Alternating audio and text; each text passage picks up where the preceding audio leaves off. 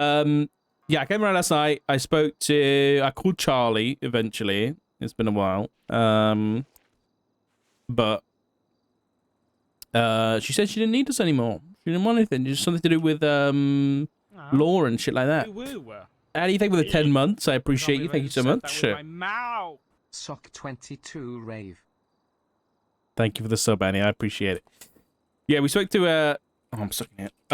We spoke to Charlie last night, and I don't know whether we believed her that she didn't need us anymore, or that it was just about fucking law shit. Beep boop beep boop boop beep. Yep. Good name. And then so I spoke to Charlie, and then I only after I got off the phone with Charlie did I remember Charlie Jones of Cyprus. Only after I got off the phone with Charlie did I remember that she was on this list somewhere. So I should have called her down to interrogate her, but it was too late. I then after that I saw that there was a new incident report where, well, when I first got on duty, there was like a bunch of shooting going on. There was like a bunch of cops and shit up at the news building. And then I looked at the report, and it was a cargo crate basically. But Sparky Kane was arrested. So I was like, "Hey guys, can I yoink him for an interrogation?" So I interrogated Sparky, gave him the whole, spiel about, "I know you're fucking talking to the faceless, bro," and he was like, "I don't know what you're talking about, bruv. I don't know what you're talking about." I did record that. I did mess up the recording to begin with, so basically what happened was my mic was muted and my desktop audio was muted, so the recorder's just going to be completely blank to begin with. Then I unmuted my mic because I was like, oh shit, my mic's not muted. So then it was only me talking, and then I realized, oh shit, my desktop audio is muted too. So then finally Sparky came in, but I think it's fine because it was only the boring parts about the incident in hand. But you know what it is? I attempt to like make my life easier by whenever I end stream. So whenever I switch to the end thing, it mutes my mic and it mutes the desktop audio because I've got like an automation set up. But then I didn't think, hold on, if I click start recording, that's not going to unmute them because it's not a stream, it's a recording. I didn't think about it. I'll learn from my mistakes. You were saying you loved it and how it was super immersive. Oh, really? I'm glad that he's a good lad. He's a good guy. He's fun to RP with. So, yeah, I'm liking that we're putting the pressure on people. Because obviously anybody who says that they don't know who the fuck these phone calls were is likely 98% of them are going to be lying, right? There could be an odd person that the face was like prank called and was like, "What's up, bro?" But it's very unlikely. So every single one of these people we interrogate, they're like, "Oh shit, the cops, they're looking into me for some connection with these people." So, yeah, it's good shit. I'm the only marshal around. Sag. And then what else did I do? When I spoke to Sparky, left there. What did I do after that? I spoke to Craig about something. Craig was playing politics with the judges, whatever. Basically doing director shit, even though he's not the director yet. He was planning to play politics about the impeachments and shit like that. So I don't know what's going to happen with that. Though apparently the state has said, because when a justice gets impeached, right? It's other justices can't handle it. It has to be the state, and apparently the state has got back to the judiciary and said we're gonna do something, or we've got a plan or whatever. So there has been a response already, which is pretty good. What else did I do? I attempted to call Alice Omen, but she didn't pick up. What else? So I swear, sometimes my brain really pisses me off. Because my memory's been so bad lately, but then I'll remember like stupid shit from last night that I don't need to remember. Who's it? I spoke to... Who did I speak to? I spoke to Elena, Mayor Elena, just Elena. And she mentioned that she had been speaking to Pestilence, and Pestilence had talked about a shipment of essentially the cure was intercepted. And they had a conversation 3 days ago, so I looked into it.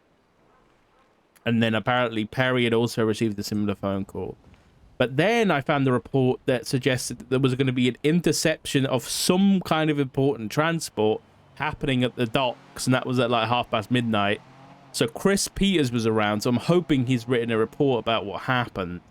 But it seemed to be like clown related, so I didn't know whether it was actually related or not. Either way, there's some shit we need to dig into. I've got too much shit to dig into because we've also got that shit that Opal told us about a while back.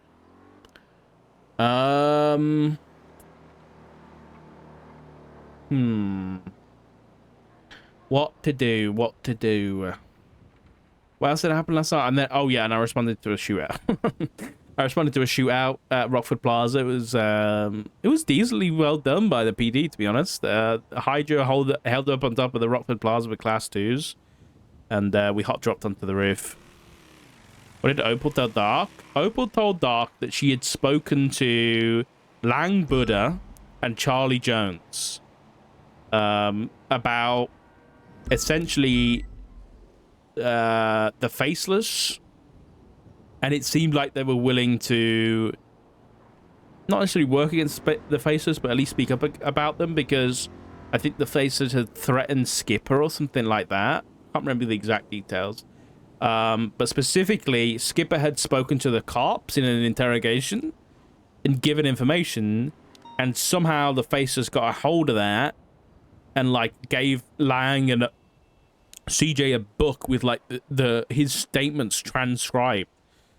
So somebody in the PD leaked this interrogation somehow to the Faceless, which is obviously an issue. But the issue is that the recording was just posted in like a report. It was just like literally just listed in the bottom of a report. So it literally could have been anybody. Like it was just an incident report. It could have been anybody. Hey, gold, anybody? So, what are we doing? Let's have a look at my texts. Also, was this? Did I see this text? Oh, yes. This was Elena last night. Okay. Also, I found out something interesting. I didn't really find it out. I did a quick bit of Googling and then my own little bit of research, but last night when I came around, I thought about this report, right? The one that was from the 3 mass suspects, right? And there was this weird twat from Hermes Trismegistus. And I was like, that name seems like real. Like, do you know what I mean? Like it's like a reference or something. And lo and behold, Hermes Trismegistus is, in fact, a real figure, I think. And I don't really like reading through Wikipedia, I'll be honest. Wikipedia is kind of a bore fest. And recently, I spotted, me and Cookie were shopping, and I spotted a couple of books, and I didn't get them, but Cookie went back and got them for me, because I'm a nerd, and there's this book I got, and it's like a fucking mythological magic type book, like a history book, basically. And I was like, maybe there'll be something in there about this guy, and lo and behold, there is. Let me find it. Yeah, Hermes is a Greek god. HHH. So I went to the back of the fucking book, dude. Where is it? Hermes. I don't know how to fucking say it. Hermes Trismegistus. Listen to this. I don't know how the fuck this connects, okay? But we're doing some story time. I don't know how this connects. I want that book. It's called The History of Magic, From Alchemy to Witchcraft from the Ice Age to the Present. And it's really fucking long, too. Like, it's a big book. Give me this. Listen. Where are we? Where are we? This music is so intense. How bad? 281. I'm looking. Here we go. So, it says the Hermetic literature was especially influential through a body of Greek texts written between the 1st and 4th centuries CE, although they often only survive in later... Okay. You know what? All my music just wants to be way too dramatic right now. Where's that fucking playlist we listened to the other day? There we go. It's written by a guy called Chris Gorston. Anyway, they often only survive in later transcriptions. They purport to the writings of the sage Hermes Trismegistus, a Greek version of the Egyptian term meaning thrice great, which had been given to Thoth in the 2nd century BCE. So someone has named themselves thrice great. So I wonder if that's like an implication about like the faces. Like, is there 3 of them? Is that it? Like, is there 3 main guys in the faces? I don't know. The Hermetic texts range between the theoretical and the technical, with the latter instructing in magic, astrology, and alchemy. The astrology of the time developed from a combination of Greek thought and mathematics together with Egyptian and Mesopotamian star lore. It is possible that the 12 signs of the zodiac were a Greek invention. What else? Some forms of magic were better under their own star sign. Now, initially, I would have thrown this out. Because, like, faceless magic ain't no fucking... That made no fucking sense, dude. But, like, the potential that the faceless is, like, connected with fucking death and pestilence and might be war, you know? Then I'm like, you know, I can't dismiss this shit. Let me see. There was more in here. Hermes Trismegistus was often seen by Christians as pagan but important. For instance, by Augustine of Hippo. Don't know whether that's reference at all. Here we go. I remember reading this and I was like, that might fucking be something, you know? The Arab invasions of the 7th century brought new cultural influences, giving rise to the most famous Hermetic text of all, the Emerald Tablet.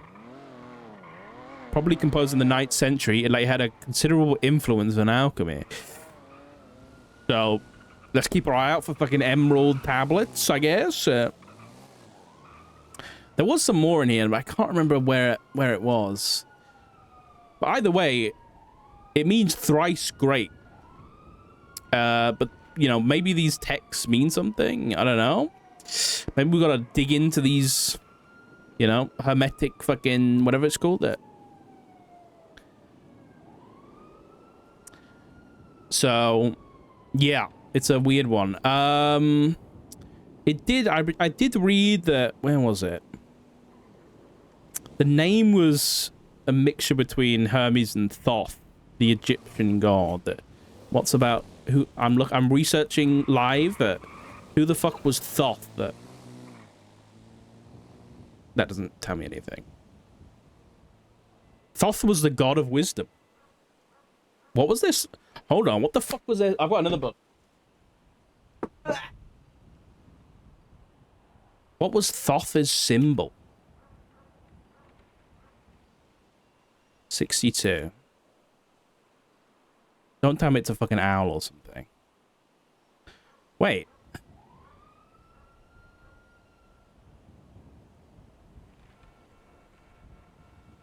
The Eye of Horus has been used for the moon god Thoth. Wait, the moon god? Uh-oh. Okay. When was that? Hold on. When was that fucking red solar eclipse? What date was that? Lunar eclipse. What date was that?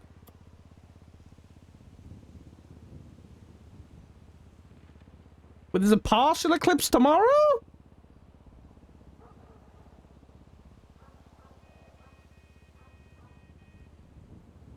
Great. When was the last one? Go back.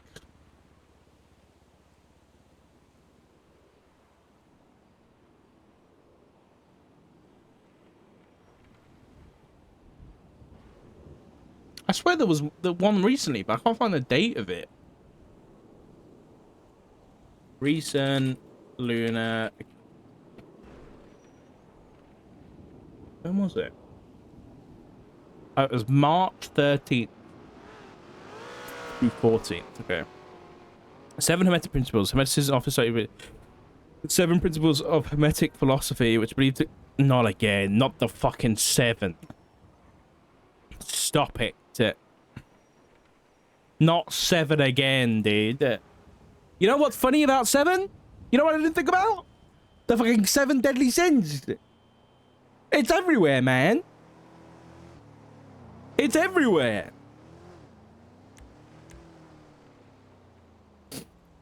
Alright, let's have a look what happened last night. I finally got the new Discord update, and I don't know how I feel about it.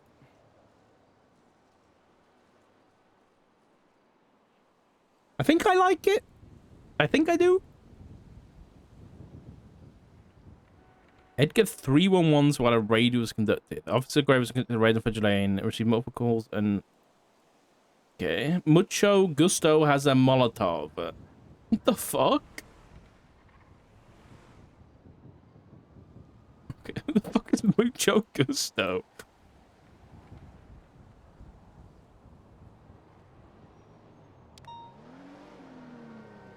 Edgar?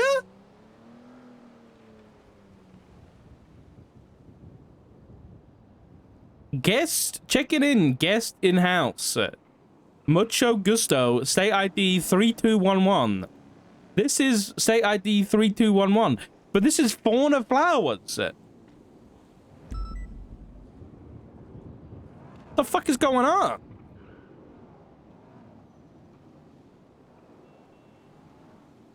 Wait, Mucho Gusto doesn't fucking exist. Is he trolling? What is... What is this?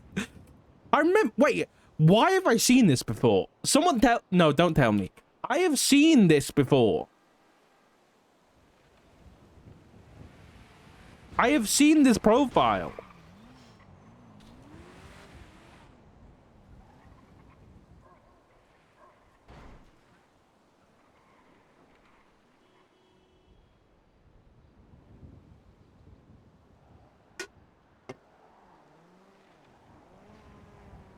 Just a dead fucking skeleton. The metal came back as titanium. Eh.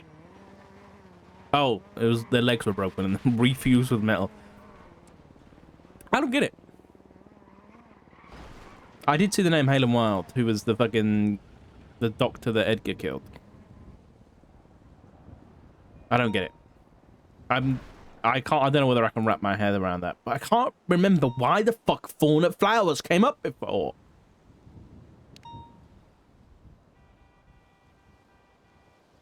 I cannot remember for the life of me. That's gonna piss me off.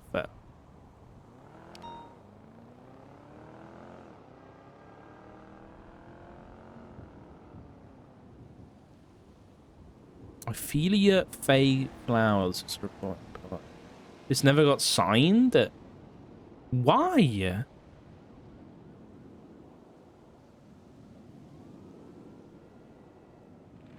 $6992.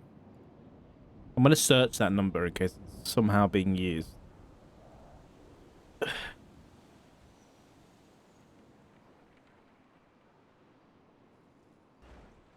699. Wait, why do I have Fauna Flowers' phone number? I mean, she must have existed, right? So, I don't know why her phone number's in my records. You know what? Stop thinking about it. Stop thinking about it. We've probably got more important things to do.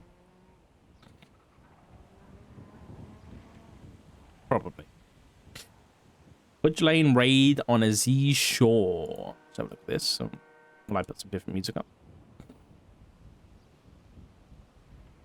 Let's put a nice Friday night. We'll chill out for a bit. Holy fuck!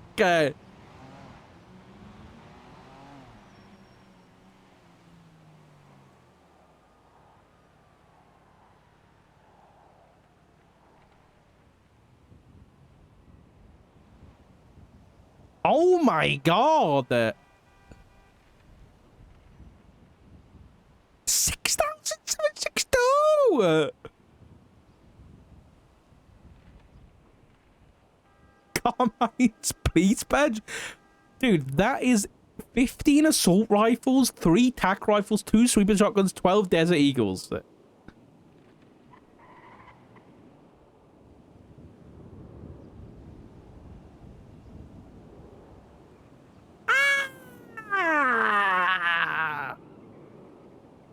$1.2 million in fines! Who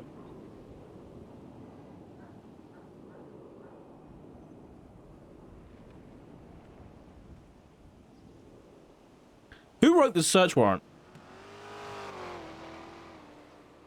Who wrote it? Ventura?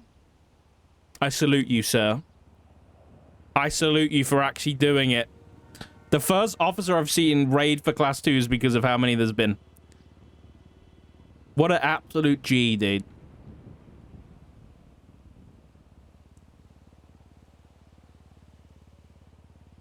Holy fuck, dude. That's impressive. Well, hold on. What are they doing with him? Because what I want to do if I found that many fucking guns... Bank subpoena, phone subpoena. Is this guy selling guns? I'd want to know that. That's what I want to know. Is Ventura around it? I'm distracted. Getting distracted. Not like I've got anything to do right now. Okay, I want to talk to Ventura about that. That's fucking huge, dude. That's huge. And it might tie into our investigation, so... Contraband, not bothered. Is there not? I did. Where's the report about the shit at the docks? Is there not anything? Maybe not. Maybe it's an incident.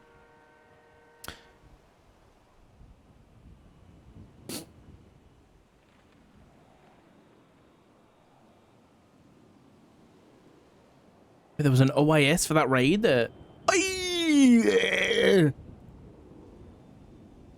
16 attempted murders. Holy fuck. Holy shit, dude.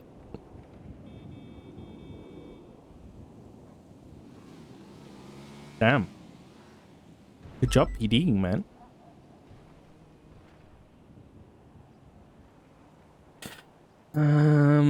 Okay, I actually don't see anything, which is surprising because I know that Chris was like taking photographs and shit. Good creator. Shouldn't have been able to do that because it... What the fuck are you on about, dude? That's crazy. Listen, I think you need to go touch some grass, bro. Go touch some fucking grass. It ain't that serious, man. Kirby, thank you for the raid, buddy. Chris Peters. Kirby, thank you so much for the raid. Welcome, everybody. Welcome, welcome, welcome. No, I don't see anything. The heck, Chris? I'll have to chat to him about that. I want to know what happened. It was clown related. Maybe there was an incident with some clowns that... Welcome, welcome, welcome. We're on late tonight. I'm gonna do a little bit of a later stream, so I ain't going anywhere anytime soon.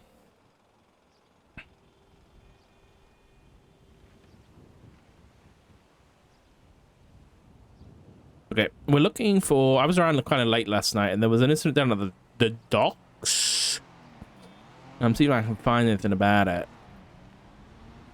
Clowns break... Hold on. Clowns mimes. What the fuck?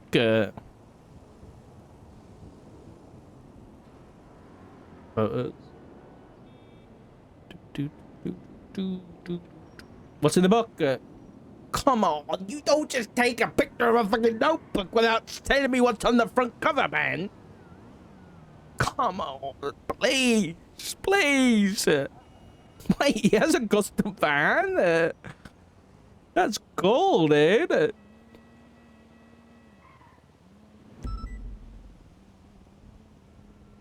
I want to see possessions. Oh, what the fuck is that thing? That gun? Notebooks? What? SMG Mark II?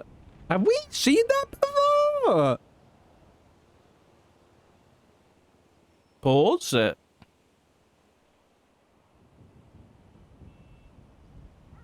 We haven't seen that before. That's a new one. It's not on this list anyway. And it's like fucking shiny.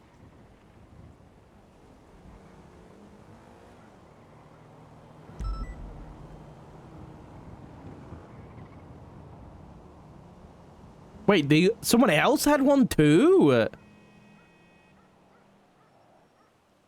Not this one. Interesting. This guy had a whole fucking bathroom in his pocket.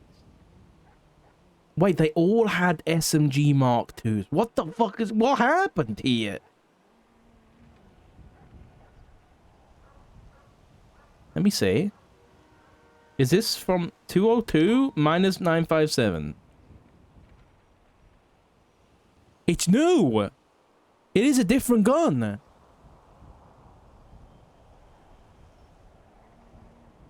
Ooh, this is interesting. This is interesting. Wait. Wait, are these guys mimes or are these guys clowns?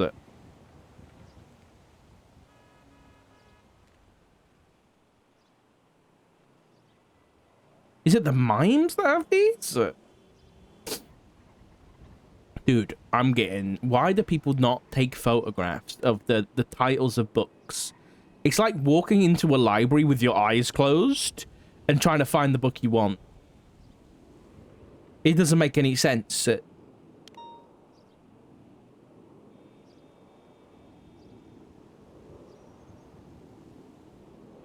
Okay, I need to see if these guys are mimes. Meanie... Okay, Meanie Mimeo. That one makes sense. Howard Howardson. Howard Howardson. He's a mime. Yeah, Picadillo. Sounds like a mime. Good. Okay, come on. Wait, does he not have a profile? Or did I spell it wrong? Oh, it's Picadillo. Mime. Okay, so the mimes had access and somehow have access to these little mini SMGs. That's really interesting. Because Charabox had a AK and an M1911. I'll make a quick report on that.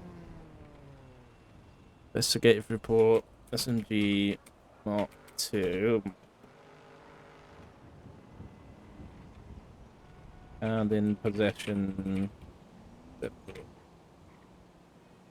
Mimes.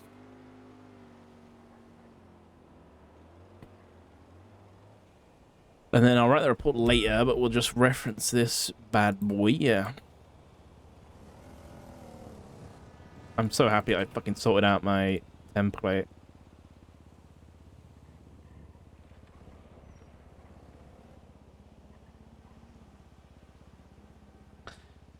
Alright, there was an interrogation? Say less, dude. We're fucking treated this morning. This morning. My sense of time is so skewed. Everything you're saying right now.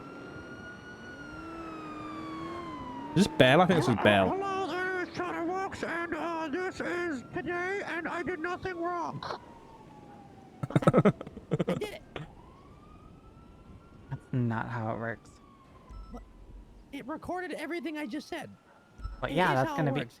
That's what you said. It records the things I say, and I said a bunch of things, and it recorded it. So if you're telling me that's not how it works, either one, you lied, or two, you are stupid. Damn. What the heck? Yeah. Everything you're saying right now, I can play back in the future. Okay, so it did record everything I said. Yes. So it is how it works then. Okay, so yeah, okay, so you're dumb. Okay, so what do Sounds you want? break Mo? into What's prison. up? What happened tonight? I got shot, and then I shot someone, and then somebody else shot somebody. It was crazy, okay? Listen, okay? Let me tell you something, all right? These pathetic mimes that they kidnapped Bozo about a week ago, all right? They've been sending me pictures of him, Bozo. like they're trying to turn him into a mannequin or something. And What? Oh, now you're on the phone! Now you're on the phone when I'm talking! No, You I kidding was. me? I was You letting what? other officers know I was going off the radio. Oh, so you couldn't do that before? Now I have to restart. Now I gotta restart. You want to? So, about a week ago. Oh, Yo, Peter's around. About a week ago. Oh. Shooting mimes, yo. Okay, anyway, they kidnapped Bozo. We'll and walk then and they listen. took Bozo, and we couldn't find Bozo, and then they were texting me pictures of Bozo, and they left notes. We attacked some mimes. I snapped one of their yucking necks, and then I reached in his pocket, he had a book, and then I was like, oh my god, this book has a bunch of instructions on it. So then I told all the clowns, I'm like, you see a mime, snap their yucking neck and check their pockets. Oh We're doing my that. god! Killing them left and right, dropping them like flies, and I got all the evidence we needed. And then we found out there was a transport going on today. They were human trafficking, Bozo. They were taking. That's what the transport was. The boat was gonna then go to a different island, and we never see Bozo ever again. So we went there to cause a blockade, and it worked. And I shot the mime that was driving that van. He died. He's dead, and I hope he didn't pull through. All right.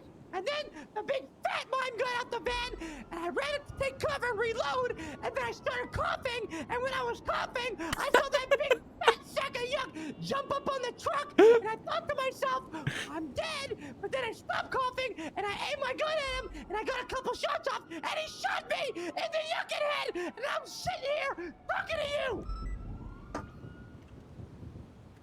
Damn. Did you guys save Bozo? That's what I want to know. I believe so. Oh, thank So God. you don't know. Thank God Well, Bozo's no, alive. there's two different situations going on here. So why did the mimes take Bozo? Because they want to use Bozo as one, just kill him, or two, as some sort of weapon against us. I don't know. I'll listen to more of that later. Okay. It doesn't seem to be faceless related, but the guns is interesting. Ah! Fuck me! Hello, Chris chat. Oh, hey, Dark. Hey, how you doing? Sorry? I feel so I don't- hungover, and I don't drink. You're Oh, hungover. hello. I feel hungover, but I don't drink. Okay. I'm not gonna. Should I ask? Like, was it a rough night or something? Yeah, let's just say I officially hate the clowns and mimes. I hate them. Hate's a strong hate word, 'em. Chris. Tell me more. That entire incident down at the docks turned into something. I guess Bozo the clown had been kidnapped by the mimes like months ago or something. And, we had reason to believe that potentially, when you find notebooks that have mention of a high value shipment, especially days after, a shipment from Humane Labs went missing that had like vials of the cure, Yeah, I thought that was it, but are they Yeah. related to that? No, I don't think so. So this was just like the clowns are trying to save one of their own from getting human trafficked. I guess. But then after that, I mean, that was like a whole 3-hour thing. After that, the clowns break into the prison to continue like I saw trying that. to Yeah. kill mimes. Okay. Yeah. Yeah. Wait. So there was potential human trafficking. Was anybody charged for that? Was it investigated? That. They so Oxby, I think Oxby, Brian Knight, and Bell were looking into that. Um, I'm not 100%. I just was literally, I woke up late yesterday and was talking with Perry. I was trying to talk to her Mm-hmm. about a few other things, and she mentioned that that's when I did some report digging and was like, okay, holy shit, there might be some validity to this. So I went down to the docks to investigate, and sure enough, there was a blockade down there. And that's when I 311, and then Oxby, D, and Radich, I think, assembled a TRT team to kind of go down there and scope it out. And then uh, it turned into that. But yeah, Okay. it was an entire, I mean, it wasn't a waste of time, but it was really frustrating. It was really frustrating. So that's why I feel hungover. Because right before, and even right before Storm, like as I was going to sleep, there was another incident that popped Oh off God. involving clowns and Okay. mimes. So, Damn. Well, one thing I am yeah. interested in, and I've just made an investigative report about it. I noticed that Mhm. because I was like, because I didn't know whether or not like I didn't know that I expected to see something about the docks or something in the title of a report from you or something, but I couldn't find it. So I went down to the clown stuff Mhm. and looking through like possessions and things to see if it might have been faceless related. I was looking for like mark codes or something like that. But then I did find class twos on the mimes that were all SMG Mark twos, which Interesting. we, as far as I'm aware, haven't seen before. It's not on the ballistics list. Um, and they looked like clean, like they'd just come out of a fucking box. But it was only the mimes that had them. Yeah, So that's interesting. yeah, I'm gonna have a maybe that's something to if the PD's pulling on the thread of human trafficking. Take a dive into the mimes and the SNG Mark twos because I don't know whether you read my report about it hasn't really been fleshed out, but the Dread Torrent stuff that with the faceless Mhm. Yeah. potentially, it seems extremely likely that they're the ones flooding the city with weapons and Yeah. or a source we believe that there's 7 suppliers. I don't know if that's valid or not, but if these guys have got fresh class tools they haven't seen before, that's something that needs to be investigated. Yeah. Now there's apparently some class threes. What? Um, yeah. Where? When? I vote about the Harry Brown sniper, but other than that,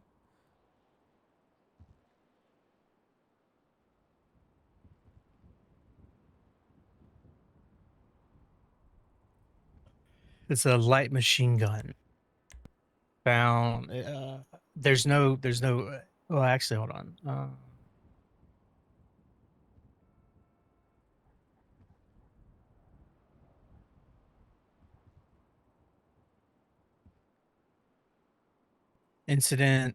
Report 12484.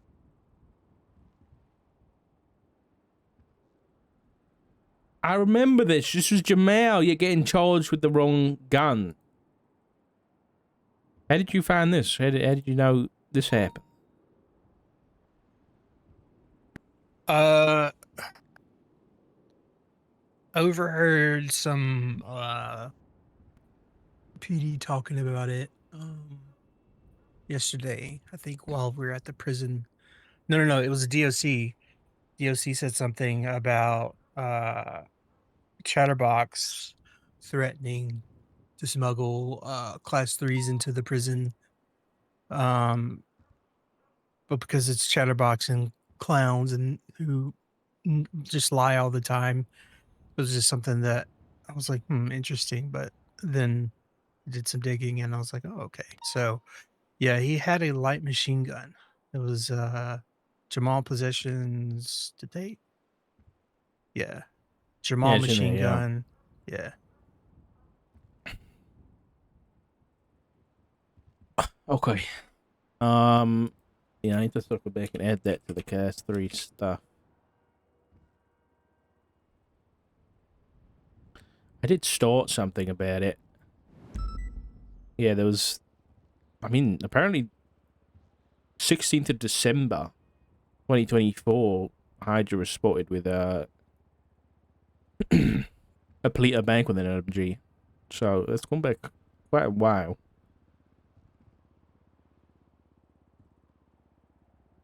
Anyway, yeah, I'll get Yeah. looking into that. I'm just trying to figure out is there anybody I need to speak to that's around right now. While I was down at the docks, Mm-hmm. this was over on Abattoir Avenue, like across from Buccaneer Way. I did see a suspicious car. I was literally in the middle of typing up a report. Um, I ran the play and it came back to Isaac Smith. I did not alert PD because I did not want them to do something stupid. Um, I just looked around in the area. I did not find him. This was kind of like it's like where the boat repair yard is. Has that that big giant warehouse, kind of open warehouse there. Looked around. I didn't find him. His car was empty. But Mm. I'm kicking myself. I know I ran the plate, but I can't find it in my I can't find it in my files. Okay. But his license plate reads "I be watching," It so does it? it does. I know that there was another car that he had that had like plague as a plate, but apparently this is a new car. Um, What kind of looks cars very are they? similar. What are they called? That I can't remember what they're called. There. I don't know. They look like an old Bel Air, but that's not what they're called. The 1950s Bel Air or something. I don't know why I I thought did it get was a a picture of the Patriot. vehicle, but They called.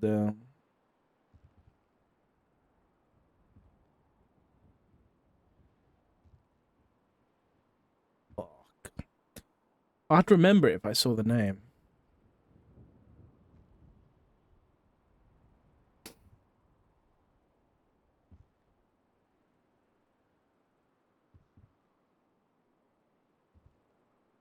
Not a tornado.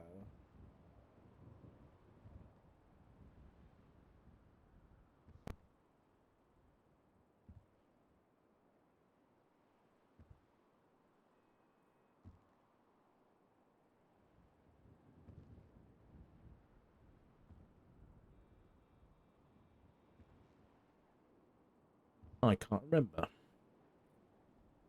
yeah, I don't know why he was down there. Like I said, I didn't alert PD because I feel like they would have done something stupid and gotten It's a the plague peyote. spreader. A peyote. Okay. Peyote. Yeah, but I don't know what the official tag is.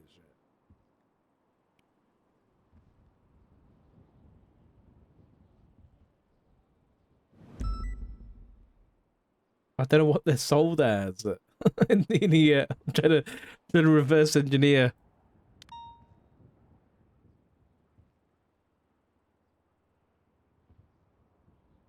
Oh, good. Maybe I should go buy one. If you do Vigero, wait, what the fuck? There's only one? Was it only VAFT cars in here now? No.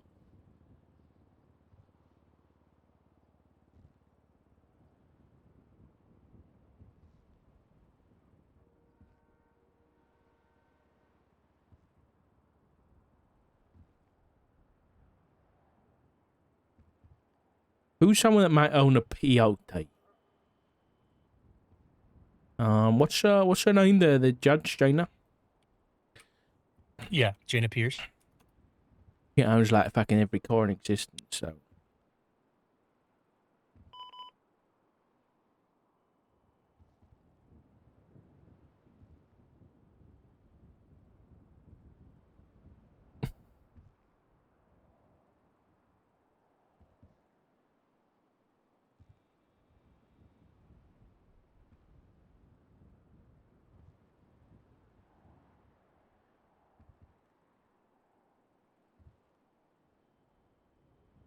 I'm looking. I feel like that's something the clowns would also have.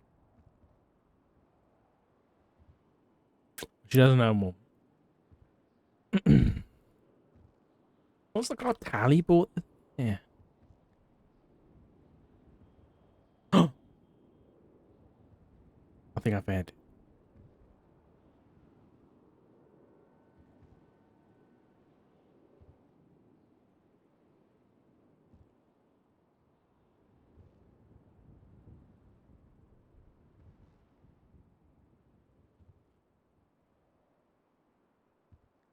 I've had a surprising amount of peyotes. Quite a few people own them. But I don't see the plates. What was the plate you had? That I be watching. I need to go back through in all and, caps or? yeah. I need to go back through and scrub. I might be able to find it.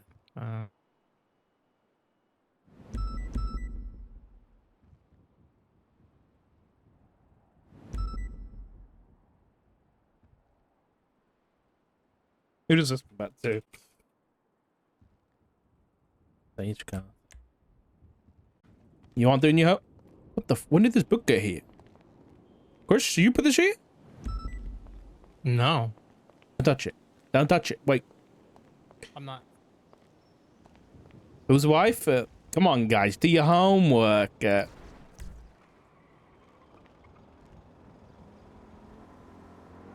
If you couldn't hear it, David the Miller. Does anyone remember that name?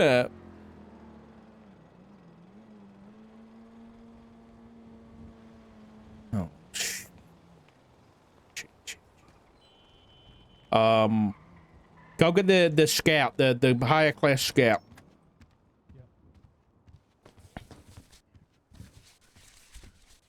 Not now, not now, not now. Open the fucking book. What the fuck is this?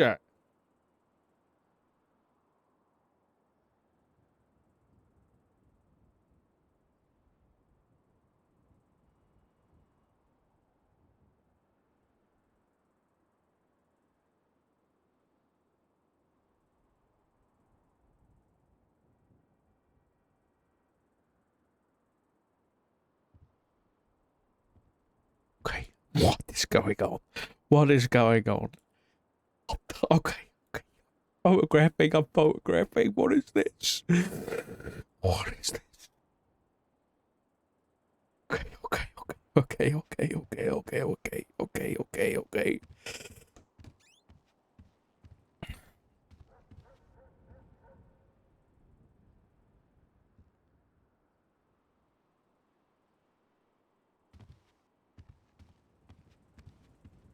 David Miller, for those of you who don't remember, is the guy, the weapons expert that was kidnapped on the 6th of February.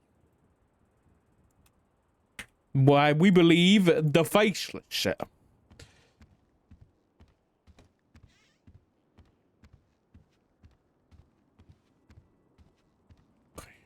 I gotta put this away.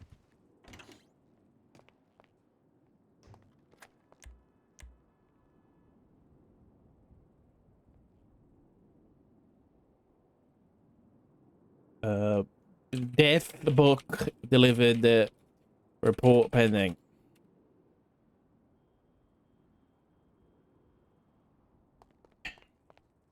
I do not want to lose that. Seeker of Death's Throne. His name to be uttered only in the darkest hours of night, lest it summon his presence, was Richard Fritz. Gonna be a long night, people. Buckle in. Did you at least key in county on the whole apostle thing? God, this guy again. We don't want any. Come on now. God.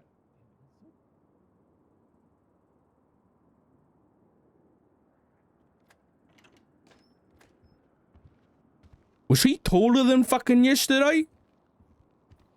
Probably. Or he's just wearing the mask higher. That's kind of a tactic they use when like cosplay and stuff. Is they stretch out their masks and costumes and stuff to make. This them, is your bike, you know, right? just on the outside of where they're wearing. Yeah, it's my bike. Of course, it's my bike.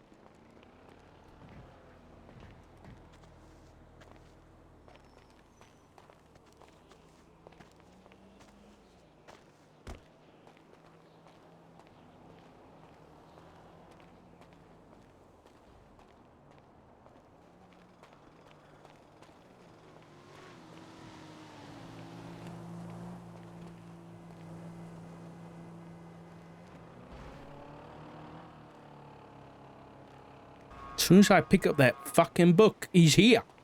How does he know, man?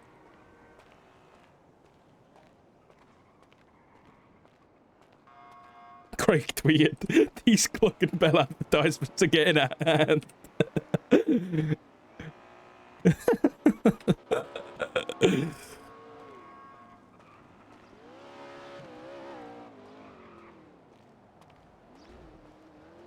Who's that? Who's that? Is that him? He got a fucking upgrade! Did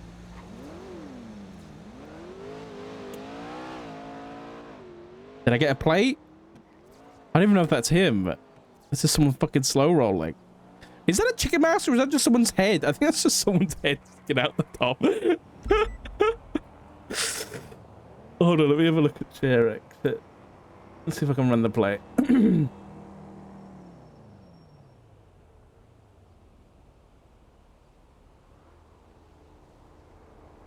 Oh, fuck, I'm missing the last 2 digits. I'm literally missing.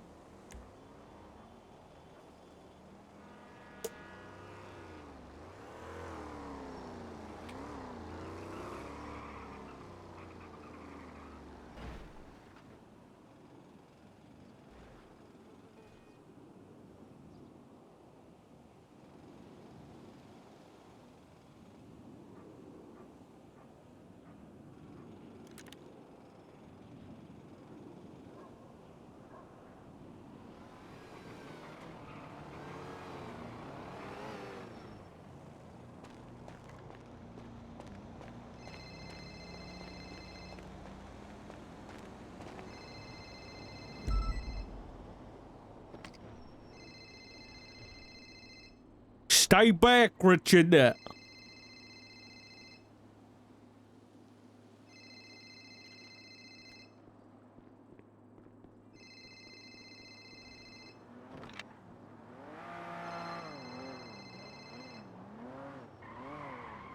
better get out of here, man.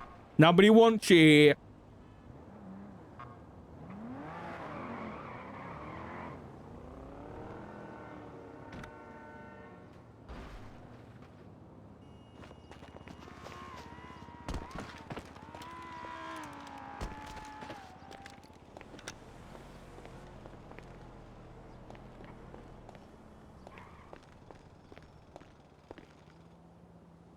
Guys, she's on the roof. Jesus Christ, you just scared the shit out of me. He's up on the roof. Come up here with me. Who's on the roof?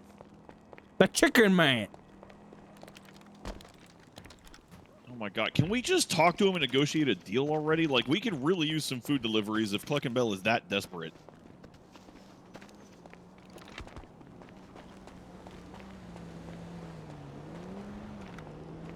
He was up here just a second ago. Richard, you up here? You are Richard, and yes, you are up here. He's gone. Peters, he's talking to himself now.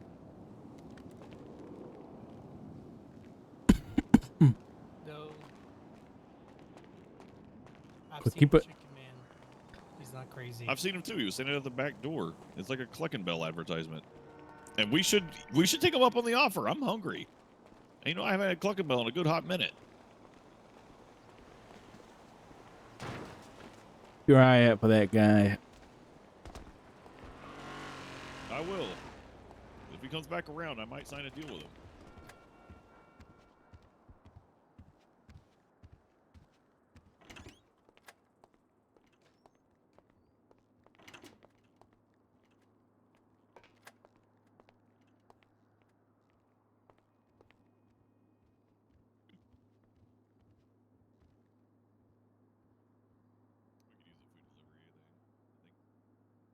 Sheikah of Death's Throne.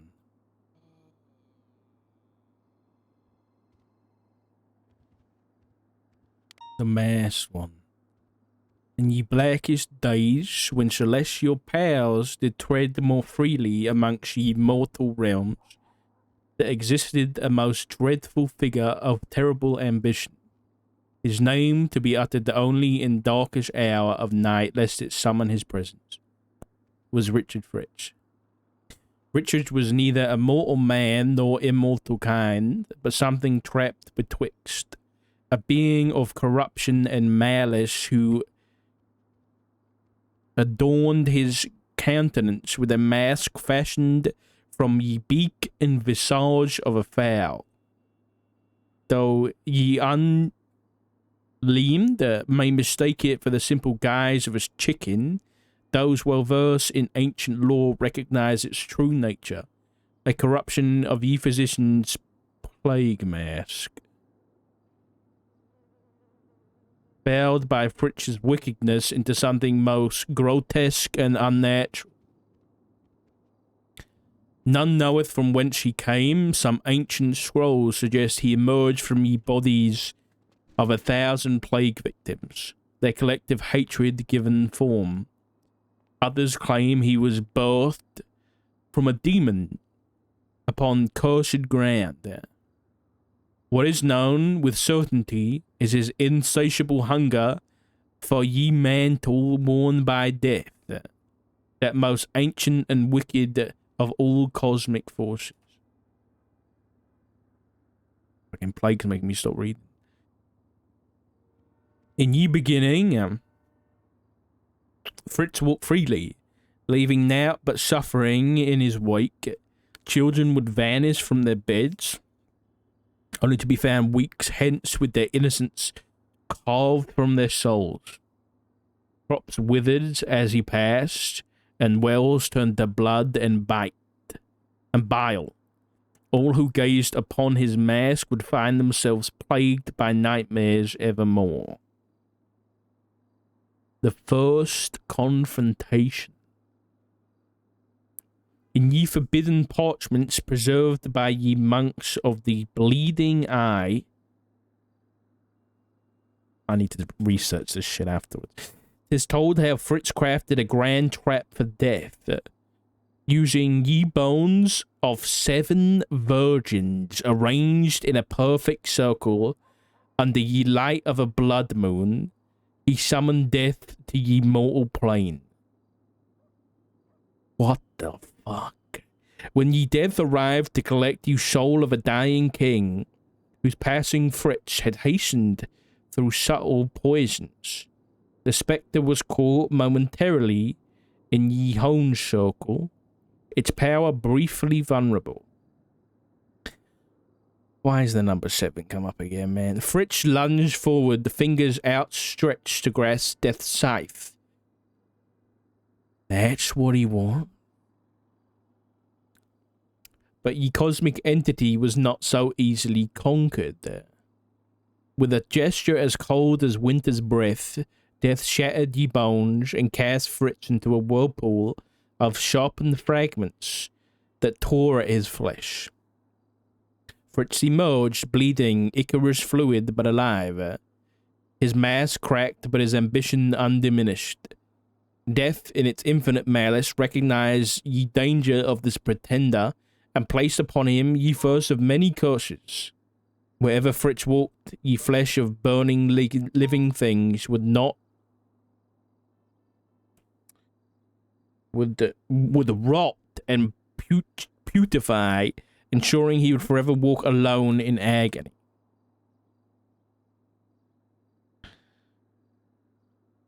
Ye who coveteth my crown shall know only ye stench of decay. Death whispered into Fritz's mind, its voice like the final rattling beneath of a dying man. Oh, the last dying breath of a man. This is like a fucking history book. Let's do this. Dark, do you need food? Nah, I'm good, mate. All right. Following his first defeat, Fritz's malevolence grew deeper, his methods more twisted. He began to travel, you know what? Travel the lands as a harbinger of misery, targeting those with most to lose. From a merchant, he would poison the wells that supplied his trade routes. From a mother, he would twist the minds of her children until they clawed out their own eyes. From a king, he would spread disease through the royal court. There's my music. There we go. Then Fritz would arrive amidst the suffering, his foul mask tilted in cruel amusement. Without word or request, he would perform some small service, curing one child while leaving others to perish, cleansing one well while others remained tainted, saving one courier while dozens rotted. He performed these meager acts not from mercy, but from calculated wickedness.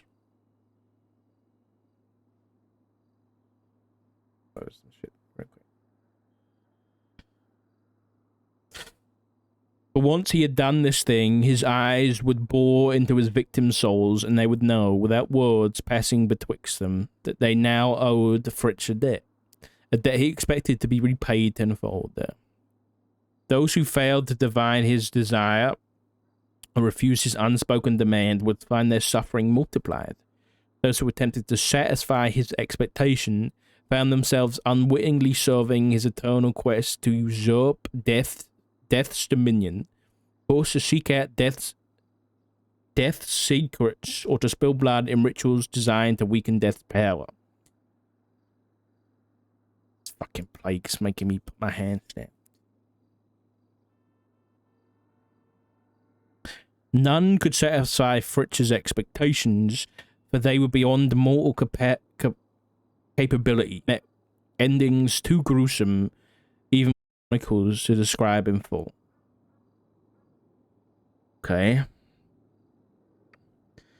Death, eternal and wicked though it was, grew wroth with Fritz's presumption. Too many souls were being twisted and corrupted before their appointed time, disrupting the delicate balance of existence that death alone controlled for its cruel amusement. It was then that death employed its most cunning servants, the crows, those black-feathered harbingers that fly freely between the realms of the living and the dead. Chief among these midnight messengers was Noxie, a crow of particular cunning whose eyes gleamed with unholy intelligence. Noxie had encountered Fritz many times before, or was narrowly escaping his grasp, or was watching his deeds from afar with calculating gaze. Death sent Noxie to Fritz, bearing a message written on a scrap of parchment that appeared to reveal the location of Death's hidden weakness. When Fritz eagerly grasped the parchment, he found himself transported to the shadow of a gallows where 1,000 men had perished unjustly, where death awaited him. This encounter is recorded in the ancient grimoire of boundaries. I don't know what that word is. Penned by a blind monk whose eyes had been plucked out by Noxie himself, so that he might see beyond the veil of mortality. Death from Death's form that night was not its own, but Death had no true form. Instead, it had taken the possession of the body of a fallen warlord, a man whose cruelty in life had proven worthy to serve as Death's vessel. This was Death's way to take over the bodies of those in the mortal world who it deemed worthy to be its husks. The warlord's eyes glowed with an unearthly light as Death wore its flesh like a garment. His once brutal face now bearing an expression of cold calculation that transcended mortal malice. Dark. I'm reading.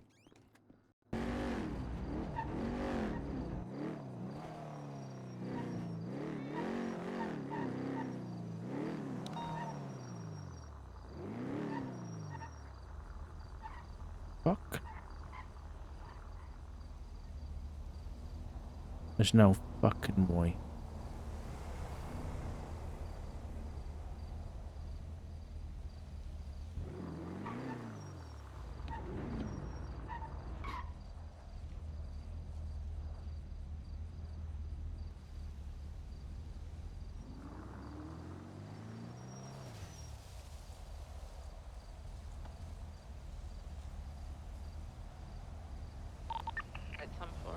We're southbound in the canals now, passing under Alta Street. You guys got enough units or need more 77? We got enough if someone can find us a channel.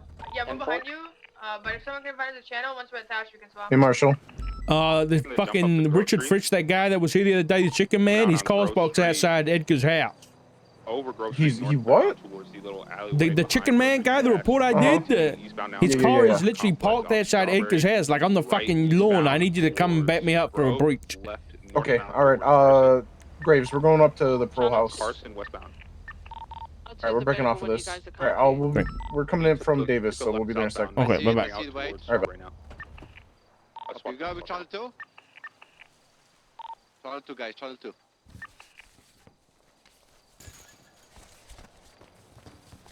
Edgar! I get you in there!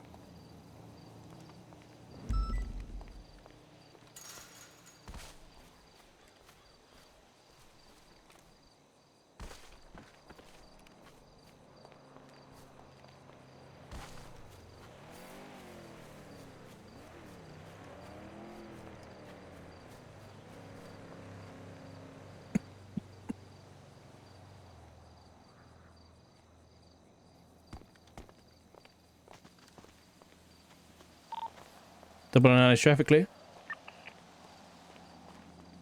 I believe so. Copy. I've already informed Gray, but be advised, Richard Fritz's car is parked outside Edgar's parole house, and he's possibly a danger to Edgar, so I need, I've got Gray on the way up here. Can I get one more additional to help clear this property? Gray's coming up with the +1. Okay, perfect. Yeah. 603 will fund as well. Copy, thank you. The external of the property is clear. I got no audible inside. B, have you tried calling Edgar today? No, and I'm about to try right now.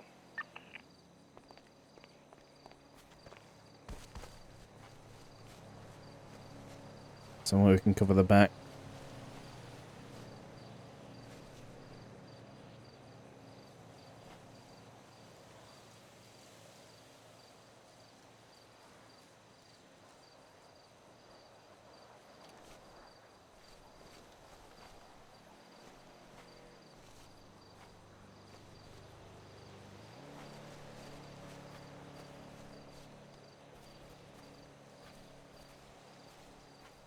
No answer from Edgar. I don't believe he's awake. It's even worse. Poor guy's fucking asleep.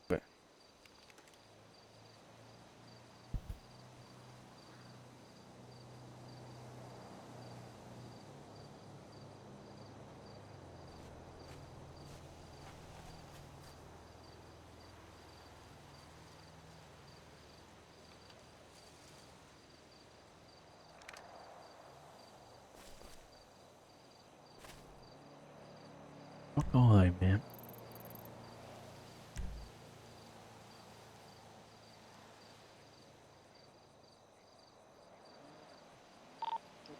6:30, 23. Oh, wait. Yeah, that black and colour muscle car comes back to Richard Fritz. If you guys want to stack on front, I'll stack on the back, and just let me know when you're ready. 603 is entering Grapeseed now. We're going to be a minute out. Hey, firm, let's just wait for extra backup.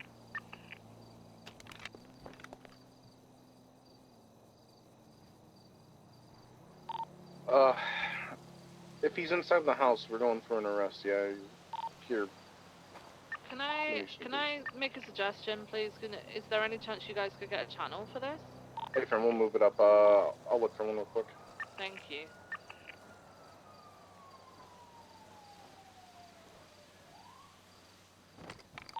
Six of 323 at Grapeseed. Okay, just stack on the front. I'm gonna come in from the back. Let's move to channel 3.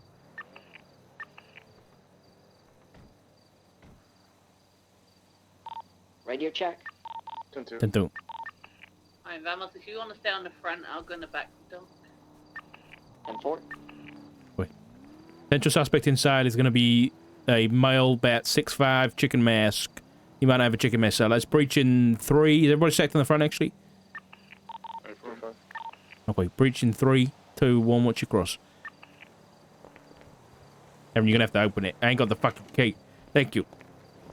This is the LSPD. If you're in here, make yourself known. Make yourself known. Make yourself known if you're inside. Bathroom door. Better not be in here. I'm opening up this door. If you're inside, please make yourself known. Is it clear? Whatever. Opening up this door. One of the bedrooms. I got your 6. If you're inside, please make yourself known. Clear. Clear. Okay. Opening up this door. 3, 2, 1. If you're inside, make yourself known. Clear. This is it, this room right here. If you're inside, please make yourself known. Clear. Clear. Next door. Next door. All right. 3, 2, 1. LSPD, if you're in here, make yourself known. Jesus Christ, it's cramped in here, but we're good there. We're clear. Oh, these We're are clear? clear too. What about the doors behind you over? It's been cleared. Yeah, it's all clear then. Okay. I need is there more rooms to here? search everything for me, please, and thank you. I'll cover the outside just in case.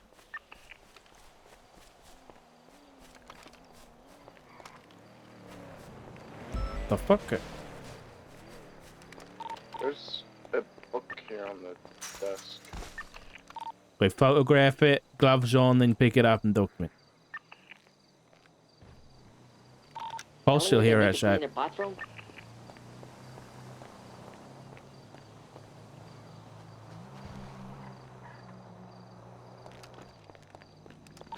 Make it on the roof opposite.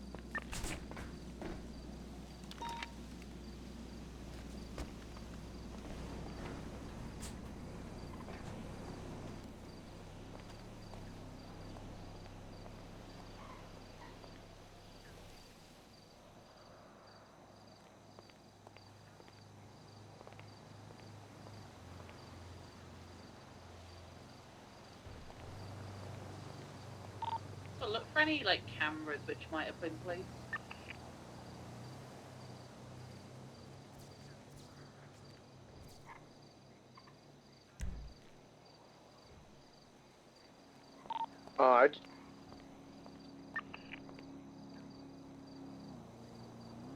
This book has Richard Fritz's name on it, so I'm gonna be seizing that. Shit.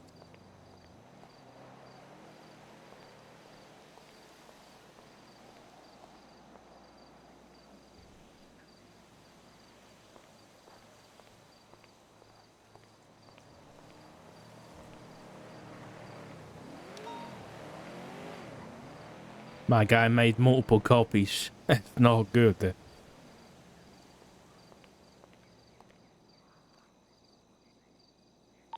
Carl's still here outside. No movement. Confirm. I'm gonna search Edgar's room thoroughly. Quiet, Over there. sleeping though.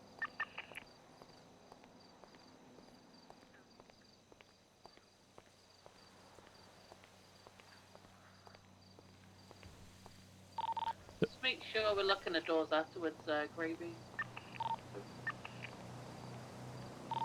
Is that the reason I came up here to check? Was the same individual that tweeted out the other day when you spotted those 3 individuals, Gravy, tweeted out again.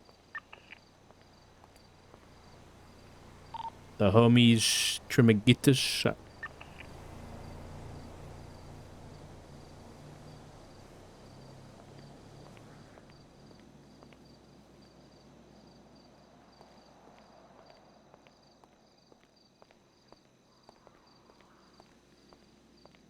Bird. Shabird. Strange, Doc. I want to share this book with you when we get a second. I have a feeling I might have already received a copy today.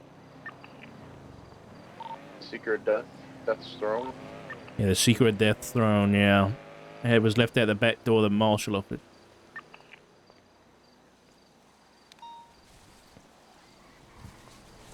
As far as I'm concerned, everything in here is clear. I've searched everything, make sure it's locked up. It was just a vehicle that was speeding up from here right now was over at the clothing store. Yeah, I saw that. It was up. It was behind. It looked like it came from behind the building, opposite the clothing store. Yeah, the old Grapeseed PD. This is a very heavily populated area, so I mean, there's a lot of weird shit that goes up here. The clowns. Okay. Alright, it's up to you. You're first on scene, Marsh. Do you want to call this code 4? Yeah, we can call it code 4 for now. We just got the issue of the vehicle to deal with. Yeah, I don't know if we have grounds to search it. Did he just get it towed? I'm gonna document it. You guys want me to get TD tow up here? Yeah, I think if it's parked on private property. Okay, I can go on the PD tow channel and get them up here for you. That'd be great, thanks. Yeah. Everyone And on four? free crafter? Yeah, absolutely. It's 311.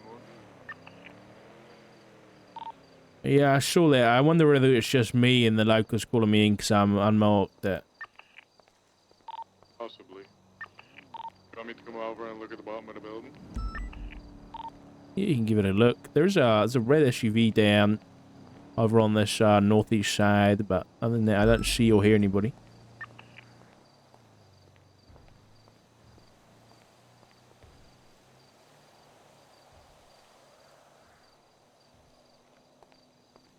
When we impound a vehicle, do we Don't definitely ask. document and inventory everything, right?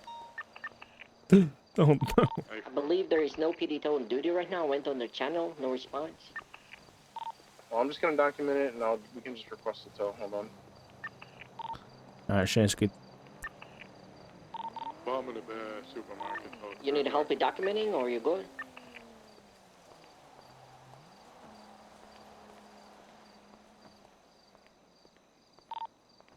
Great, I know you probably can't respond right now because you're getting into the call, but just make sure Edgar knows that this guy was up here. I'll make a report, but just make sure he's informed when he wakes up.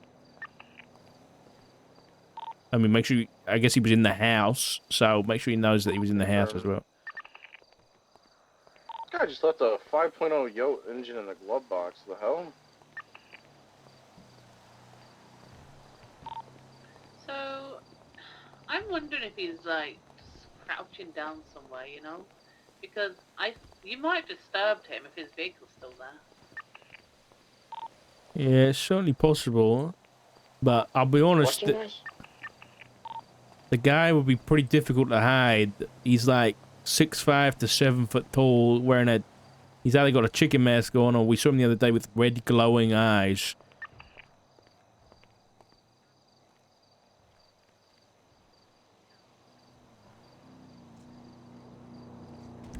I'm gonna code 6 the ridge line at the back of the house a little bit. Yeah, I will do the same with you.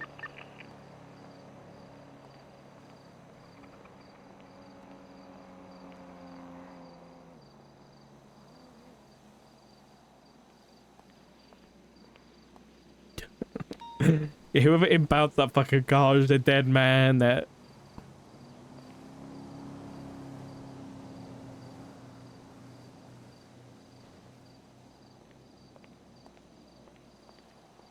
I hope Toby manages to get that book to Edgar one way or another.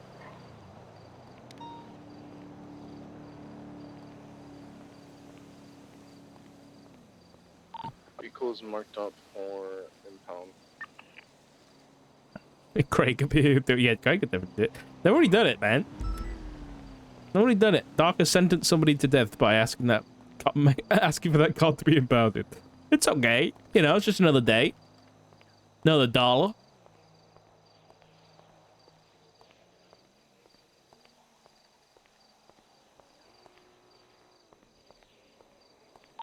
Marshall, do you have a report up for this already? Negative. I'll throw one up in the shit. I think we're good here. There's not much more we can do. We've cleared the house, cleared the car, called for impound. I guess let's just let's clear out of here for now and keep an eye out on this place and Richard Fritz. Do we know if we have his DNA on file at all? Probably not. This guy seems pretty strange. We don't even have the guy's state ID, I don't believe. Alright, well, can't really do anything warrant-wise.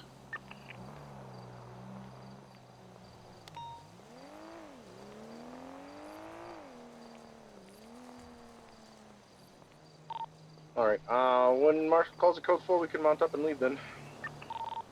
Yeah, we're good there. Code 4. Thanks for the backup, guy. 6-3, going back to channel 1. Am I allowed to read this book, Marshall? I mean, if it's evidence of a crime, of course you can't. As in, it was abandoned a property that it shouldn't have been in, so.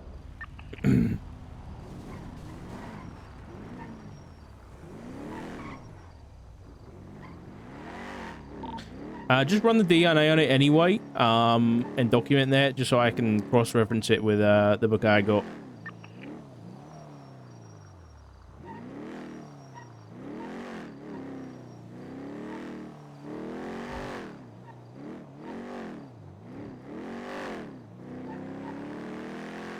I'll check out Grapeseed Airfield.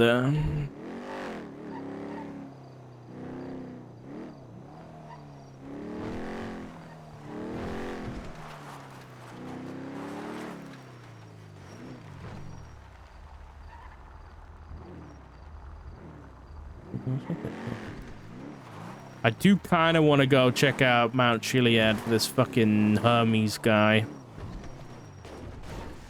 Don't know what kind of fucking... I hate knowing that guy's around, but I don't know where the fuck he is. Shit.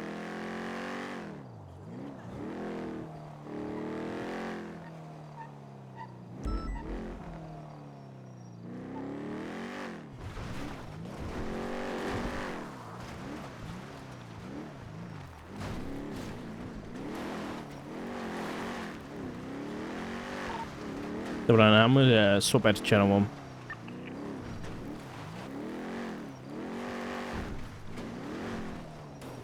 Uh-oh. It's not going well.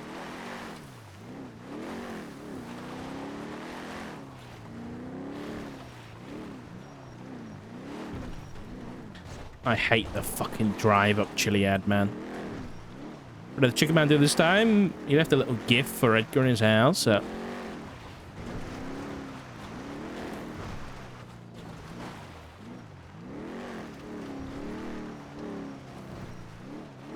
Think of the delivery people.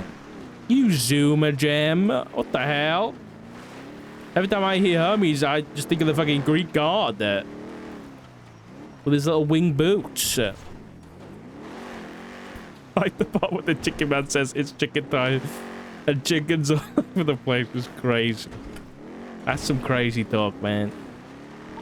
Hey, I've got future Hendrix pulled over in a traffic stop eastbound on San Andreas. He doesn't have a driver's license. I'm gonna have to try and get him out the vehicle, but he's probably gonna flee, let's be honest. He's running! He's running! Go! Are responding. Load me in. Black Buffalo or whatever the fuck that is. Gauntlet, whatever the hell. Is it the Deuce I'm not interested in listening to PD radio right now.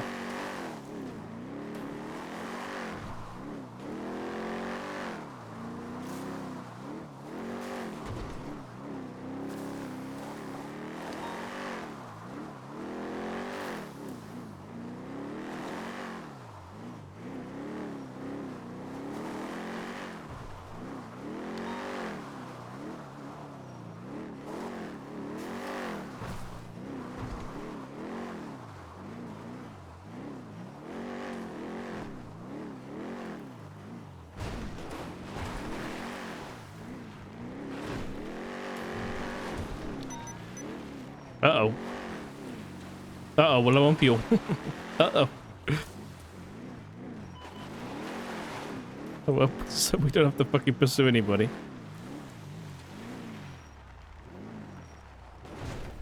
There it is. There's trash up here.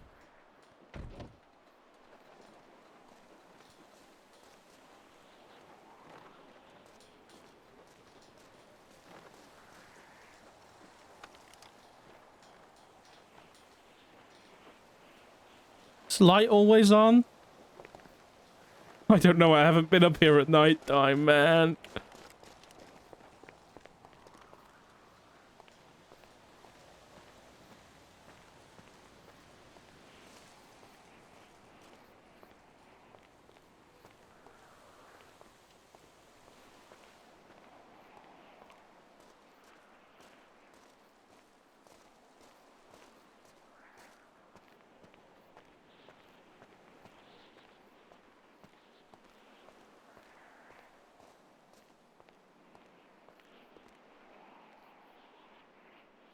Eyes always been there. As above, so below.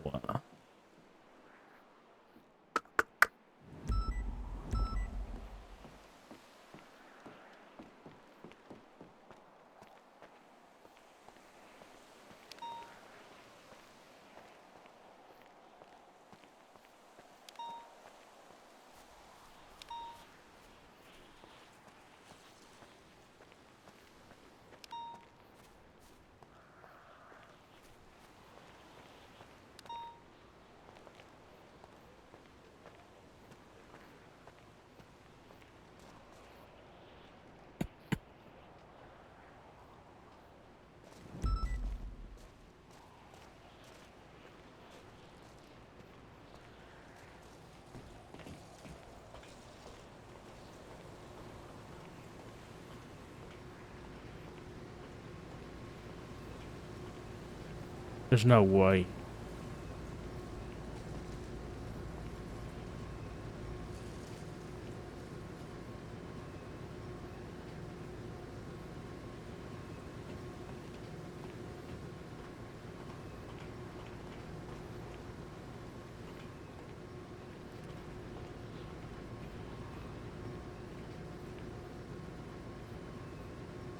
Fuck. Thought it was something else, man. I'll grab it anyway. Maybe. Are you free to talk at the marshal's office? I'm at the top of Mount Chiliad right now. Oh. What's up? Okay. Well, I got a DNA hit, and it's not mine. It's probably the same one that I had earlier. Does it end in like 7728? Let me look at my records.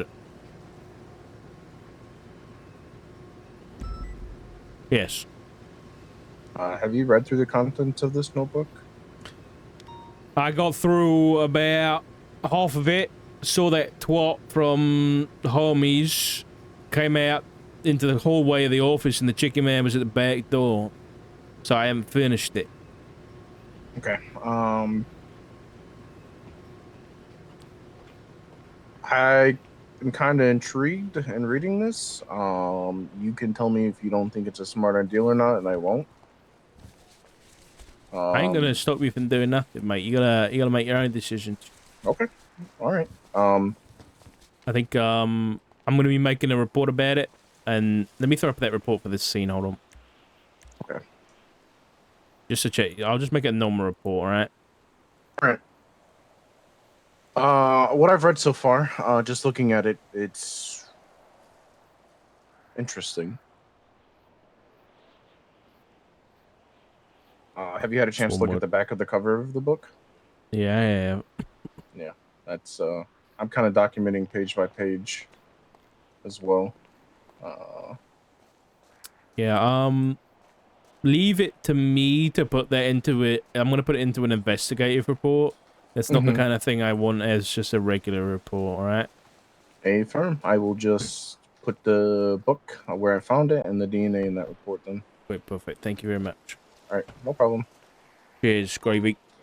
All right, goodbye. Legal mechanism to force a quarantine, though, right? Or am I? So, just to, because obviously I don't have all the facts and telephone and rumor mills and whatever.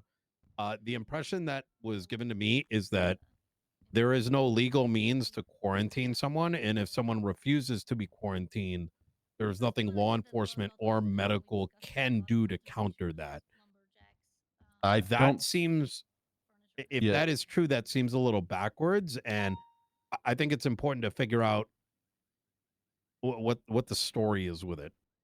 Tomorrow could come, and there could be an entire 7 people, right, sick as shit, refusing the quarantine and getting the entire island, Nino Oh, no, I equals understand. 7. Writing And that. that would be just talking to her. Do you? Is there a legal means of us actually quarantining them, or like legally keeping them quarantined? I'm trying to think. It would depend on how informed they are of what they have. And it's kind of at that point, it'd be like if they are willfully disregarding the quarantine, they're becoming a danger to others. I mean, Like Nino said. Yeah, in this case, you got Chatterbox who should have been quarantined, but we didn't know. Like, he got on his estimate 45 people sick with this fever, with this black vein fever. And while some people, are fine, we've got like Jaina, That's who got news sick to it, me. who's in the ICU and has been in the ICU since it Oh, what a happened shame. and has had multiple complications. I would. Could you not just make the argument that it's, you bring someone in, you say, look, you're contagious, you need to be quarantined, and you not remaining quarantined is effectively attempted murder. You're just Reckless being out endangerment, there. at least. And Yeah. the thing is, while no one has succumbed to this sickness as of yet, I mean, the earmarks of it getting to that point are there. Like, at some point, people will hit that phase where they will need to be in ICU, and it just isn't happening at the same rate for everyone. Some people are getting hit with it earlier than others. Like, so while some people are walking around just fine and they've got the cough and they're coughing up blood, others are being ICU'd almost immediately. So like it is a dangerous disease, and it does have the potential to kill people. It just luckily has not taken anyone's life as of yet.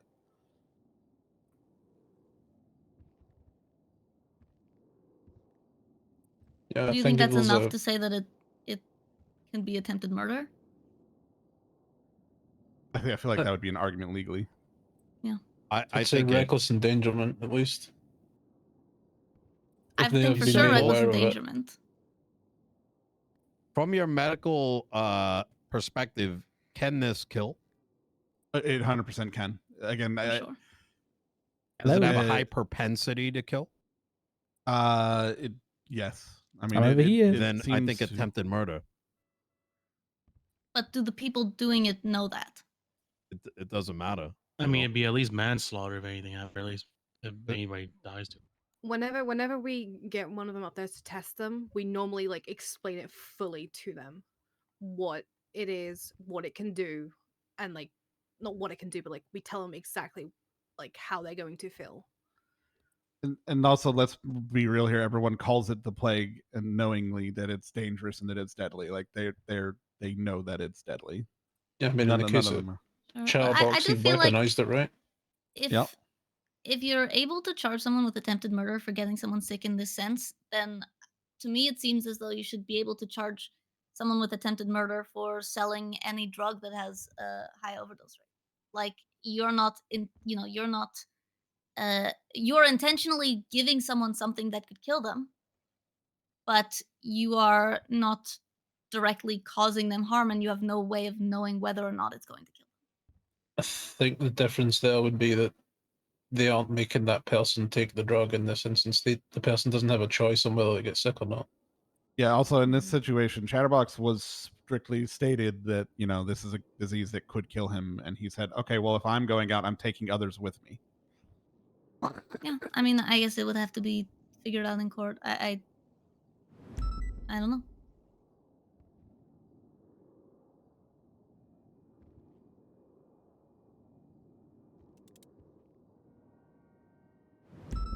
But in terms of like quarantining people, right now it's not like the cleanest mechanism, but if PD did an investigative hold, but that would make them have to be in the prison, mostly. But then you deal with the issue of if everyone Yeah. sick goes in the prison Yeah. becomes just a Exactly the meat problem. grinder of giving people illness. No, I wasn't around when these existed before, but Nino, you may have better ideas. 5150 is a type of thing that could be used for this. They We don't have a facility. Yeah. We do have the SEMA camp okay. though.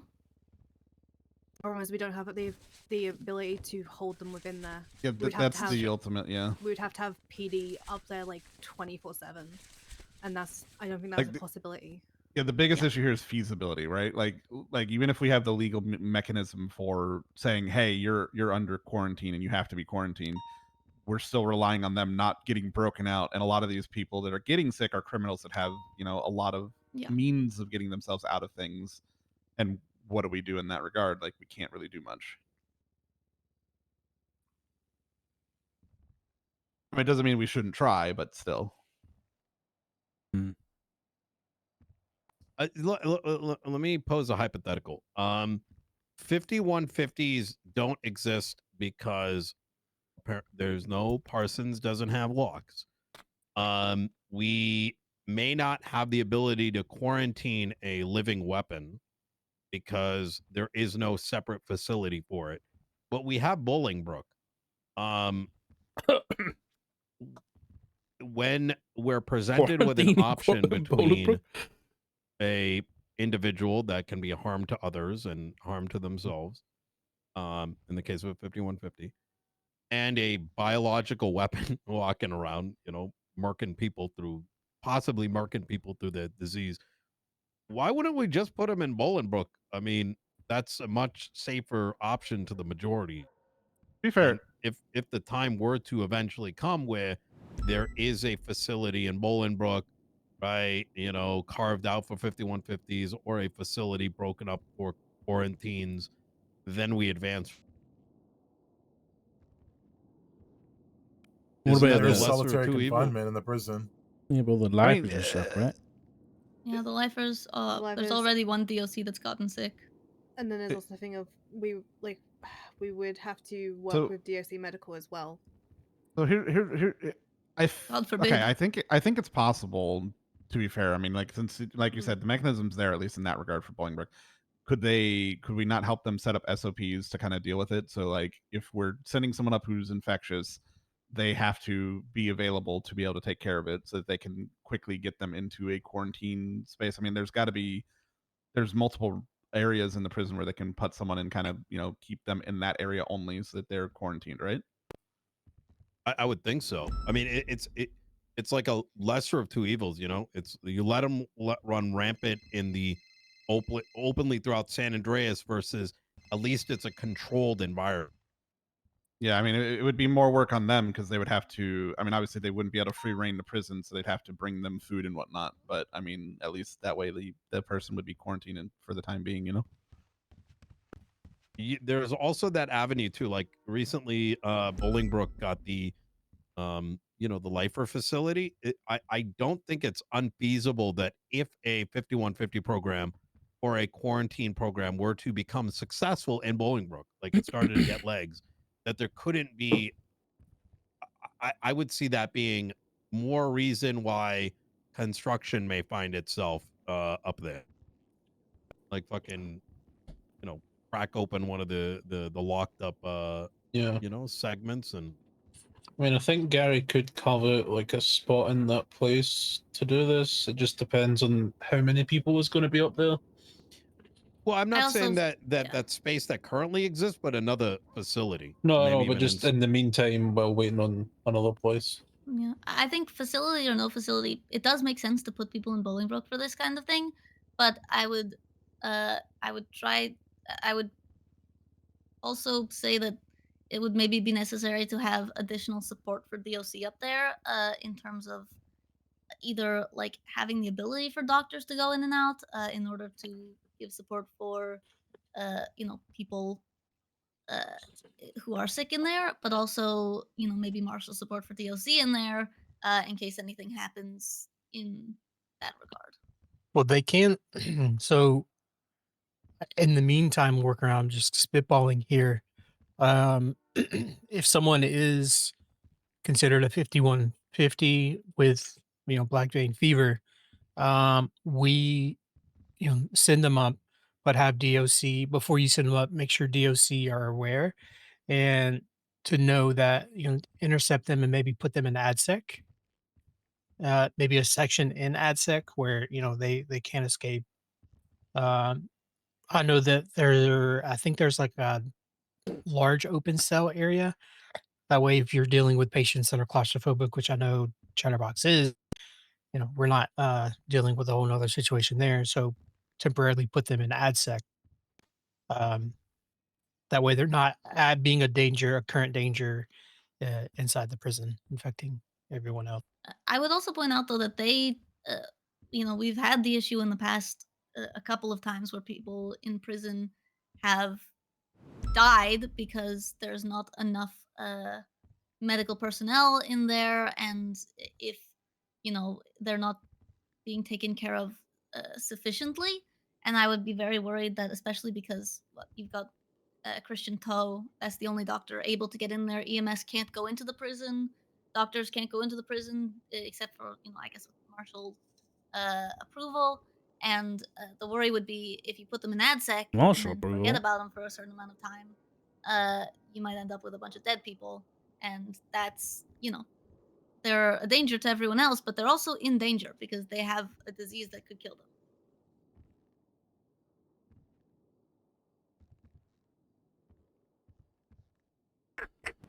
Who's to say that doctors can't go into Bolingbroke? Our head doctor, the board of directors. Hmm. We've never had the authority to go into Bolingbroke.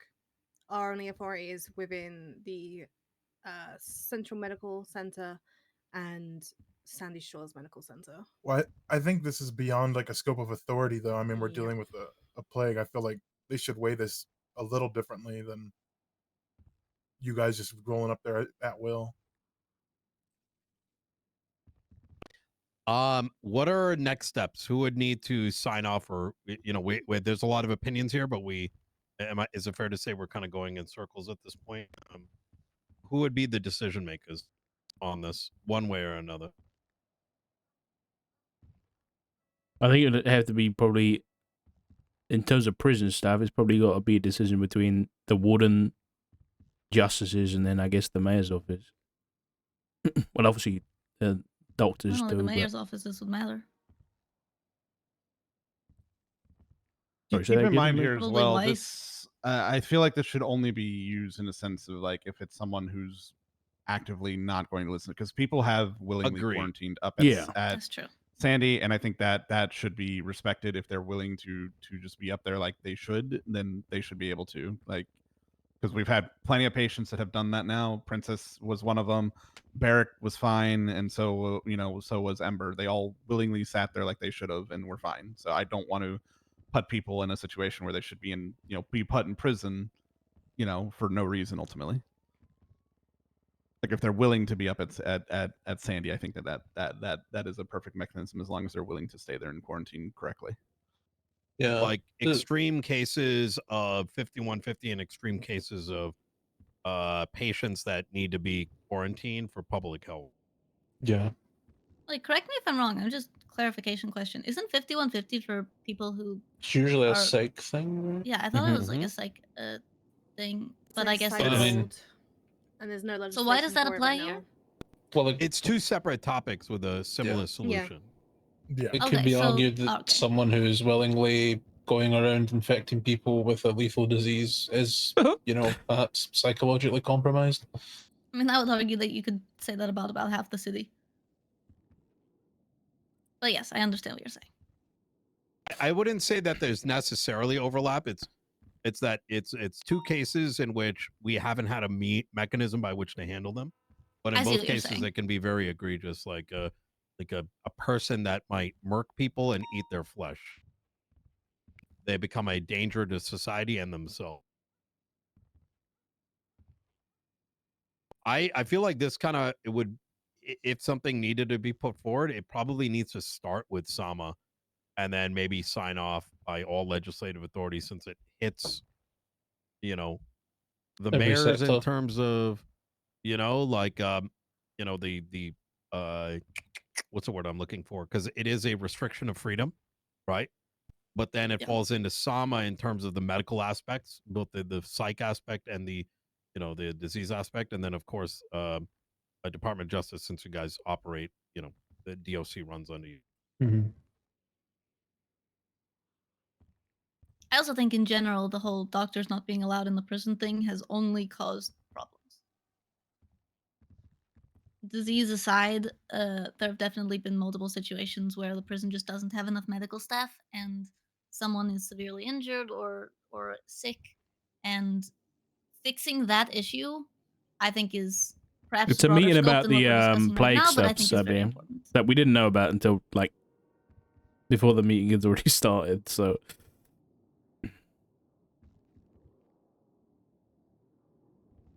When you guys say it's like a board of directors thing, that's like Derek Shaw. Mm-hmm. Oh, I Mhm. forgot about that. Right. Wait, do you think they'd be on board with this?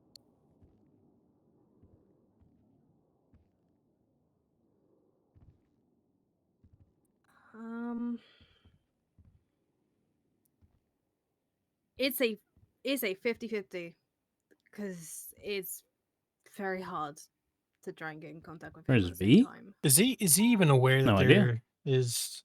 Mm-hmm. Is he even aware of black vein fever? If we're talking about Derek, informed he's a him. little bit. Yes, he's not like fully informed by any means because he hasn't asked many questions, but he has been told that it exists. Yes. Yep.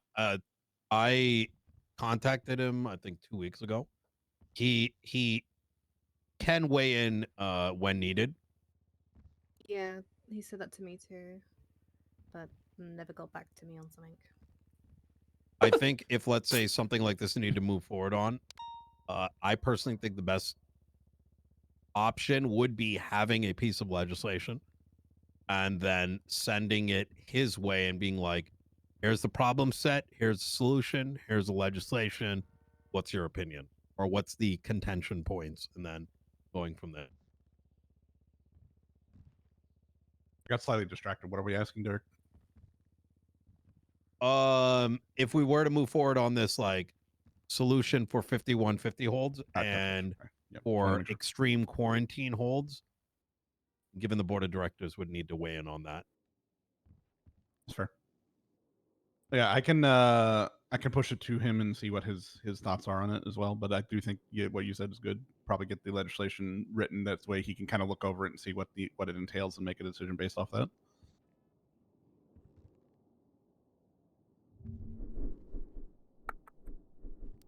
I know this is your Let me meeting pull there, these so phone I don't want us to calls. hijack it. Is this did we talk about the black vein thing sufficiently, or are there other areas that you wanted to discuss in regards to? I think we talked about most of it, but then it's also the I want the marshals to I want to ask the marshals a favor and to keep on checking humane labs. True. Yeah, I think that's something that we need to discuss more in detail. Because my contact with Inhumane Labs, I know that Chris has already taken a report for this, so Doc, you should be able to see it. Mm-hmm. Um. Yeah, Princess, I didn't tell you this fully because I wanted to wait till we weren't on the phone call to each other. Yeah, of course. There was 112.5 milliliters of treatment for the black vein fever that was destroyed at Humane Labs. What the fuck? Yes. That's like 300 something. That's enough for 300 patients. What, 3 days ago? Intentionally? I don't know. I don't know if this was intentional or not, but somebody went in there and destroyed it. Yeah, it was as far as I'm aware, there was an interception to a transport that the individuals intercepting it may not have known what they were destroying. They were doing so for, it was like a contracted thing. They were just told to destroy things, basically. Yeah, they weren't told what they were doing. Mercenary kind of thing. What I was They admitted told, this? I got No. contact from Dr. Smith, the individual involved, and he said he had no hand in this. That's what he told me as well. Right, so in other words, it's not credible information. That's another thing. I haven't. But who was the contact in Humane Labs, though? I mean, you have one besides him. We're keeping that the name secret because confidential. Oh, right. I'm not asking for the name. Yeah. I'm just saying, did someone say this that wasn't Dr. Smith? Wait, Or was it all like was Dr. Smith the only person that has said something about this? Oh, in which case, Dr. Smith said that, but the thing is, I was told by my contact about the entire thing. I've been in communication with them to try and hopefully get the treatment and hopefully help in some way.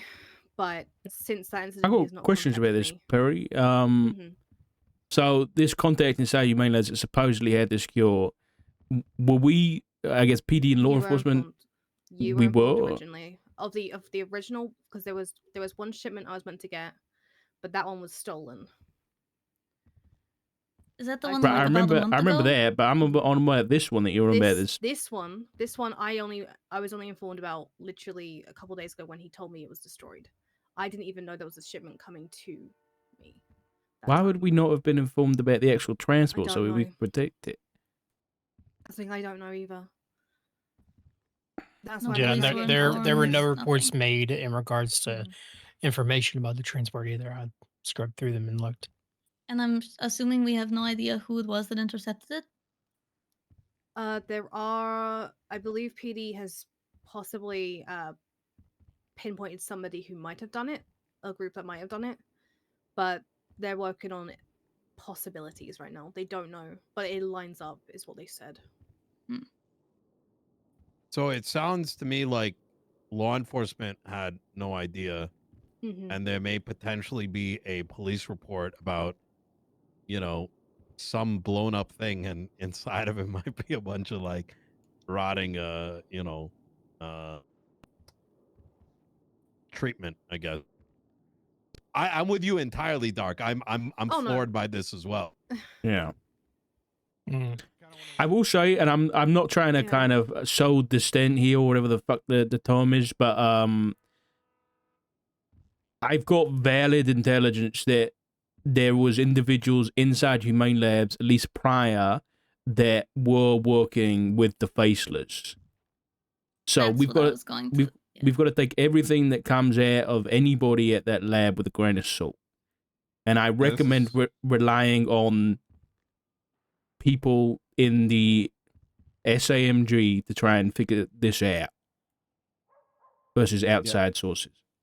Yeah, and I don't like Just- the aspect of using Humane Labs right now very much, but I mean, Yeah. like, also we're We've coming been up trying to empty do on it. trying to create our own. So I unless they're willing to share their information, Which is so that what we I've can been trying to actually do.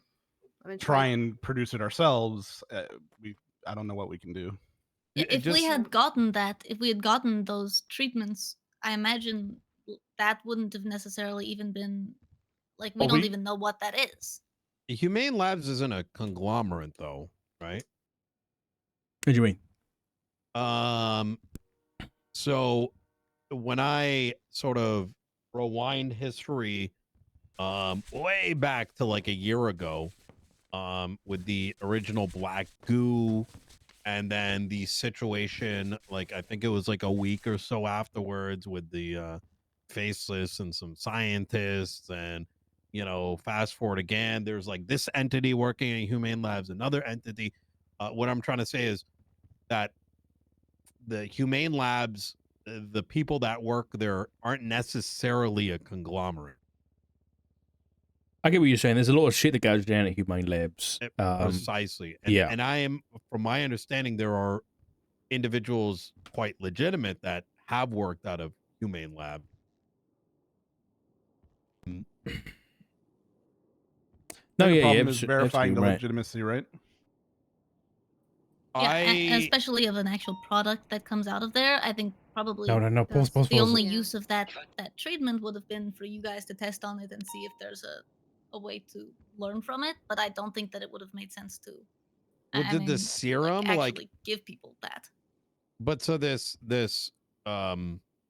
antidote or whatever you want to call it, treatment, did it come out of Humane Labs? Is that what was destroyed? Yes. Yes. So we know that it was manufactured at Humane Labs and it was supposed to make its way to the hospital?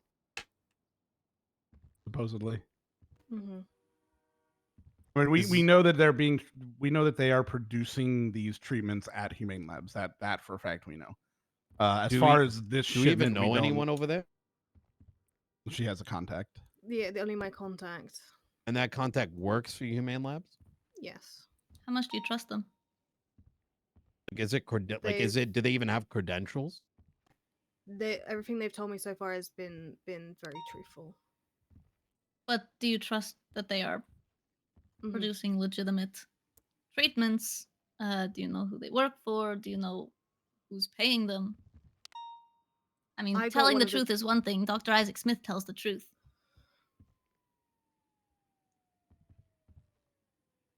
One of the treatments that was stolen back in the day, that's one of the ones I took. I feel like I just missed That a was chapter. forced. Isn't When I Dr. was- Isaac Smith the guy that spreads the plague? I mean, the last thing I Yes. know is the book. Yeah, no, he does. I only brought him up because there's people who tell the truth but are still not to be trusted. This person, I believe, is to be trusted. Everything he said to me has been truthful so far. And just to clarify, there's a difference between this treatment and the cure that Dr. Isaac produces. From what I can tell, possibly, yes. So this like biological terrorist is also making cures to his own terrorism? Okay, to clarify, Dr. Smith is not Perry's contact inside Humane Labs. No, yeah. Right. They're different people. Two different people. Yes. Dr. Isaac Smith, or Pestilence, as it were, does not work at, nor is he, working for Humane Labs.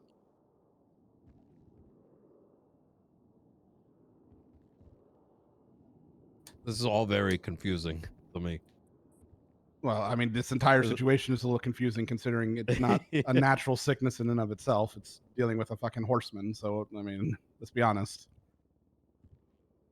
Saying the quiet part out loud there, Jackie. Fucking hell. I want to ask. There's no horses. They drive cars. It doesn't matter if they're cars. Yeah, I know, but they're like horses. They're not riding around on horses. Okay. His point is that it's a weird thing we're dealing with. This isn't okay. So I the best way I can place this for everyone in the room to understand is this is not a natural sickness that is happening. Hey, we can go in and study. You didn't it need and to bring cure it up, man. This is Just didn't something need to bring being it up. controlled by something that is not a normal human entity. That's the best way I can put it. Didn't we just say that a cure was destroyed at Humane Labs? A treatment was, but we still don't know how those Jill, I treatments think for the fully 3 months, function buddy. or if they have side effects or anything. I mean, the only Thank one you for that spoiling the we've stream, man. been able to get hold of is nonsensical when I actually look at the data of it. Not something that I can ever replicate. I've been trying, trust me. Didn't even mention that that's one Dark gave And up. as well as huh? that, every patient that's been Doesn't even mention it. quote unquote cured of this there's nothing in their blood to show antibodies or anything that we can study to try and recreate some kind of treatment to work on them. And yet, it does seem that people who get sick and then get cured don't seem to get sick again unless They actively do made have sick.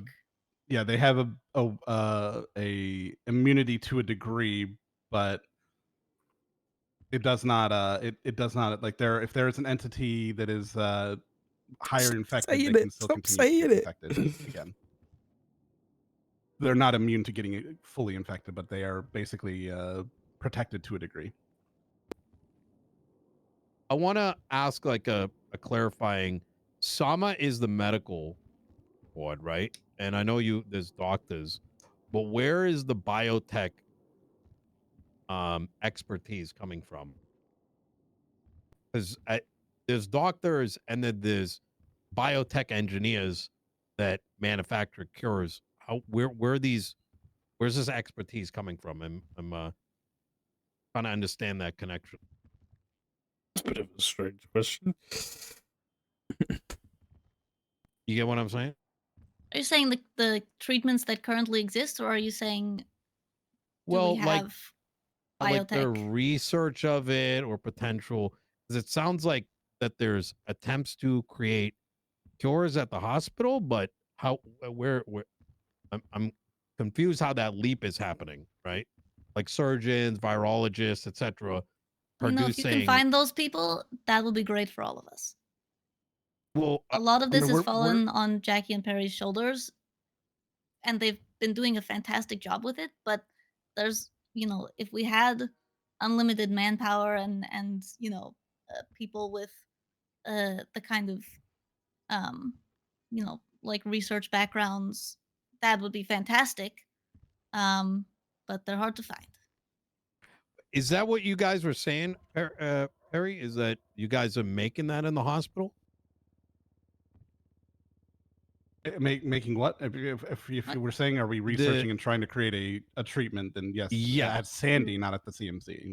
We've been trying to work out a treatment that will help the patients that are currently dealing with it. Of course, I mean,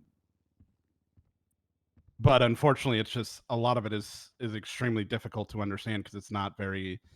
Every single patient we've dealt with has a different strain to a degree, is the best way I can put it. And it changes each time. So like we can't nail down the exact mechanisms that are causing the sickness. And the treatments that we've seen are not natural in sense. Like the one that we've tested, it's not that it Who are these created guys? antibodies or like allowed the body to fight I know off the everybody else in infection. here. I It think. basically just removed it from Who are them. these guys? So An undo button. Who is it doctors that are doing it? Are these outside? No. It's literally just me and her. That's what Princess just let you know. Oh, it's you two that are doing it. Okay, that's what I was trying to figure out. Like Was it we are the ones that are mainly dealing with the pet this entire thing, and we've been trying our best to keep it together. I mean, the see. hospital is So it's informed not, of it the wasn't situ- we Sama. It's that you two you two individuals. as part of the hospital and the attendings. Yes. Can we get you scientists, biotech engineers, etc.? Would that be helpful? I mean, I'm more than happy for the excess help if there are people that are if there are people that are skilled in that, and we can use them. We unfortunately don't have that heavy It's manpower Craig. at the hospital, or we would be using it. We're kind of limited on who we have available to us. But if there is people that you have that are biotech engineers or are good at making are good at that, then we're more than happy to help to get the help as long as they're accredited and are willing to help the hospital. And as long ideally, as it's we not want them just to be a a little random. bit trustworthy. Yeah. I feel Yeah, as like a long lot as of our scientists around here are like scientists in the way that meth cooks are scientists, Yeah, as long as it's not just some random person walking up saying there's something without actually like accrediting it, because that's the only issue we've had is we've had people walk up to us try and tell us they're these things. And it's like we can't confirm that. I'm trying to fill that logical gap of like where the bioscience is coming into play, and this is nothing, no attack on you two, right? I'm trying to I understand There's what you're saying. expertise in medicine, and then there's expertise in biotech. Two very different fields. There are some I'm going to send you your way. I definitely understand the accreditation bit. If we can't rely on, you know, anyone from Humane Lab, that's a problem, right?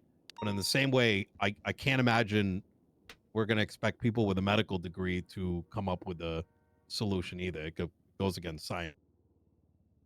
Do we think that the formula of the stuff that was used could be like subpoenaed, or are Humane Lab's going to throw up all sorts of like roadblocks in the way that it would take too long for it to even be worth it? That's what I want to try and do. I want to try and get the formula from Humane Labs and then get help from the outside.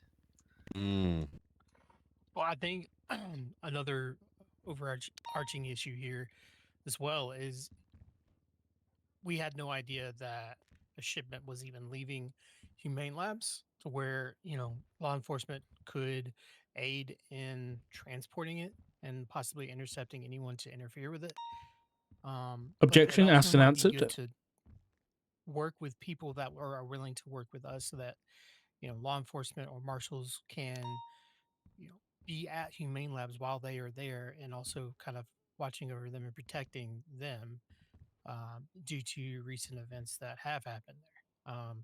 I know since that I learned of the shipment being intercepted at Humane Labs, I have been doing regular patrols and check-ins over there. But again, with the sensitivity of the content and things being made there and being done there, we need to know. We need to know, and like not necessarily the details of what they're working on, but we need to know that they're there and active. That way, we can try to get ahead of anything that anyone else would try to interrupt what they're doing. Yeah, that was definitely a lapse in someone's judgment, but we have no way of knowing who. I mean, the fact that there was no protection for that, despite it being, you know, gold. To be fair, from Humane Labs, I don't think they're fully informed on the situation as far as that. They're just producing whatever this is and then sending it out. So I don't think they're thinking from a perspective of, oh, I need to inform PD so they can protect it. Like they're thinking from a perspective of their normal job is, hey, we've produced this, send it out in shipment, you know? But someone knows what it is. I'm not saying there's not leaks. I'm just saying like the entity. Well, I'm just saying that they're working for someone. They are aware, like someone has to be aware of the illness in order for them to be coming up with some kind of treatment, and whether or not the scientists themselves or the producers know what they're producing, someone has to be aware of what they're doing in order for them to even be producing it at all, unless it's some kind of cure-all This is has chasing nothing to do ghosts, with this man. illness, but could This help. is just chasing ghosts. Is the treatment that Humane Labs is producing specifically for this black vein fever? Or are they producing like some kind of Tamiflu that just happens to help with a lot of different things? I mean, we haven't been able to test any of the ones to know if it is effective on anything else. The only thing that we've been able to seems to be effective on everything for the most part, but I don't know if that one came from Humane Labs, so I can't state that verbatim. I want to go talk to Benny, man.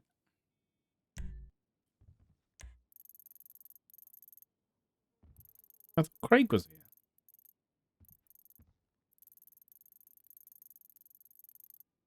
No? I could have sworn Craig was here.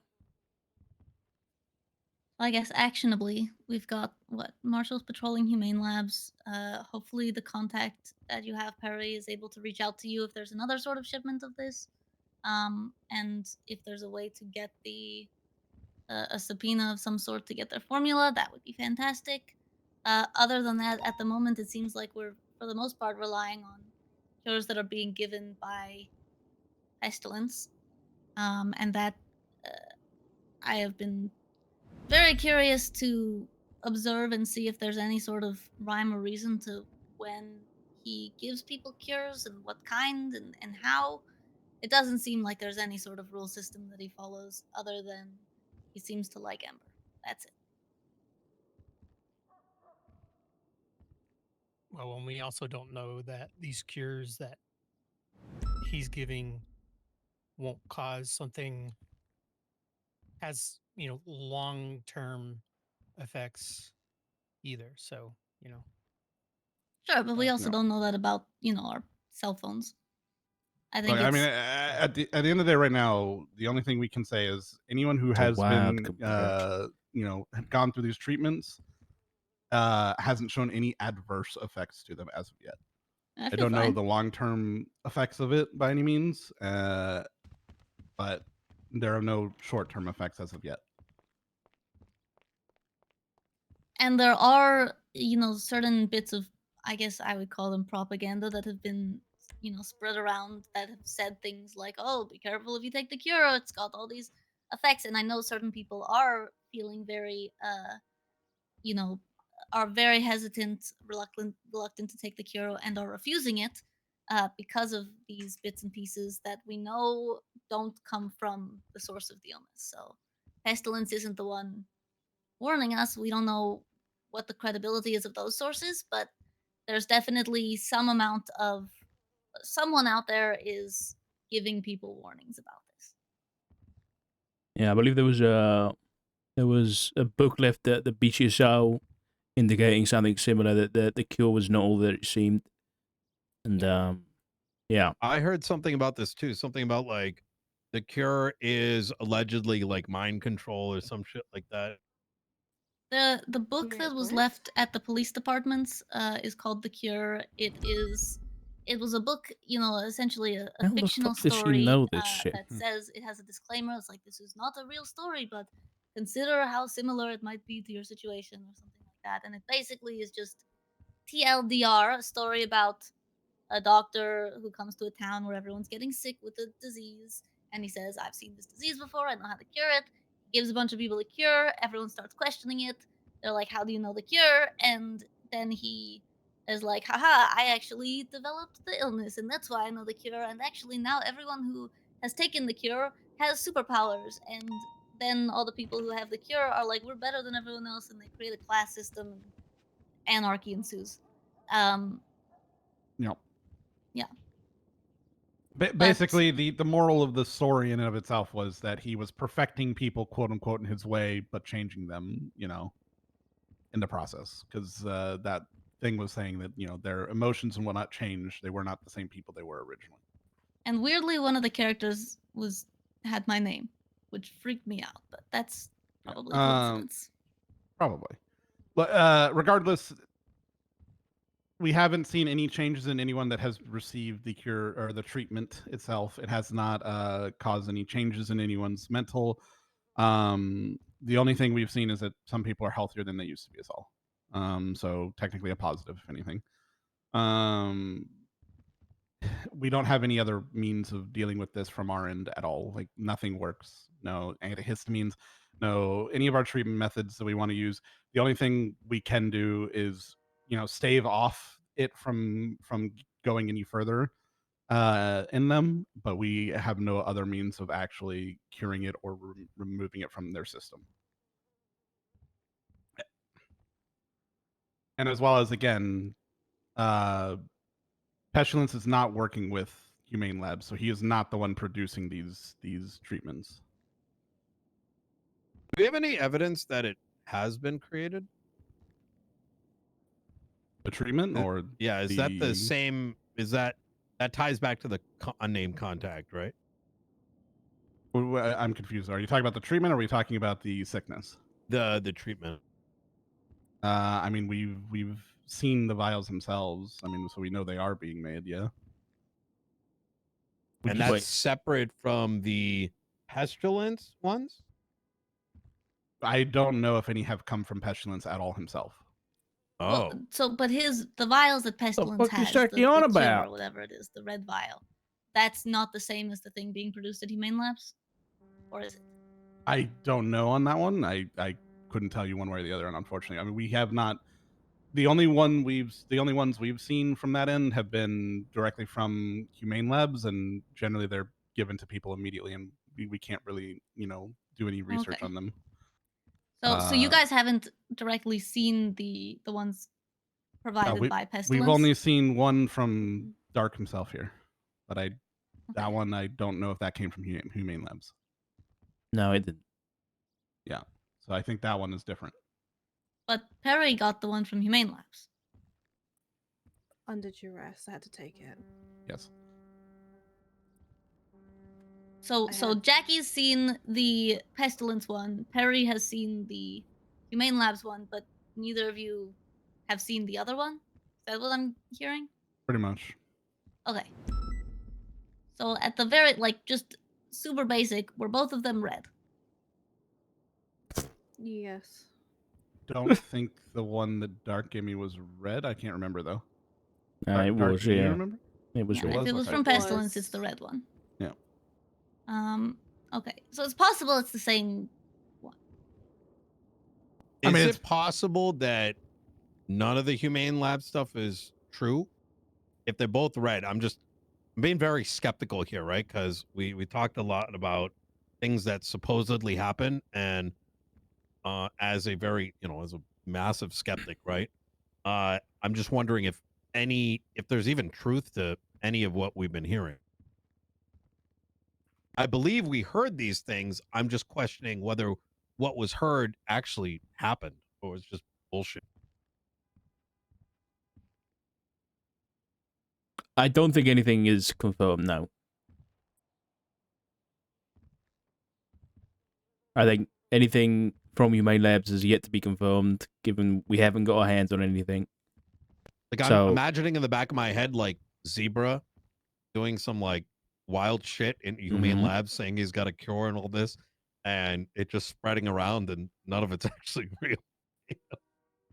Yeah, I mean, we know that Pestilence is aware of the supposed shipment being intercepted. Whether that's accurate or not is just up to whether you believe him. But whatever the case, I think even if the interception did happen, I agree with your skepticism, Nino, and I think that there's no way to confirm that it even happened. But if it did, there's still no way to confirm that the treatment was viable or that it was even a treatment. And I personally wouldn't trust that if we were able to, find any of that treatment that had been intercepted, I don't know if I would trust it to be given to any citizen of San Andreas.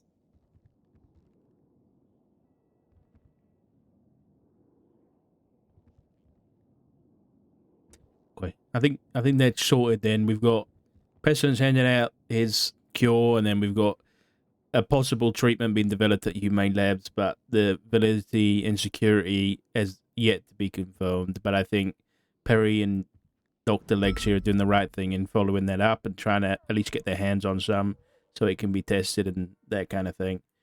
That's it. We're done. We don't to keep going back and forth on this, I think.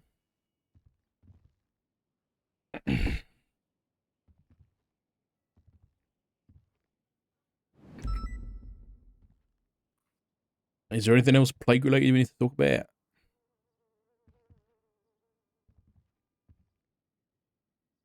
Is there anything more you wanted to go through?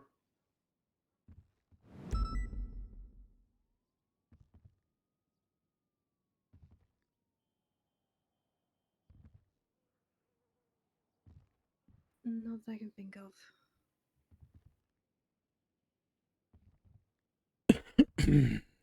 I mean, unless anyone else has anything they want to talk about it specifically, I think that's it from our end.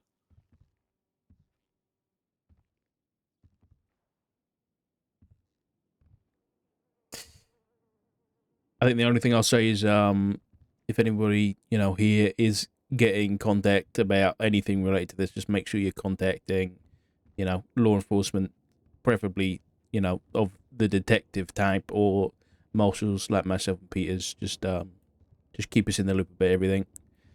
I'd say probably go straight to the marshals.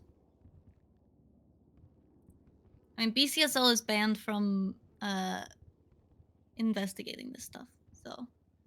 I mean, At the very LSPD is least. still doing their side of things, though. So I mean, like Yes. Aaron and Doc Masters are available. What do you Wait, mean the- they're banned? Yeah. That Aspen self did it. Aspen has self-banned. Aspen has requested that none of her investigators go into this because a lot of them got sick and nearly died, and the there's just a significant amount of danger associated with this that is beyond anything that they have the ability to match. Should I spill the tea? And Pestilence has made it very clear Okay. that the investigation is what is causing them to get sick. Is that not like borderline dereliction of duty? No. No, because the issue from their side is what are they going to do from a law enforcement side other than like they'll follow up any like information that's given to them, of course. And that's their job. They will, but they like we've said, they're not arresting this guy. He literally has been shot by people and nothing's happened to him. Like this is not like you can't put him in jail. So what is PD supposed to do about that? And he has directly said, he has directly made people sick and then made them sicker for investigating and said, you are on a 3-strike system. If you mess with him, if you continue investigating, you get more sick. I have unconfirmed reports that in return of of Sheriff Gray banning BCSO, in return she got 2 vials of the cure. Was that handed over to the hospital? No, I believe it was We have not handed received any to cure vials, specific no. people to cure them. But again, that's unconfirmed. Get that big fucking wooden spoon out. There's also been, I mean, a large number of people who have been given at least one, potentially multiple doses of the cure to give to other people. Pestilence seems to have a distaste for people who take the cure themselves, if given it, and generally gives it to people who aren't sick to give to other people. He's told you this? Yes, and I mean, experienced it firsthand of him giving it to people. I haven't experienced him giving it to people, but people who have it give it to other people. I was told that certain individuals have taken it themselves, and I have heard from him directly that he considers them selfish for what they are doing, and they are most likely not going to receive any more help from him. I know that Chatterbox was given 2 cures, and those went to Happy and Twinkles, both of whom he got sick. How often are you talking to this guy? Me? That's what I'm saying. Yeah. I've talked to him maybe 4 times total. He has a tendency to pull up on me when I'm parked on the side of the road, like on my phone or something. Okay. But a lot of this is from secondhand information or information from people, you know, who have talked to him. I mean, like I said, there's a... I think his ears were burning because he's calling me right now. Oh, lovely. Oh, great. Not surprising. Wait, Princess, who did you get your vial from?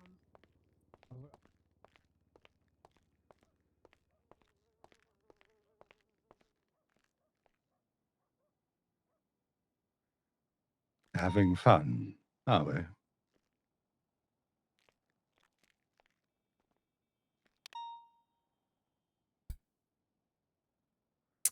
Don't really have fun anymore, Isaac.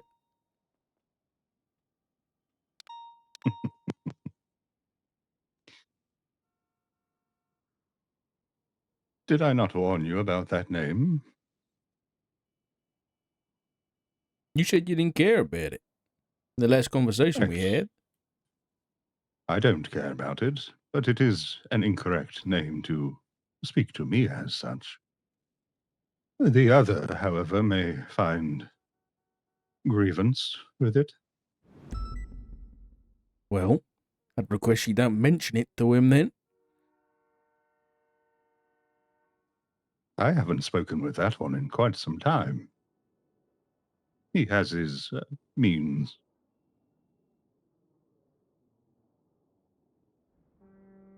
You've got a point. How can I help you, Isaac? Oh, sorry, Dr. Smith. Well, I no doubt you'll inform the rest of that little circus this conversation took place, and possibly the details. So how about this? Similar to you and our house arrest mutual, you keep this off record under the table.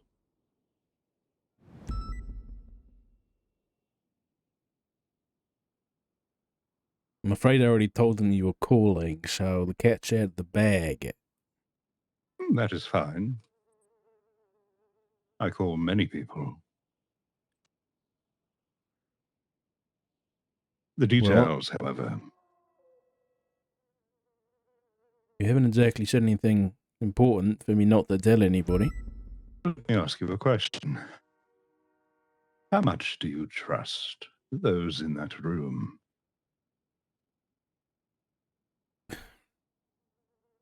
I trust them in a professional sense. Even the mayors? I trust that for the most part, the mayors have their people's best interest in mind.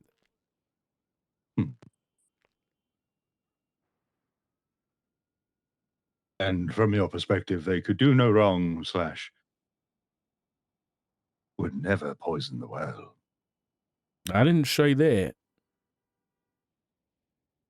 But I also know that's the exact same thing you said to Princess Elena.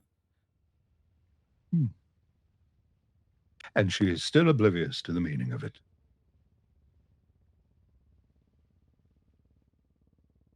Her mouth moves faster than her brain, to put it bluntly. The red string theories that she comes up with. She thinks she's on the same page.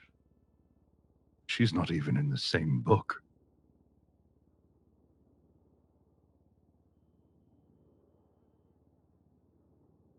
Would you like me to inform her of that? This information is for you. If you were to tell her, then she would adjust her ways. Consider it my nudge.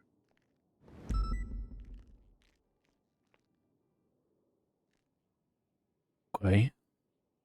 Now, your little Marshal in there, so upset that you're lacking so much information.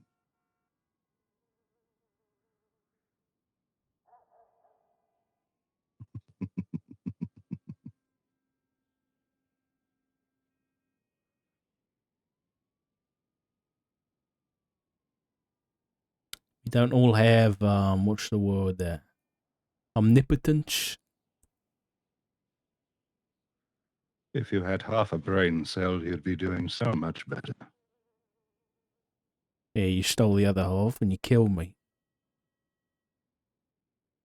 You're still walking in the land of the living. I could have left you there.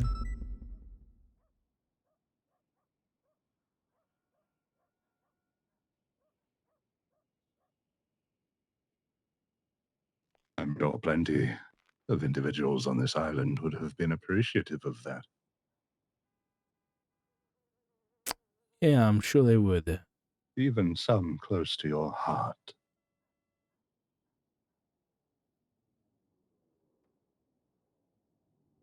And before you start thinking, oh, don't listen to him, he's just trying to get into your head,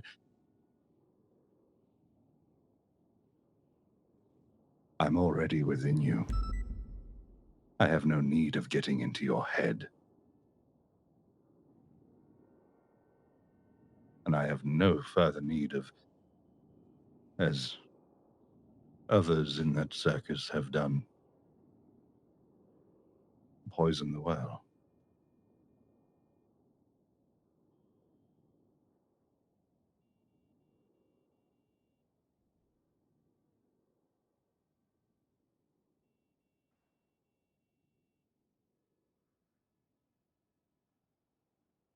I'm still questioning why you've called.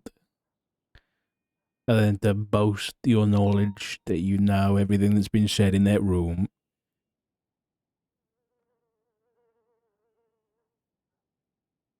A warning, Richard.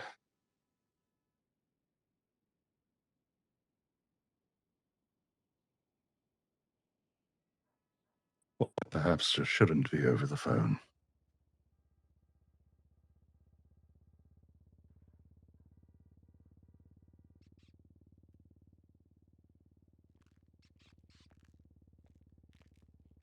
You're familiar with the overlook of Raton Canyon? Where's that? Follow the road northwest of Sandy to Stab City. A little off trail. Right.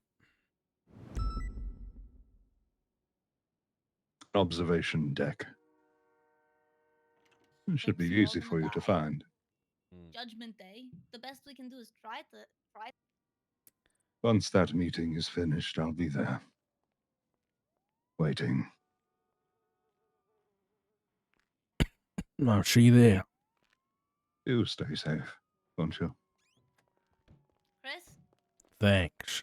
I need to know if that was dark. I'll be watching. Put yourself inside of Sandy. No. No. Anyone that is there going to Sandy. The stuff I'm hearing is like What's going on? Apparently, Perry got a call. Pestilence is circling Sandy. Sean, unfortunately, there might I not don't think that. possibly- There might not possibly be a cure right now, but I think if we can understand what is happening, that can lead us to a cure. Yeah, and I would say that unless, I mean, I don't really know what kind of misconduct this could be beyond if we treat it as just a regular guy doing biological terrorism, then yes, it's probably misconduct to not investigate it. To me, the sheriff getting cures given to her and giving them to people and not the doctors is wild. yeah, that's insane. Agree. Wait, did you not? I mean, know about Dark. this, Faulkner? This is the first time hearing of any like the PCSO being banned. I mean, Dark gets a cure and does the right thing and hands it over to the medical board, and then they get a cure and hand it out. Like, I don't understand that. If I could get a sample of the cure, I could start researching it. Yeah, I think it's crazy that I didn't realize that the doctors haven't had their hands on the cure before. I kind of assumed that it was that they had already done all the research on it, because it seemed like that would be the first step, that people would just give it to the doctors. But I guess not. I mean, I don't know whether it would even help, but yeah, I think that any cure should go directly to the doctors. I will also say, what was I don't even remember what I was going to say. Okay. Oh, the cure turns to nothing very, very quickly. I mean, I think that's a lot of why people have, used it very quickly, is because after like a couple of hours, it just turns useless. That's fine. I have equipment at Humane Labs as the director where I can get more research on the cure than what the doctors have at the hospital. I don't know. The director of what? So, are you saying that we should, if any of us get a hand on the cure, we should give it to you as opposed to the doctors? I'm gonna drive up to Sandy, watch over. Or rather, Jackie as and opposed Mary. to, Sounds good. I don't mind working with them, but I CMC. went to them with my credentials and I was turned away. So I don't know that they want to work with me. To put a pause in this for a second, while I was on the phone with Dr. Smith, he gave information that suggested he knows everything we're talking about in this room. Checks out. There's a fucking camera, isn't there? Always watching. Well, Cigarette packets bugged. yeah, probably something like that. Some of the saber rattling that you may have heard coming from me. Look, I would like to reapproach Sama in regards to this. I don't want to downplay what they're working on, but look, if we're going to talk rationally about it, they are medical doctors. Jason over here is a accredited scientist. Doc, have you been introduced to Jason and her credentials? No, this is the first I'm hearing of it. And what exactly is Jason, or man, what are you the director of that? I'm the director of Humane Labs. Is My God, since when? this one's got a dick behind this painting, bro. Someone drew a dick going behind this one. For over a year. Wait, so the whole thing about the interception of the transport and everything, were you thinking really hard during that, or are you just unaware of it? That place, unfortunately, is not as secure as it should be. There are people going in and out of there all of the time, working their hocus pocus, creating really random stuff. It could have been a cure, it could have not been a cure. And yes, I have been thinking really hard and also working on some intrusive thoughts while in the meeting. So I've been listening, just not able to speak as much as I would have liked. Yeah, I'm just so that's perfectly fine. Does fuck? that should I take that to mean though that the treatment that was intercepted was not a a Humane Official. Labs official treatment? That was not an official treatment. No. Okay, and none of your I guess if you have people working there, there were I guess it must have been like after hours or something, but there was not a visual of anyone intercepting a shipment or anything happening like that. Not from any of my employees. Okay. Who are your employees, My man? employees have. Pardon? Who are your employees? There is myself, Gigi Gambino, and a security force. I've got a list of doctors that were on the roster of Humane Labs for the month of January. Can you name any of those?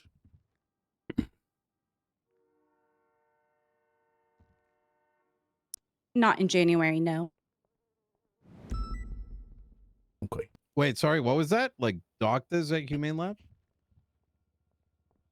Yeah, the doctors that have been involved with this case for good or bad reasons. I have it. Non-Sama doctors, I presume. Yeah, Humane Labs. Got it. This I don't is know, this- kind of what I was alluding to, like earlier in the conversation, right? There's Humane Labs, and I put that in quotes. And from my own experience, there's been a lot of Humane Labs individuals. Once again, I'm quoting with the coffee cup in my hand. Knowing what's up and knowing what's down is, is it Zebra? Is it some random people that showed up over there? Is it, Jason's team, right? Is it who is it? My fear, my general fear is it's important for us not to just assume that Sama is our only solution. They're a medical, they're a medical wing, right? Inherently speaking, if we're talking science here, there's only so much a doctor can do when it comes to producing a cure.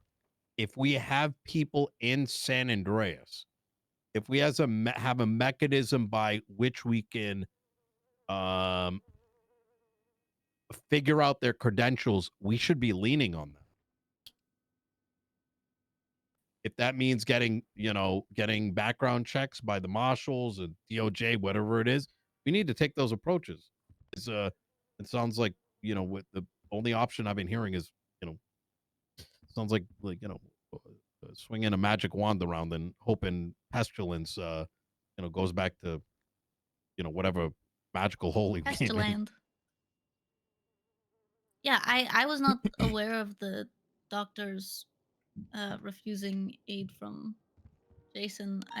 don't know why they would do that.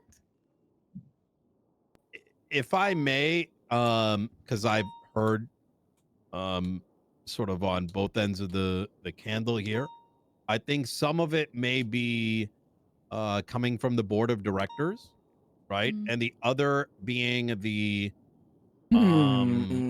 how do you prove accreditation? Yeah. Jason, I don't know if you still got the intrusive thoughts going, but I do think now is a pretty good segue to kind of introduce what you've been working on, and I think that may provide some credence to this conversation. Yeah, I do still have those intrusive thoughts, unfortunately. We were able to run our samples last night. However, I've not gotten them put into a file yet, which is something I was going to be working on today to hand out to you. What Would you be samples are we able talking about to- here? I've had a sample of the black goo to confirm what that is. I was able to get a sample of contaminated blood from around the city that we were able to run samples with. We are seeing how the samples react to each other, all under an electron microscope that is at the lab. I think, Doc, you and Jason having a sit down would be very valuable. I mean, I'll be honest, this is the first time I'm hearing of Jason in general, I guess, and I guess scientific practices occurring about this stuff outside of the hospital. And this is the thing. I think the thing with the hospital is they're an authorized medical practice, and that's the kind of what we gravitate towards trusting. But is this the first time that, I guess, Nino, you've had a, I guess, private citizen looking and doing experiments on this stuff? Is this the first time that's been disclosed? I think the conversation with Sama has been ongoing for 2 months now. We'll also Yeah, point out I've reached out to them. Sorry, Princess. Oh, I just wanted to also say that Christian Toe at the prison is also doing his own independent research on this. Wait, who is? Christian Toe, the doctor in DOC. Just while we were on the topic of, people looking into this besides just Sama. But yeah, that was just a quick note. But Jason, you can go ahead. Yeah, to clarify, I'm not having an issue with people people who might be experts looking into this. I think that's fantastic, and we need, all the able bodies we can on this. I think Just the communication. the communication that that we're hearing about this now after the two doctors have left the room is I would have rather heard about this 2 months ago when it first started up. I have talked to Dr. Perry. I've tried setting up meetings with Dr. Perry, and our time in the city unfortunately does not overlap a lot of the time. So we have not been able to have that sit-down conversation that I think you would have liked to have heard about. But I have reached out to her several times.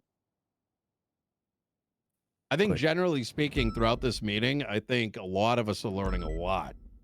I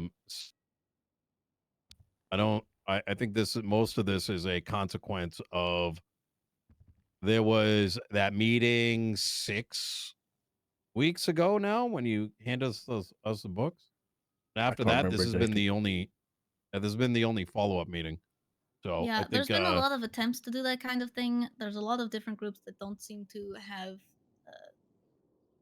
a lot of information is being gathered in totally different places. I think a lot of this involved, Dark is kind of, and I don't mean to put this pressure on you, but you're like kind of the uniting factor of all of this.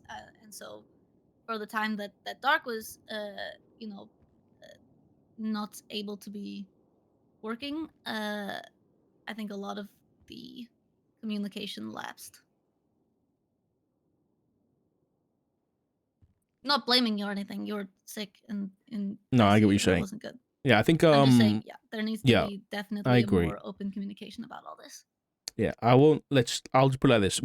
I'm I won't cry over spilt milk, and hopefully the doctors don't do the same. Let's just go from here forward with. Let's try and have these meetings more often. I agree with you, Nino. It's good that, and you know, if there is people working on this, you know, privately, I guess, let's do our best to bring that into the loop and work with Sam on trying to get that sorted. I mean, you know, Jason, I guess you're around right now, and so is Perry and Dr. Legs. Now might be a good chance to try and, you know, smooth that over and get that sorted. I'm not 100% around right now. I should have gone back for my lunch break 2 hours ago. Great. That is why I'm dealing with intrusive thoughts while in the meeting. She's not bringing this up now because they're gone. She's been on a tablet I handling understand. things. Don't worry about it. Yeah, I get it. Yeah. All right. Well, at least this is steps forward, at least. So.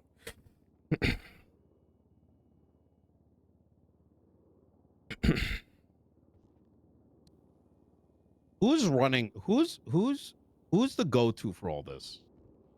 I'm all for, like, you know, meeting up and whatnot, but there needs to be a primary stakeholder, right? Otherwise, it is going to be another 6 weeks before there's another conversation.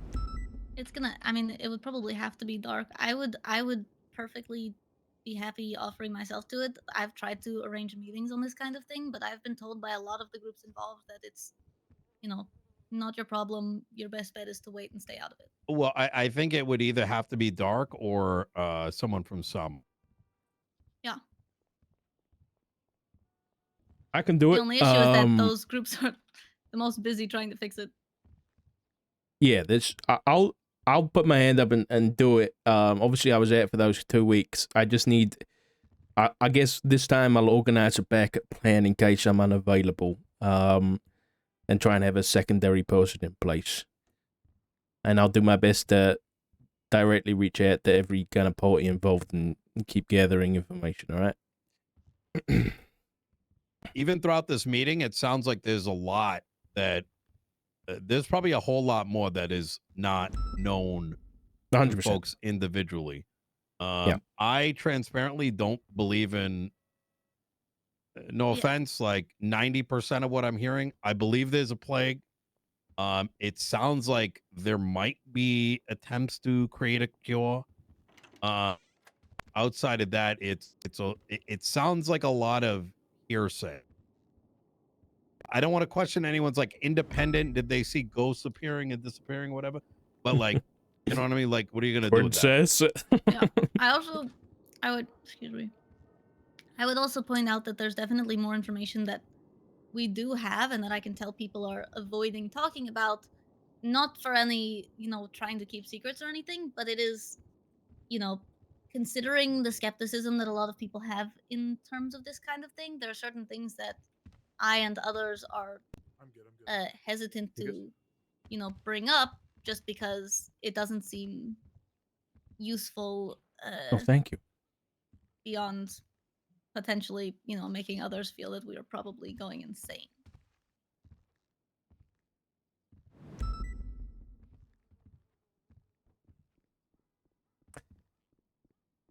Yeah, I agree.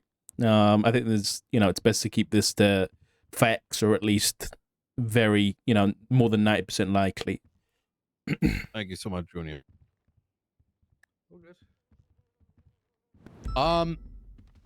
May I ask, the doctors ran out. Someone is circling Sandy. Where do you guys, Dark, what, shouldn't y'all respond to that, or like what? Peters is hey, what am already I up there. missing it? He's already there. Oh, there is a marshal. Okay. Yes. Is there a threat to the state right now? I believe it's just Dr. Smith, specifically. In regards to your guidance and all this, what would your recommendation be to us and our recommendation down to our constituents? In terms of the plague? I think like in general, I mean, based on everything that's been brought up here, it sounds like there's an active threat. It sounds like there, that this guy, the plague master or whatever the fuck, is still Mhm. out there, and apparently like tapping into our rooms over here, which plague master to my dick, in case you can hear that. And number three, that there may be attempts to create a cure, but right now there seems to be a possible divide between the scientific community and Sama, which I think needs to be resolved. And honestly, Dark, I think possibly if you could help lead the charge to that, by all means. I don't know too much about the topic, only heard a little Yeah, I bit, but I can think do my Jason and best. Sama being there and you being a part of that middle ground, that's probably best. Yeah, I think I agree. And to your question, I think the last update that we kind of put out was the Sama announcement specifically about the plague. I think maybe getting another one of those that's just updated just to say the plans that we've got in place when it comes to, if you're sick, go to these places. Make sure that's currently up to date. And maybe just include that we are actively working on this. This hasn't been forgotten if you're sick or anything. Just to kind of, that would be my recommendation from, to keep the pub. Oh god. Just to let the public know that we're still actively working and investigating it, and maybe an inclusion of the kind of stuff we talked about today, that anybody purposely going out of their way to make people sick, will be dealt with accordingly. Yeah, let people know that it's. It's not the kind of thing we. Yeah. Yeah, should that come from the doctors again or from Sama? I think maybe Sama, and then kind of they can work it out with you two, and just go over it, edit it if need be.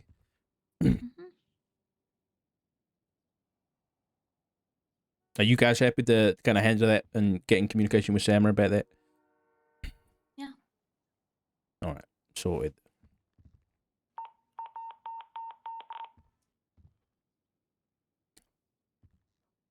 Okay. Is there anything else? I'm before gonna have be to- honest. They set up the meeting, so I Okay. I don't even fully know what the agenda was. And I think that was the most of it. Yeah. Yeah. It was probably updates on it. Is what I'm Yeah, guessing. probably. Okay. Well, I will do my best to collab. I don't know what the right word is. Bring together all the information and make sure that it's getting distributed to all the relevant parties, that i.e. yourselves, as I get it, or at least I'll try and do some weekly updates to make sure we're on top of this and things like that. I'm gonna ask something pretty bluntly, there, Doc. Mhm. Is there any confirmation on this being hocus pocus versus there being reasonable explanations? That's a difficult question to answer, because confirmation is I'd like facts and evidence in front of me, which I don't have. This isn't your typical, crazy scientist putting out a plague type situation. There is elements to this that may be questionable to you, and to the general public. If you've heard of Norman Bones and the things that people say about him, you're likely gonna be hearing the same things about Dr. Smith. I tend not to bring it up because it brings more questions than it does solutions. Like, I think there's a difference between saying the stuff we don't know how to explain versus it's 100%, a ghost, a fucking biblical entity, or whatever else. Right, yeah. There is definitely elements to this that we can't explain, yes.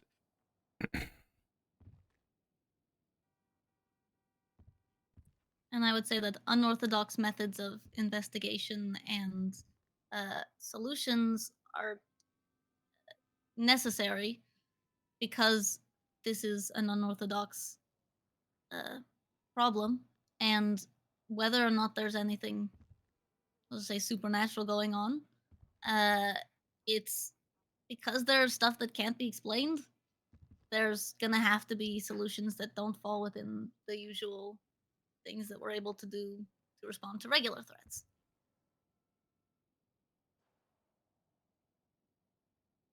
You're not wrong. I just urge you to act in your capacity and remember that you are government employees and just act as government I employees ain't touching shit. if you're gonna do that. No, I think this goes for the entirety of my office. Not interested with dealing with there's much bigger problems right now that are occurring on a daily occurrence. Not to downplay this plague thing, but there's a lot of fucking problems right now, including those beeps going off. Oh yeah, yeah. Okay. Anything else? Good to go. I think so. All right. Okay. Thank you, everybody. Sweet. Nino, can I grab you a sec? If you're free for a chat at some point today, I would like to talk to you. Sure. Yeah. Pestilence has requested a meeting with me, so I might be on my way there. That sounds just lovely. Yeah, I mentioned you on the phone, by the way. Okay. Mentioned you tainting the water again. Yeah. Yep. Said that you think you're on the same page, but you're not even in the same book. Well, that's unfortunately, I guess. Yeah, I mean, that's what happens when I don't know what's going on half the time. All I can do is give the information that I get and where I get it and say that I don't know if it's true or not, you know?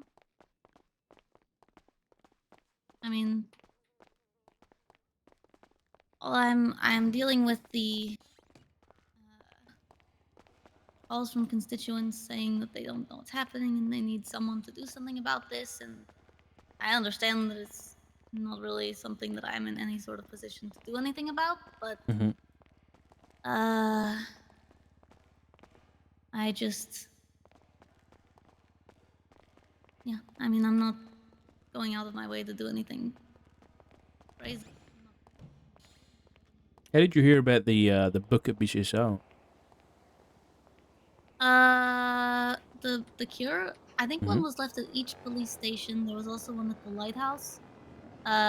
It was right after I got sick, and James Kelly, who was also sick, and his boys were sick. They kidnapped me, and they brought me to the beach next to the island because they blamed me for getting them sick. And they told me about the book, and they gave it to me to read, and they were saying all sorts of stuff about how I don't really even know why they brought it up. I think they wanted answers and they were scared, and so they just did that. But they were, yeah, I don't know. What were they That's how bringing I up? heard about it, though. I mean, I guess because it had just shown up, the book, they were wondering if I knew anything about it, or I think they also partly brought it up because my name's in it. And the journalist who dies in it is named Elena. All right. I look You make a police report about that? about getting kidnapped. Yeah.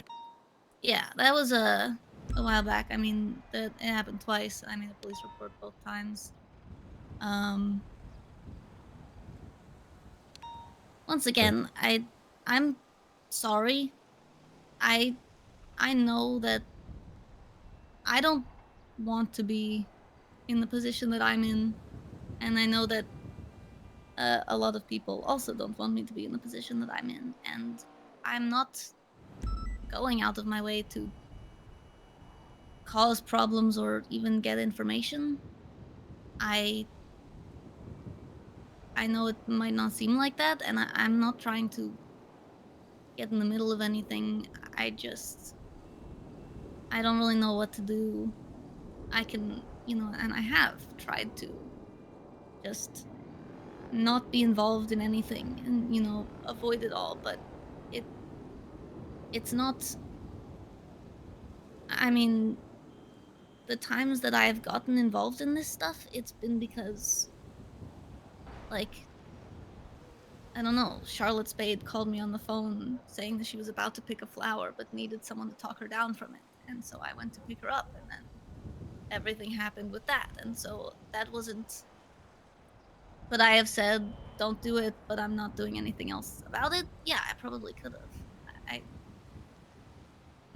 I don't. I don't know. I'm sorry. I don't want you to apologize. It's just I think what you said at the end I agree with, where, you know, this is an unorthodox case that isn't going to take orthodox police work or investigations. But that being said, that, you know, what's just like too many cooks spoil the broth. And Yeah. if there is people going out of their way to kind of attempt to, that's a lot of people. Are they naked? Goodness. What is going on here? Stampede of the naked people. I'm happy to be a man. Yeah. Hello.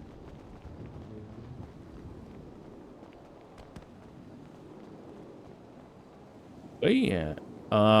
Yeah, if there's too many people trying to, you know, solve this shit, it's gonna get messy, you know? And I'm not. I promise you, I'm not trying to solve anything. I'm trying to do what I can to help the people who are solving it, and I don't expect that to be me. And I, you know, again, I'm not. Appreciate you guys. See you later. Appreciate Hey, you, mate. Junior. I. Yeah, I just. I try to fill in the gaps as best I can, only, you know, in terms of trying to get people to talk to each other. And I. Hello?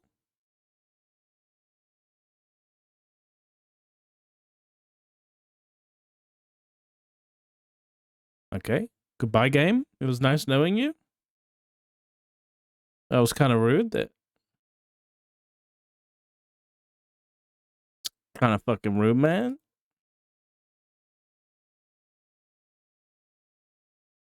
That wasn't like, that was just like, it wasn't even like a crash. It just fucking disappeared. It's like I blinked and she was gone.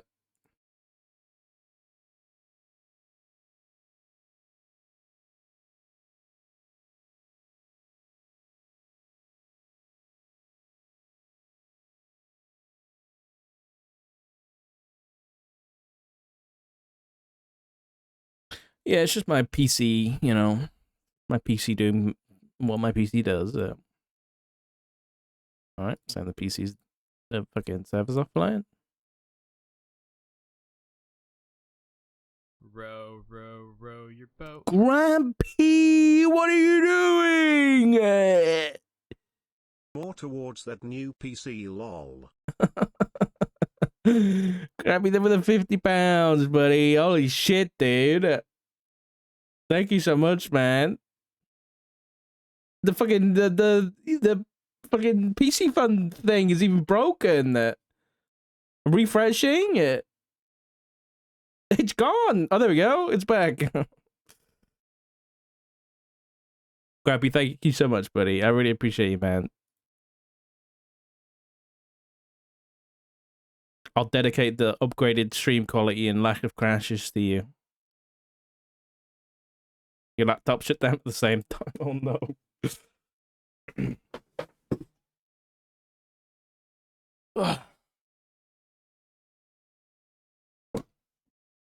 How was it fucking 9:30 already? This is the issue with role-playing in the evening for me, is that it's non-stop.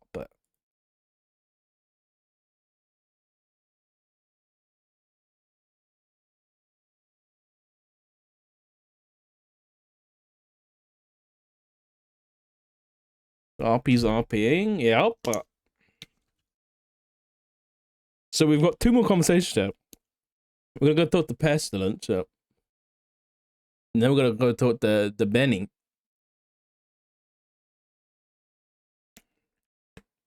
It's 5:30.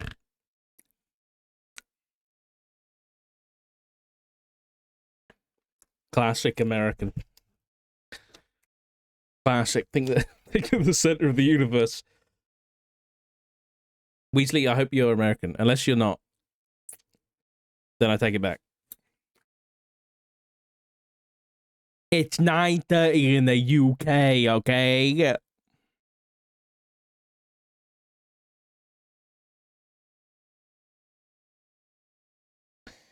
Mm-mm-mm-mm.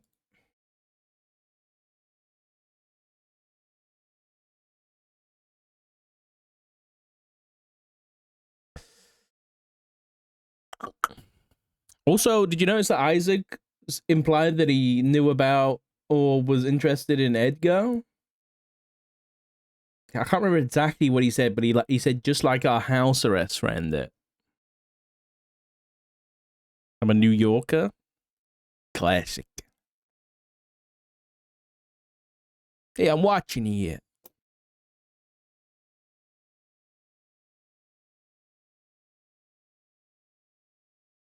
Who is Isaac? Ah, that's his name, bro. Isaac died. Listen, you can correct me in the afterlife, pal. Until then, little Isaac Smith is who that's how I refer him to. Little eyes. Little Smithy. I get dark kid if you call him that. Listen, I think you misremember that we're getting into that time of evening where I'm normally asleep because my daughter goes to sleep like an hour and a half ago, 2 hours ago. So at this point, I'm fucking tired and I'm normally in bed, which means that I have less self-control. I have less self-control. And I won't be able to stop the things I say.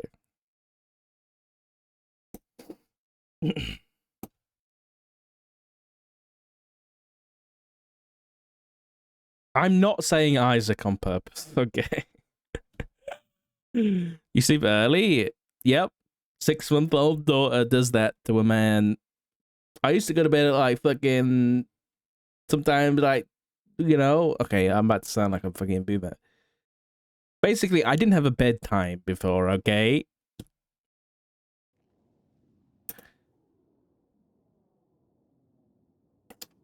Now I do.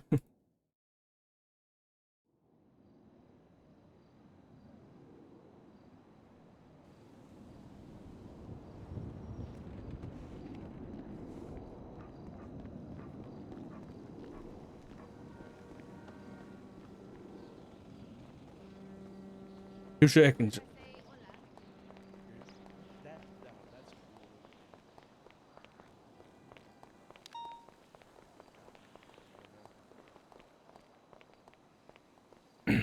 Sorry about it.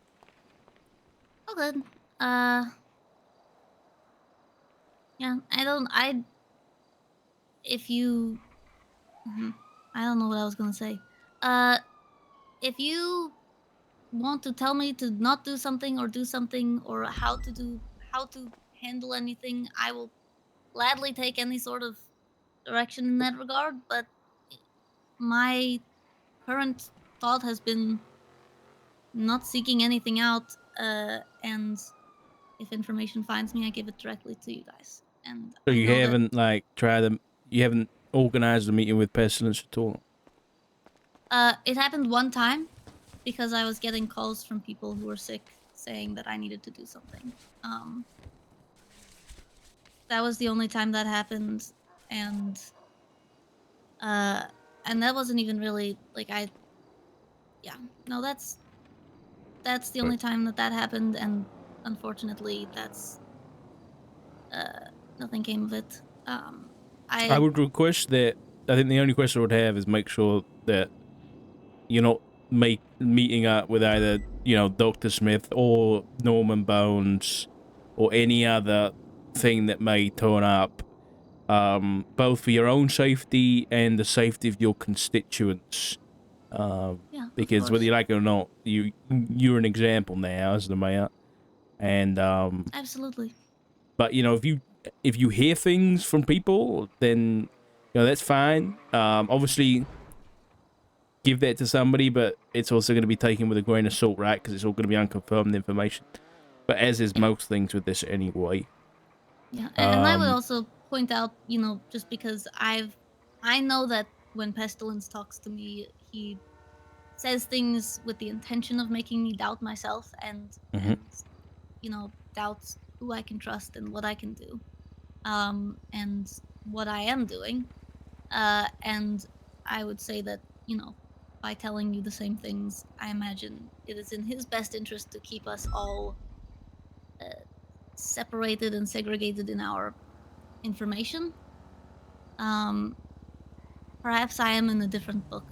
I don't really think I'm, you know, reading very far ahead. I do, you know, I get told things like I have found that of all people, Ember appears to be able to just ask him for a cure or to cure someone, and he does it.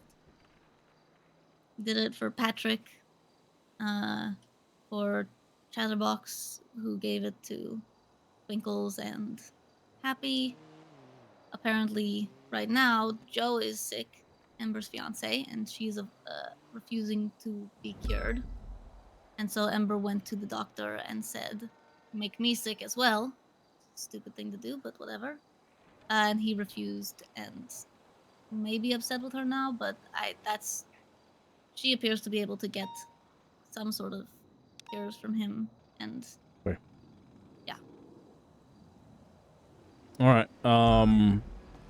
Well, I appreciate the info. I'm gonna go figure out if I want to go talk to this guy. So Yeah, have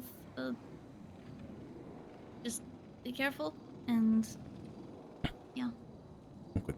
thank you, Princess.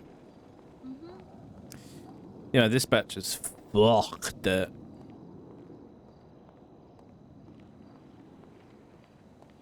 gonna go sign in and out. And then we'll take a trip. Take a little trip.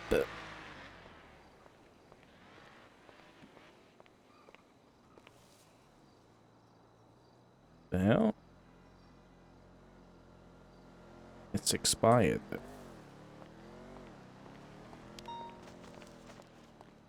Maybe he left it there for later.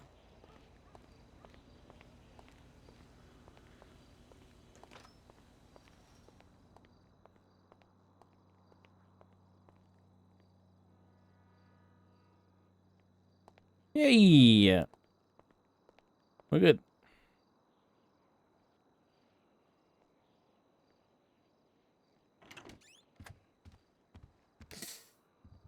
I didn't finish reading this.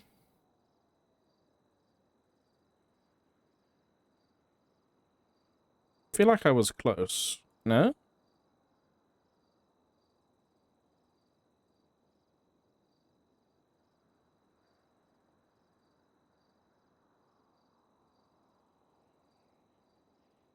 I want to read this before I go to speak to him.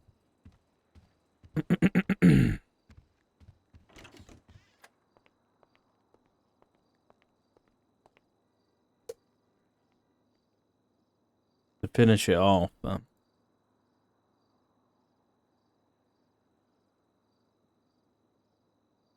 think we got to here. So, deaths. Ooh. Ken, thank you for the 9 months, buddy. I said that with my mouth. I appreciate you, man. Thank you so much. Death's form that night was noticing. You know what this gives me the vibe of? Sorry. When I'm reading this. Hold on.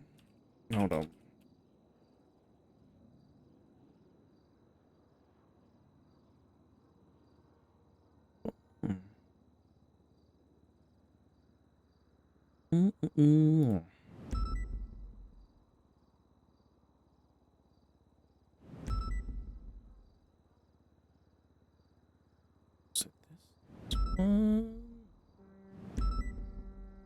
Don't know whether.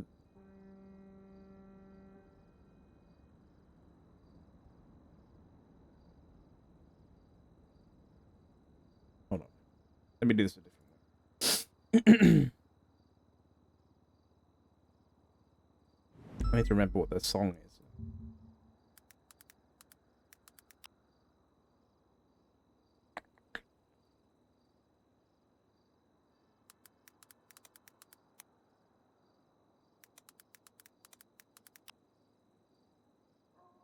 This. There were once 3 brothers who were traveling along a lonely, winding road at twilight. Midnight. Mum always said midnight. This is what it reminds me of. This. Would normally drown in the river, but Death was cunning. He pretended to congratulate the 3 brothers on their magic and said that each had earned a prize for having been clever enough to evade him. That's what this book gives me the fucking vibes of, man. Nope. I want that on. There we go. Death's form that night was not of its own, for Death had no true form. Instead, it had taken possession of the body of a fallen warlord, that a man whose cruelty in life had proven him worthy to serve as Death's vessel. This was Death's way, to take over the bodies of those in the mortal world whom it deemed worthy to be its husks. The warlord's eyes glowed with an unearthly light, as Death wore its flesh like a garment. His once brutal face now becoming an expression of cold calculation that transcended mortal malice. Thy games grow tiresome, Death spoke through the warlord's lips, which split unnaturally wide to reveal teeth that had been filed to points during the man's violent life. Thy presumption offends me.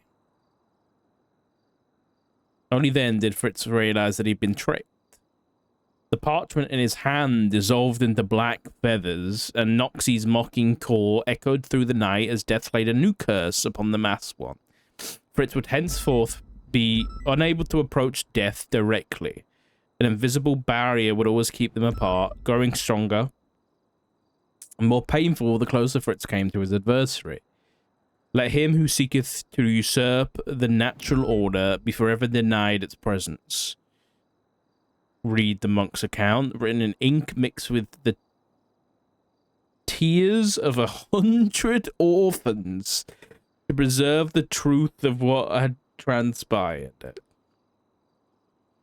Fritz shrieked with rage, a sound like metal scraping against bone, as he hurled himself against the invisible barrier again and again, each impact causing his flesh to blacken and sizzle. His hatred for Noxie and all crow kind grew 1,000-fold that night. It was through their trickery that he had been so thoroughly deceived. Yet still he could not touch Death, who watched with cold amusement at his suffering, while Noxie perched upon Death's shoulder, preening his glossy feathers in smug satisfaction. The silencing. For centuries, Fritz continued his wicked deeds, leaving a miasma of despair across the world. He would often appear where hope still dwelled, snuffing it out with precise cruelty. Then he would perform some trifling act, reuniting a father with his son after separating them himself, or curing a disease he had spread, and fix his victim with his expectant gaze. Fritz demanded ever more depraved acts from those indebted to him. Some he bid construct towers of living flesh to reach Death's domain. Others he commanded to sacrifice their firstborn in blasphemous rituals designed to pierce the veil between realms. Many he forced to drink from chalices filled with their own bile and blood, promising such potions would reveal Death's weakness.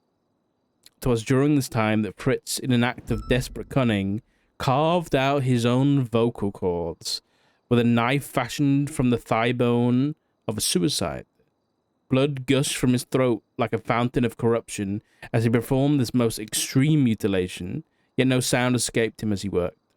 This measure was taken so that he might never inadvertently agree to any contract that death might offer, for death was known to trick even the cleverest of beings into bargains that seemed fair but led only to eternal torment.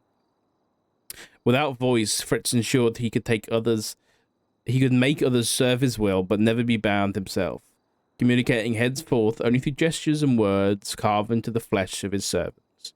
All of Fritz's schemes eventually failed. All who served him suffered fates worse than death itself, yet Fritz remained, watching with empty eyes behind his foul mask as death continued.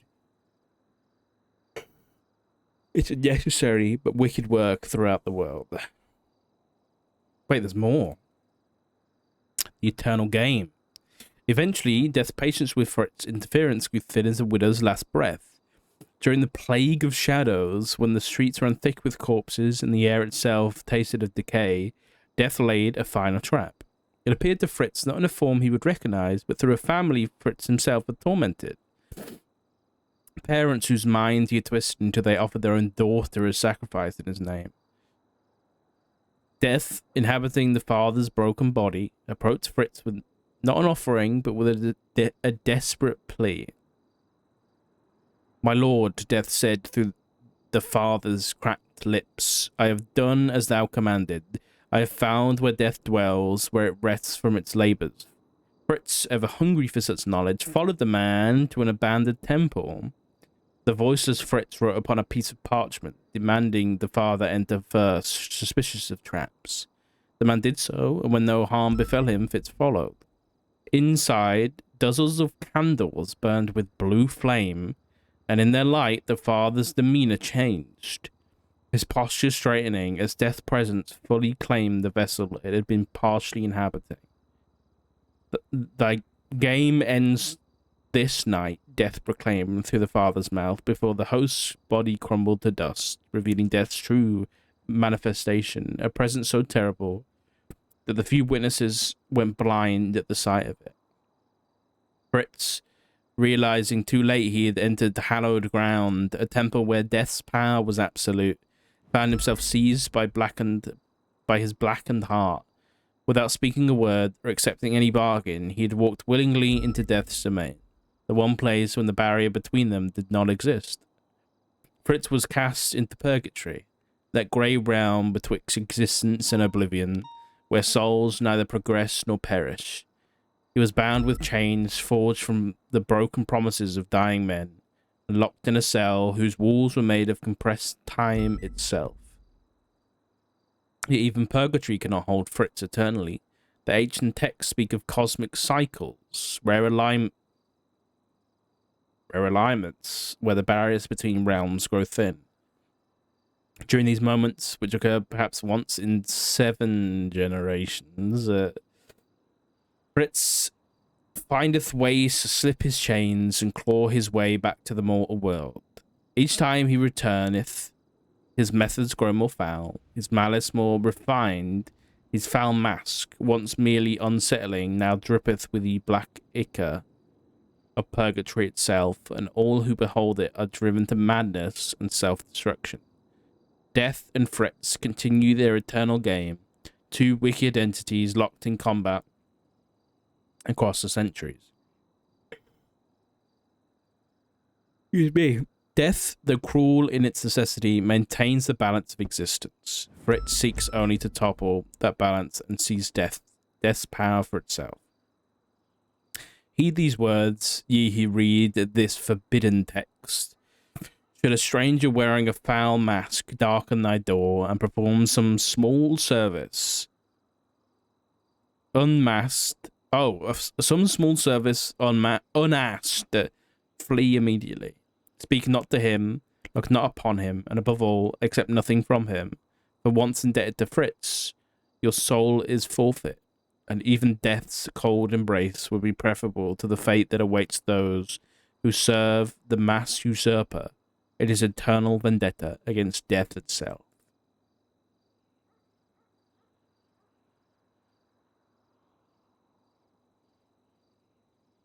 That's not great.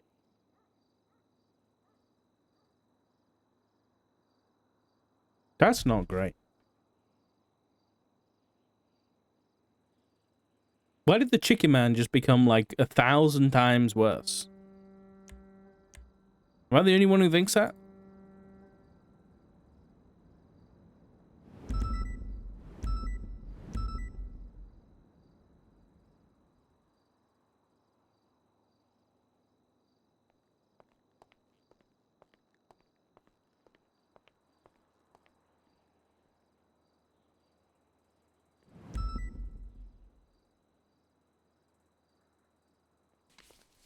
What the fuck is going on here? Big shooter down in the butchery. Tons of gangs fighting.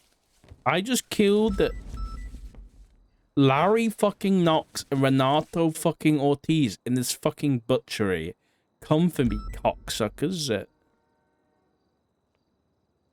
What the fuck?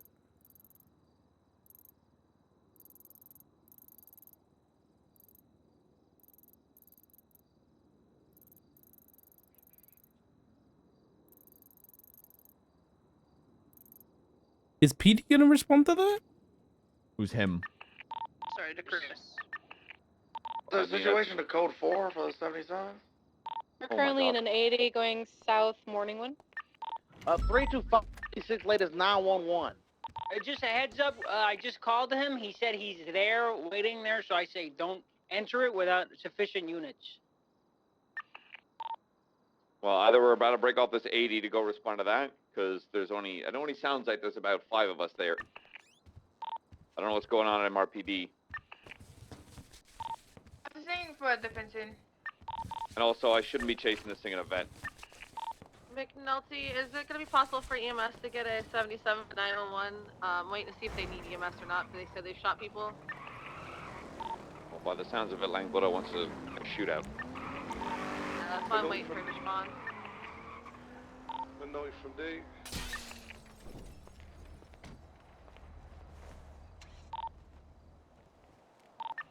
Update on the 80.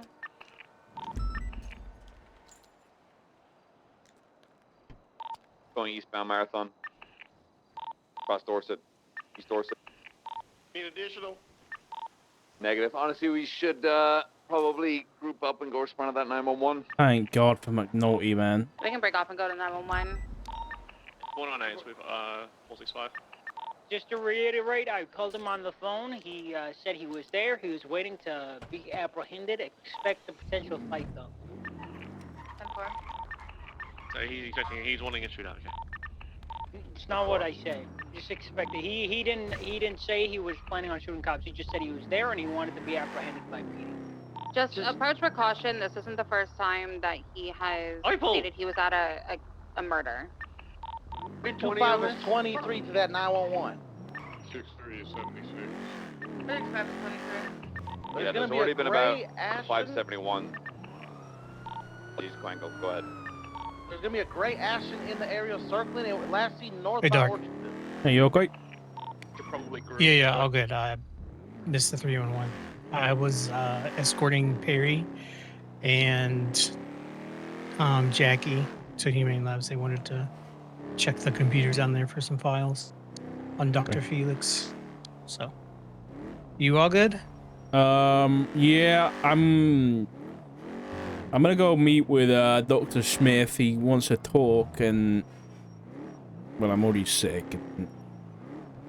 Yeah. Could you give me Overwatch? Is that all right? Yeah, you want me to come up there? Wherever you're at? Yeah, he wants to meet me. Do you know where Stab City is? Yes. Northwest of Stab City, before the river. There's a small path that leads up to a little observatory point that kind of looks over. It's on a hill and it kind of looks over the Alamo Sea. So I'm gonna head up that way. Probably the best site for Overwatch is gonna be on the big mountain that's kind of west of Stab City, but come from the south. That's just off the river. And just listen. I'll be honest. He's gonna know you're there, so you don't have to be too sly about it. And I don't expect you to be able to do anything either. It's more that if something happens to me, someone knows about it and, you know, can perhaps get me out of there. Yep. All right, we'll do. Okay. Um, Thanks, Chris. Yep, no problem. I'll swap to channel 9 again. All right. All right, sounds good. All right. Bye bye.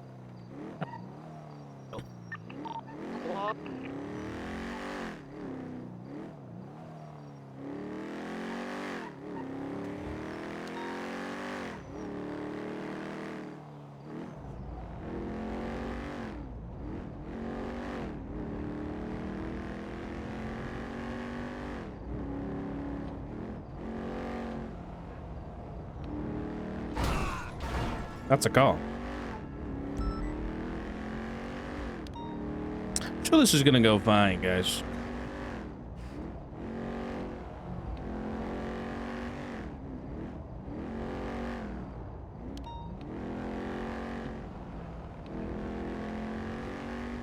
You guys are forgetting, we've already spoke to Pestilence once, guys.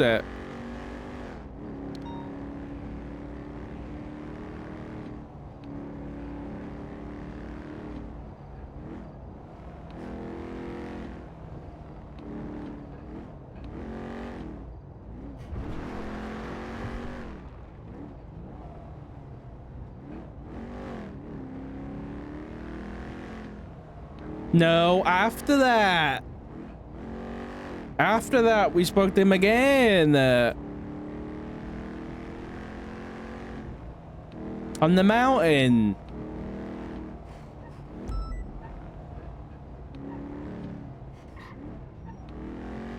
So in other words, we're 1 for 1.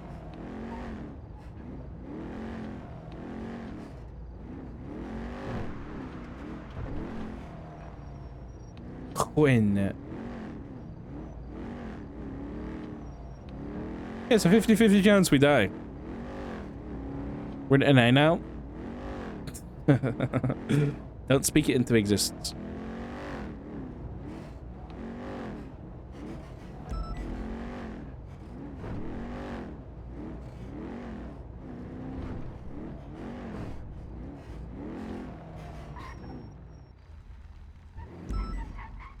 This one or the next one?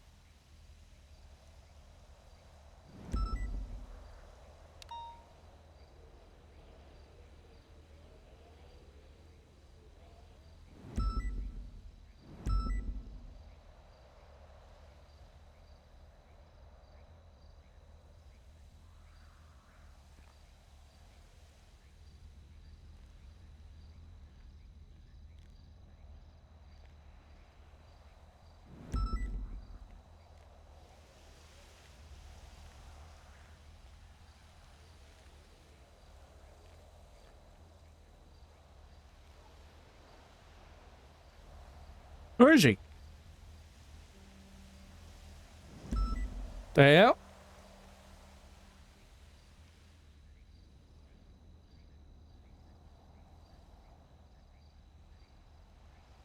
Busted up by one of the horsemen. Take that off your fucking bucket list, eh?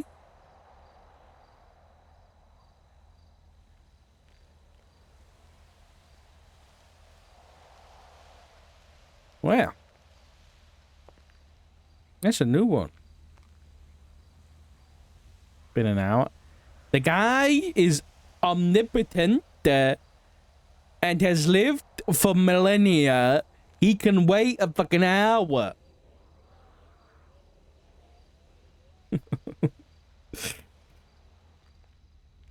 This is real. There is nobody playing Pestilence. Okay? He is immortal. This is real life. In the right place, yeah?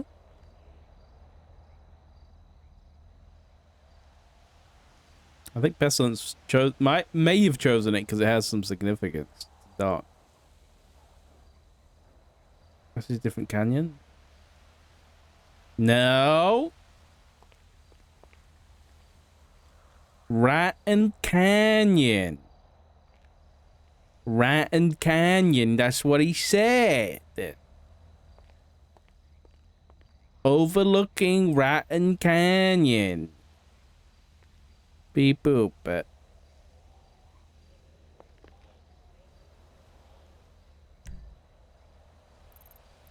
Unless there's another one.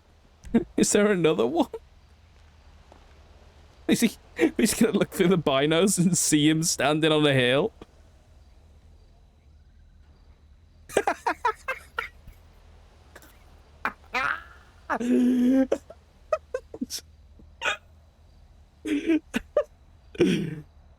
Like two ships passing in the night.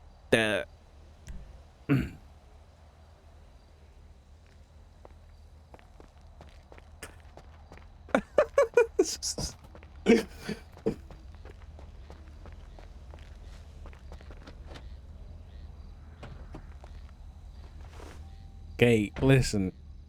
To be fair, there's two.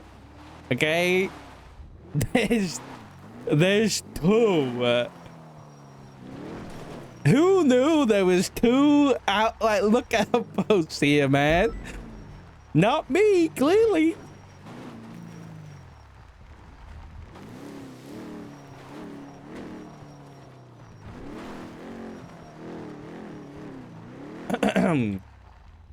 I return to immersion.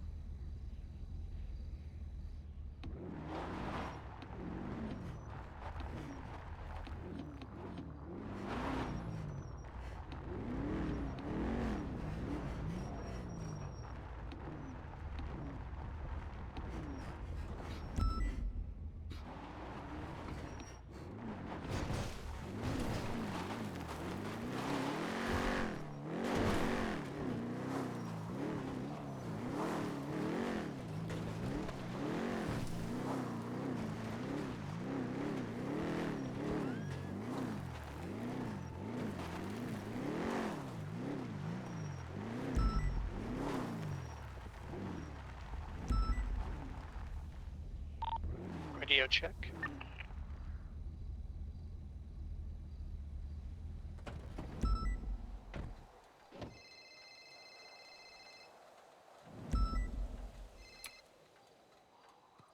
Doing a little welfare check. Doing a little welfare check. You okay up there, brother? Yeah, I'm all right.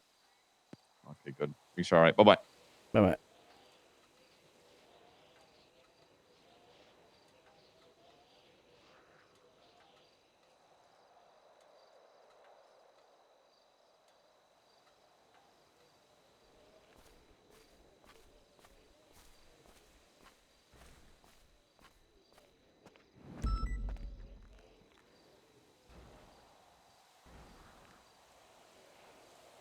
And here I thought I'd have to hold your hand and guide you here.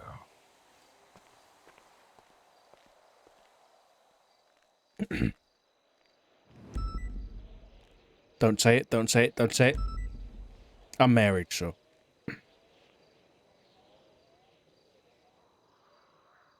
The nonsense. I do not care for your fruitless attempts of sass. I apologize. I got the wrong hill.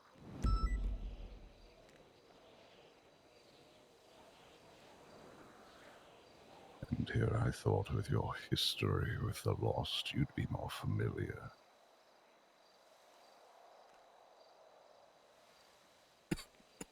I know, but it would have thought there'd be two lookout posts, you know.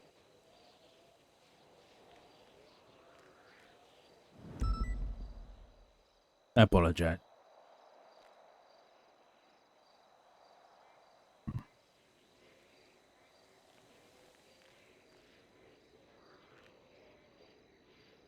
I take it your conversation, your meeting, your circus was fruitful.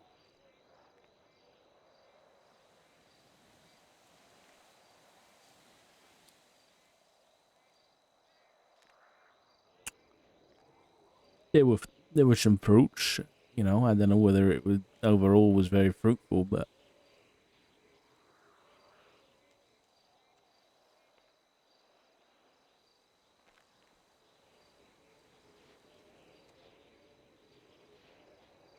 sure you knew that anyway.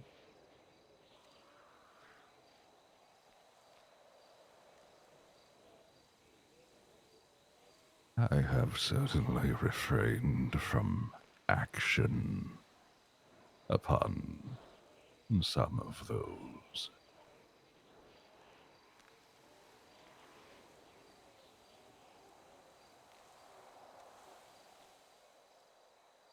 Whether they knew it or not, they persisted.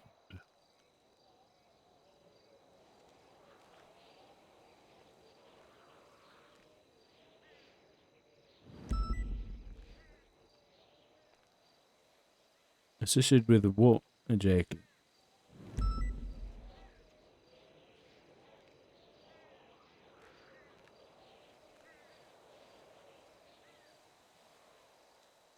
I asked you what your opinions were of the mayors.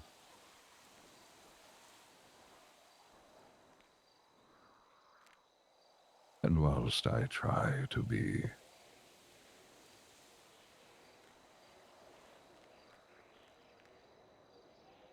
not direct with certain pieces of information,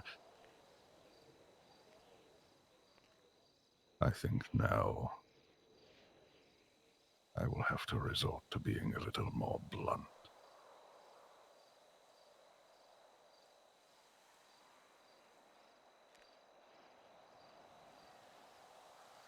The princess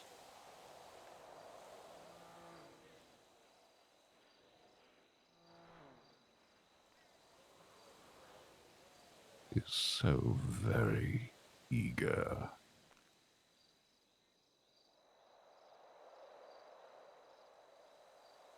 Are you sure she is fit for office?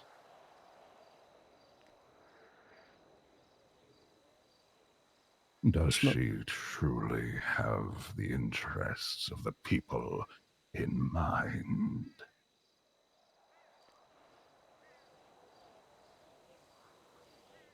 Princess,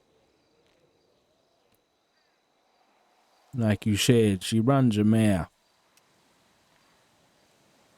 But there's been nothing to indicate that she doesn't have the people's best interest in mind. Has she said something to you?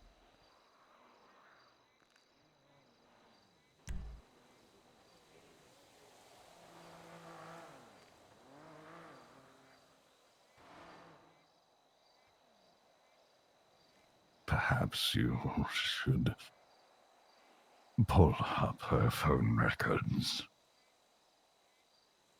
That may give you an indication.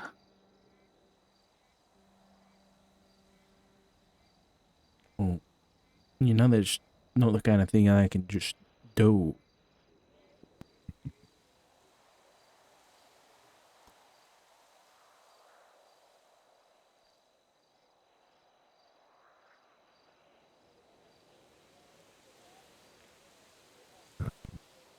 Pathetic worm of a marshal certainly extends his authority.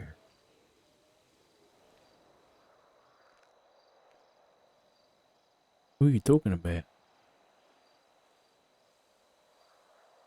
Out of all of you, who is the other that is sick? Craig?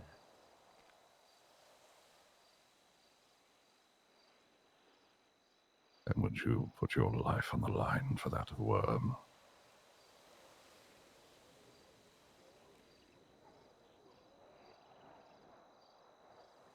An insult to worms all over, including yourself.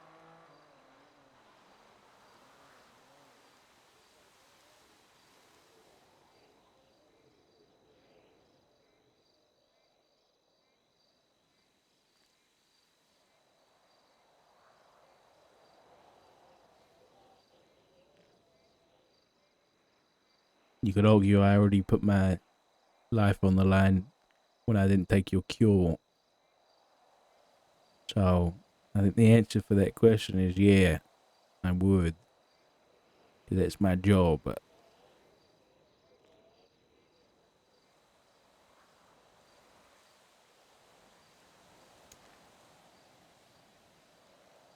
You throw yourself onto the fire so much.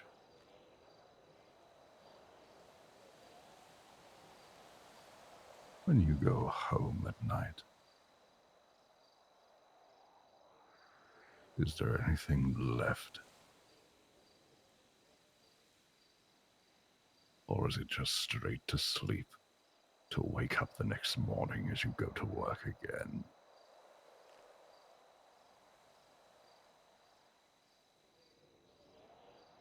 You, in some form, have become akin to a disease.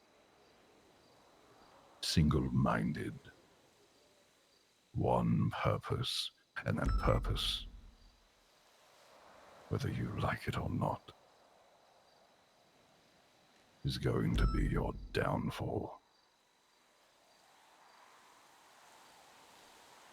Like your husband and how blind he is to the problems in his life. And you may not like me saying such. It may try and boil your blood, but it is a harsh reality.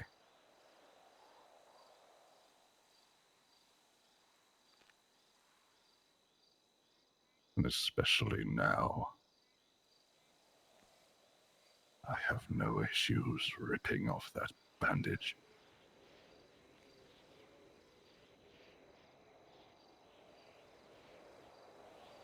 I have tried to steer my hand out of direct involvement, nudged humanity where it needs nudging, and yet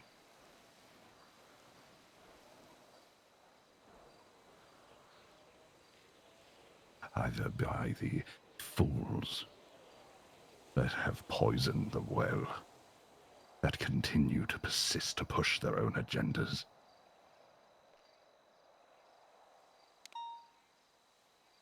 They claim they are helping, but they are driving you further and further into the pit. You see this fucking handprint upon this wood? Mm-hmm. What do you think that means?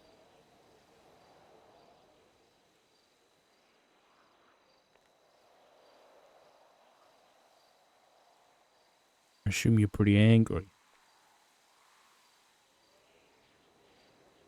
My demeanor may give that of anger, yes. That is your human perception.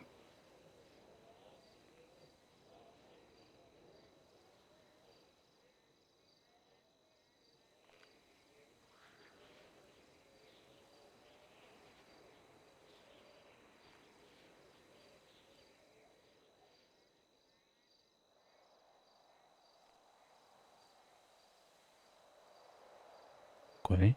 If it's not there, then what?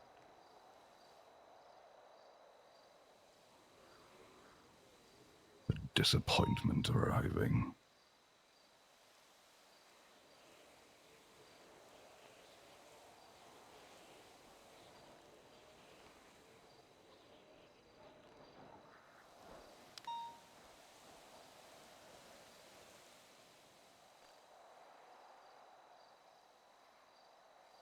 You've been around for...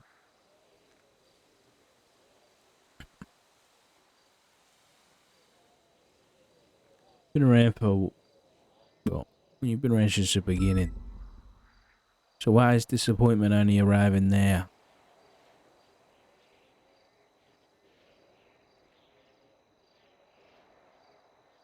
Since the beginning, I have not had a physical manifestation.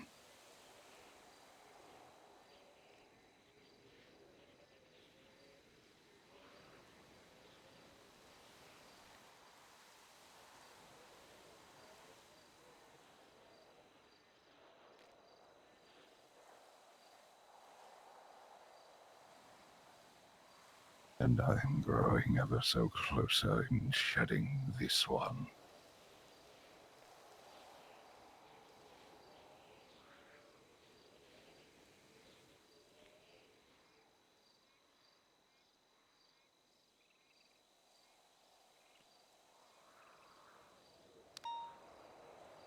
The thing you came here and wanted to meet up about, was that Princess?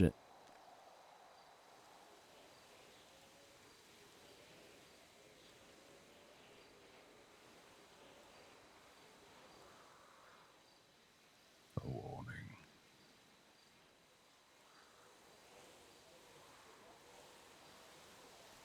The wheels have begun to turn in a motion that is not like before.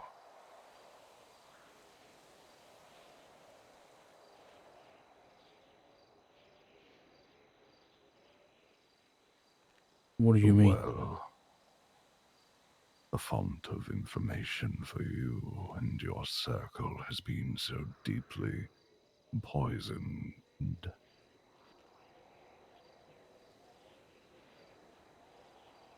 I don't think there's any redemption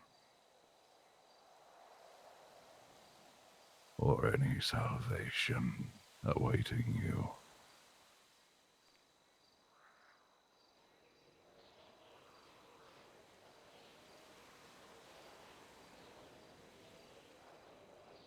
This is merely the first warning, the first sign.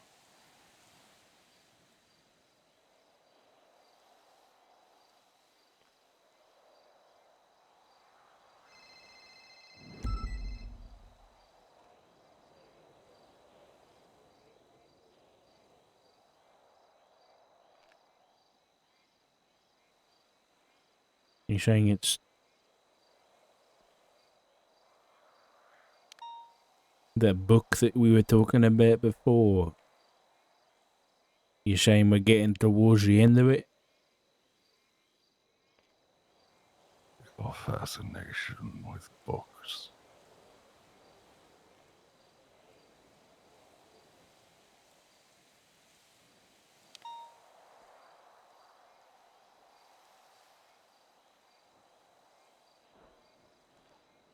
I mean, I can ask more directly if you want.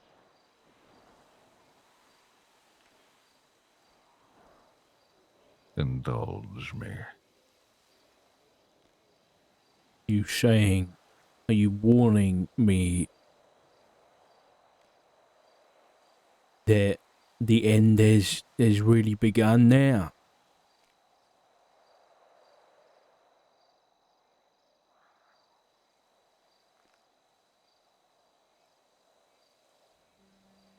began a long time ago.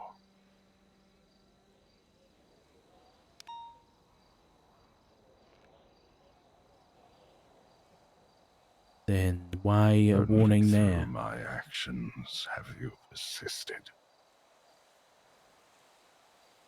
Consider it a fork in the road. Take the left path and humanity persists. As the plague you are. Take the right. And fulfill the inevitable.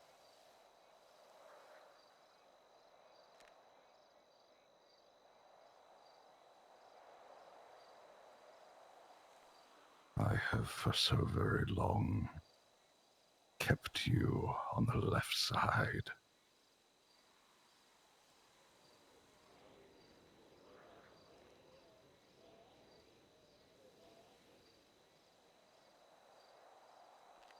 But just like the seasons, I think, even I am having a change of thought. Why keep the ungrateful worms alive?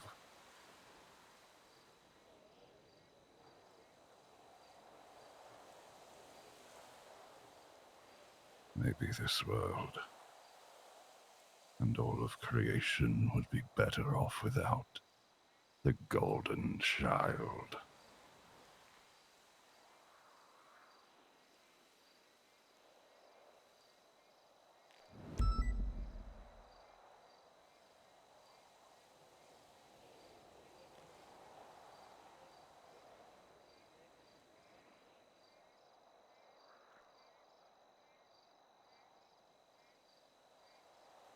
I have no clue or perception of the way you think or believe on anything. So instead, I guess I'll make no presumptions here.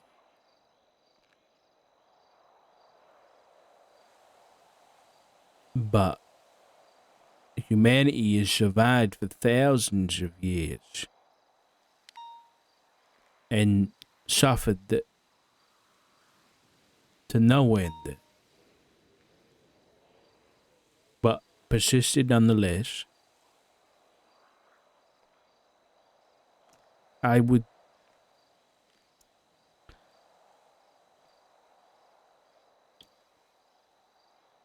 This is a cesspool of selfish, manic individuals.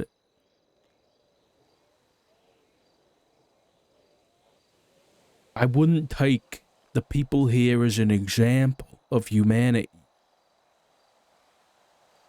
It isn't just here, Richard.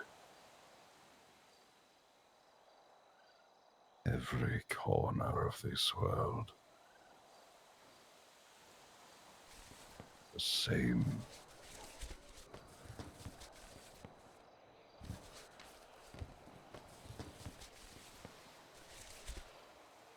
You might be right. I watch the news. I know what's going on out there. Shit's fucked.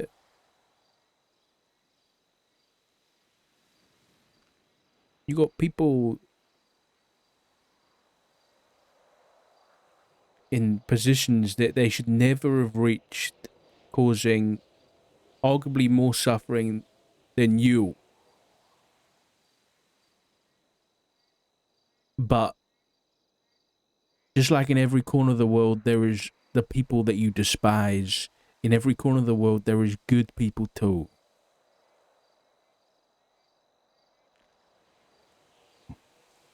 And I know you probably don't follow the good and evil and anything else. But there is still a balance.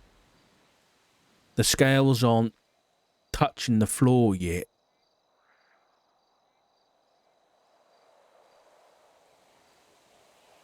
So maybe until they do, don't change your mind on anything.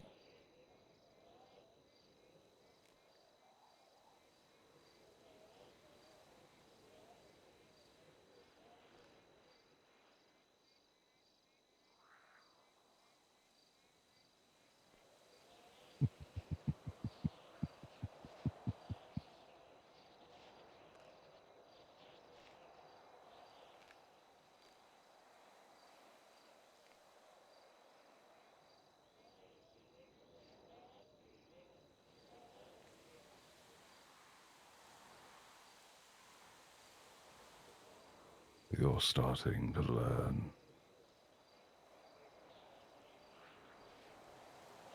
You are not the man you was near that lighthouse.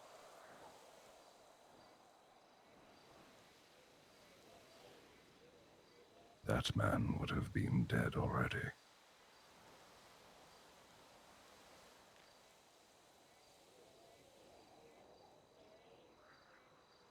You're coming to terms with your mortality.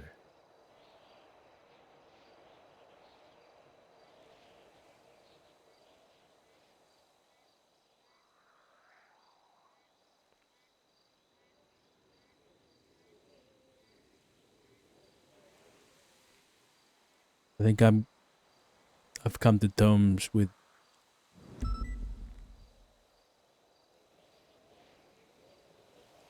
fact that I went to hell and back again, or near enough anyway.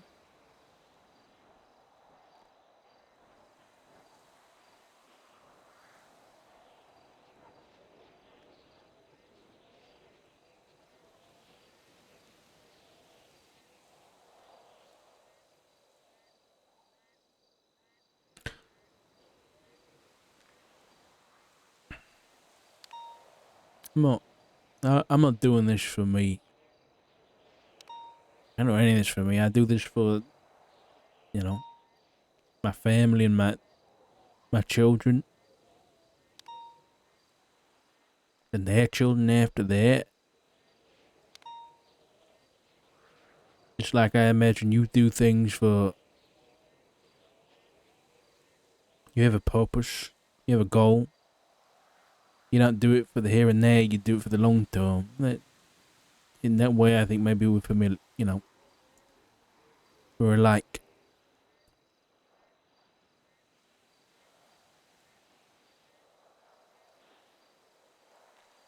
It is, the duty of man to plant fig trees he'll never sit under.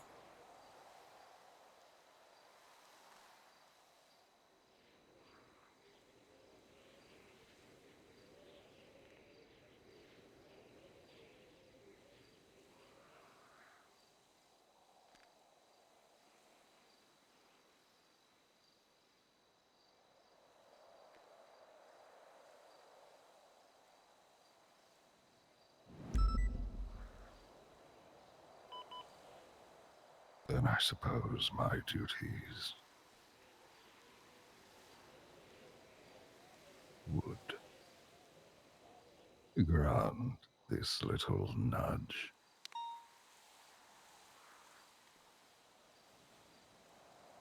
Dig into the princess, won't you? She's not so innocent.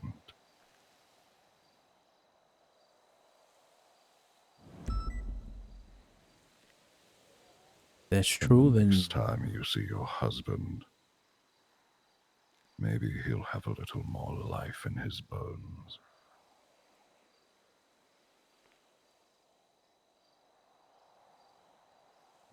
Consider that a kindness.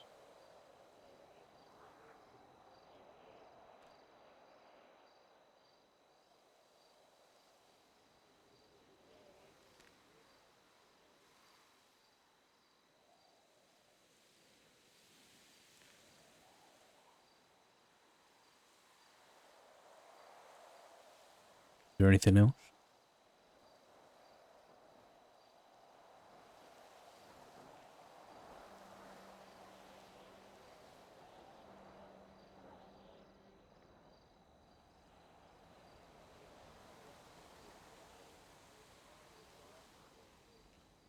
My priority is still with my sibling.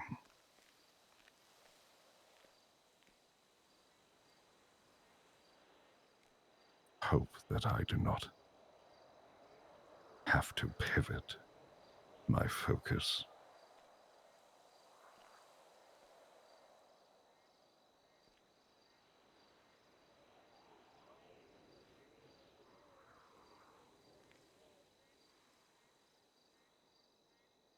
I understand.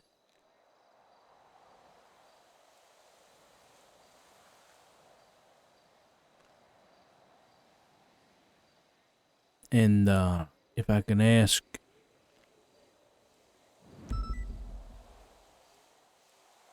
is Mr. Fritz you're doing coming after me? His obsession with you is so deeply rooted, of his own doing. I merely observe. Why? Why me? What did I do? That would be a question for Richard.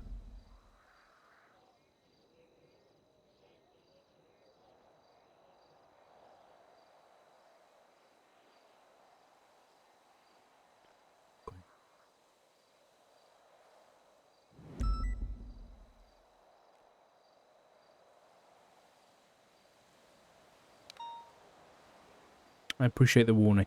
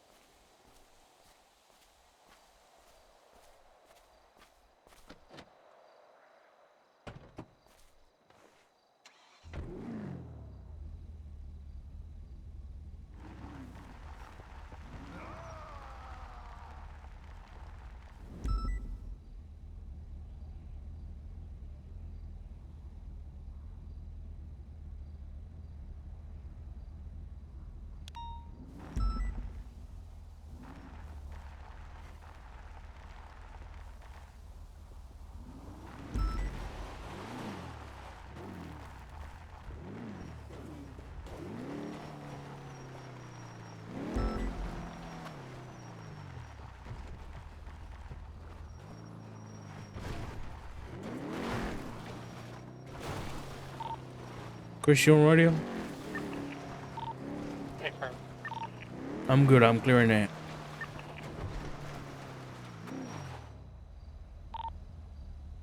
Forward. Same track.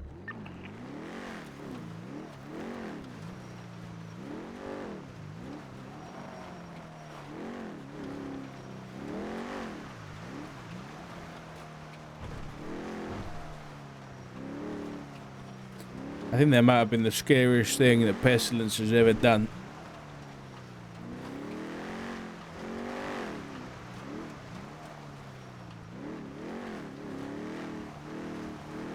What the fuck was that? That was terrifying.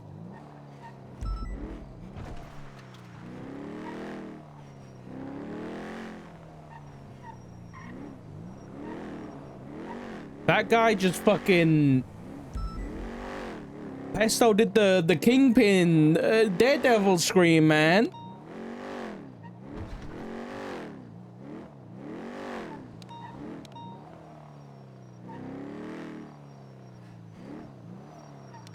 Fucking Richard. He was fucking there, man.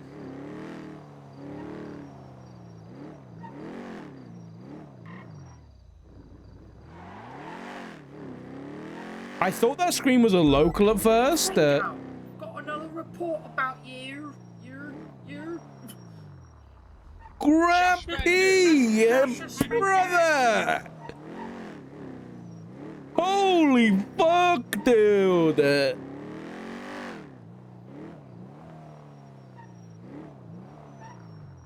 Ooh, thank you for the 50 gifted, man. That's insane. My God, Grampy, thank you so much, buddy. Holy fuck. Thank you for supporting the stream.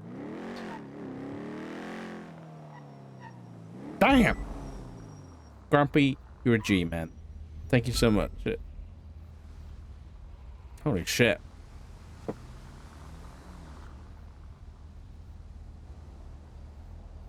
$50 people added to the sock drawer, man.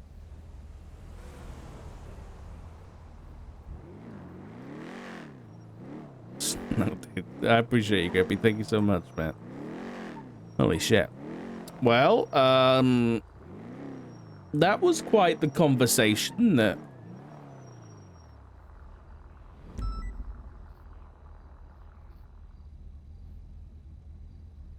gotta go AFK in just a sec.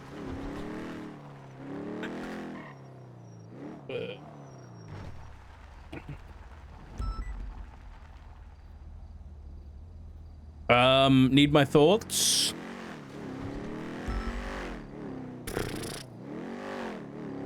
Pestilence is turning out to be like, how do I put this? I want to try and put this in the right terms, you know?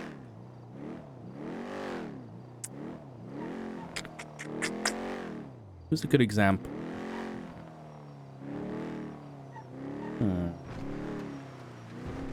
Pestilence. Sorry, I'm going back to Harry Potter, okay? Because I just watched that video before.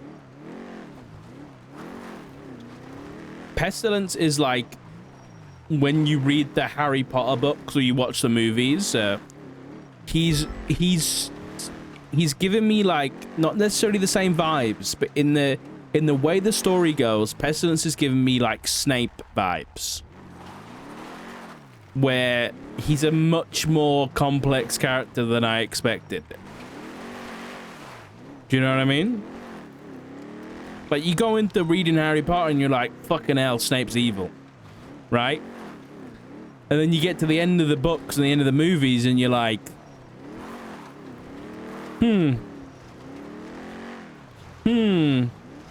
is he?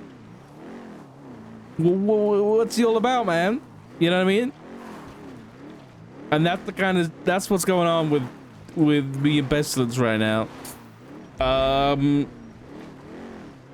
Because it's like the questionable things he's doing, like what am I trying to say? Like how he's talking about like giving humanity a nudge in the right direction, and how he's the one that's been like keeping humanity alive for all this time, right? That he's suggesting he's the one who's been doing that. And he's the one who's like stopped everything just coming to a fucking end. And that's such a like interesting element to all of this, right?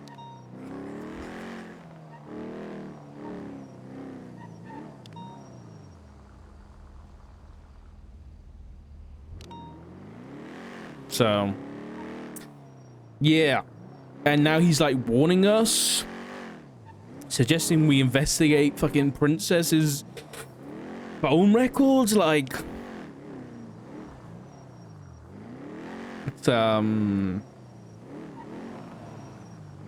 it's difficult. I think the best way to describe it is complex. It's very complex right now.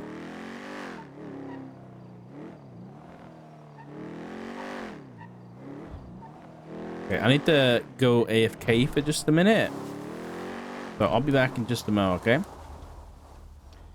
Gonna go fucking hide over here.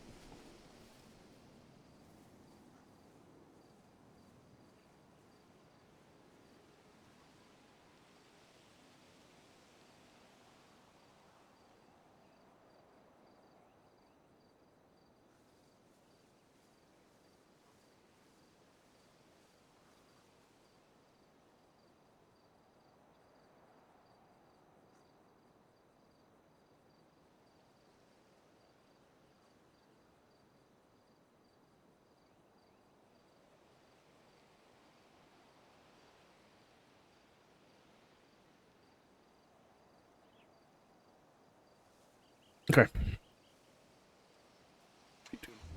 I've really gotta fucking end stream soon, dude. But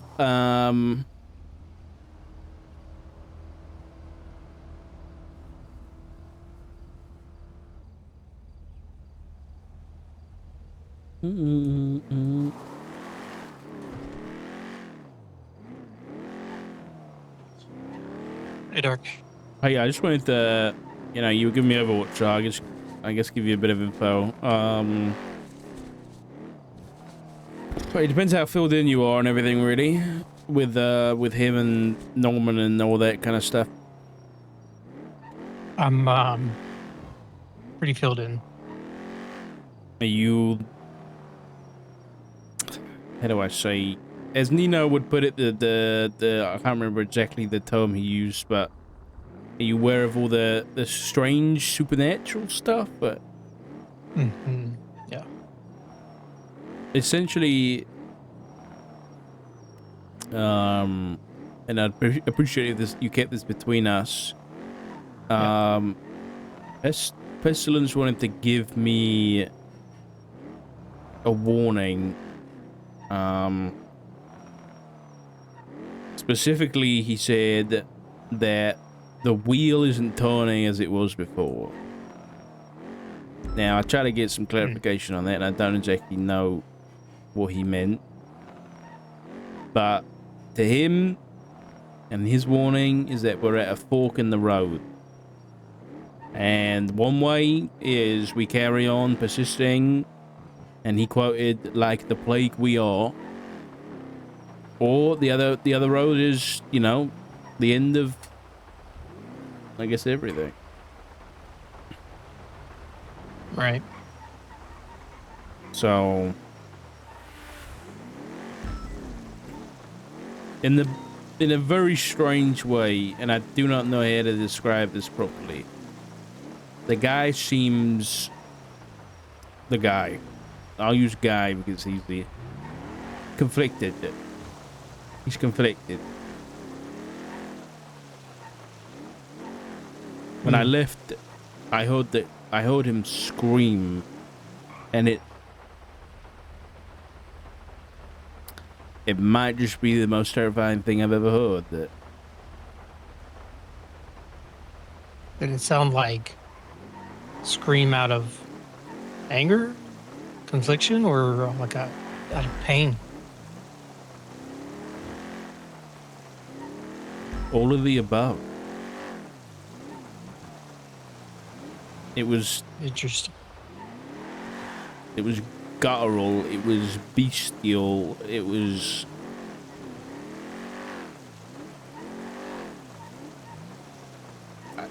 It felt like I was trying to convince him to keep us all alive. Big sussy. Which, Big sussy in this pussy. I don't know whether I'm gonna have been successful or not, but he seems to believe and imply that he's the one who has kept us away from, I guess, this exact situation for so many, millennia, I guess.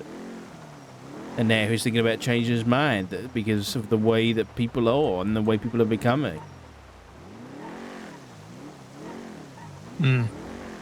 So it's a very, like I said, I think it's very complex, and I don't really know how to feel about it. So, yeah. I have been thinking, right before I got hired on, I was talking with Oshira quite a bit. No, she didn't tell me any information or anything like that. But when I got hired on, and I found out that she was working closely on the plague stuff, and this was still during her week of kind of thinking about stuff. She did say, or I did ask her, I was like, well, despite anything that you do, are you still willing to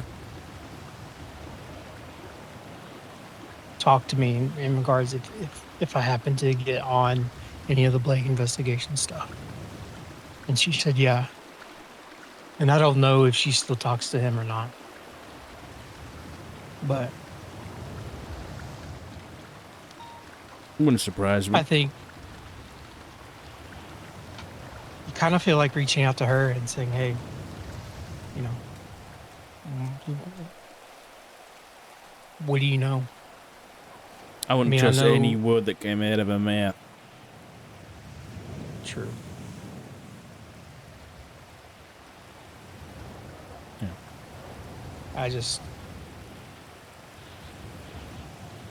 I don't know.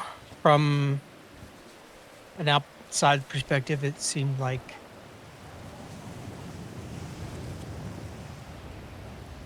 it was just weird.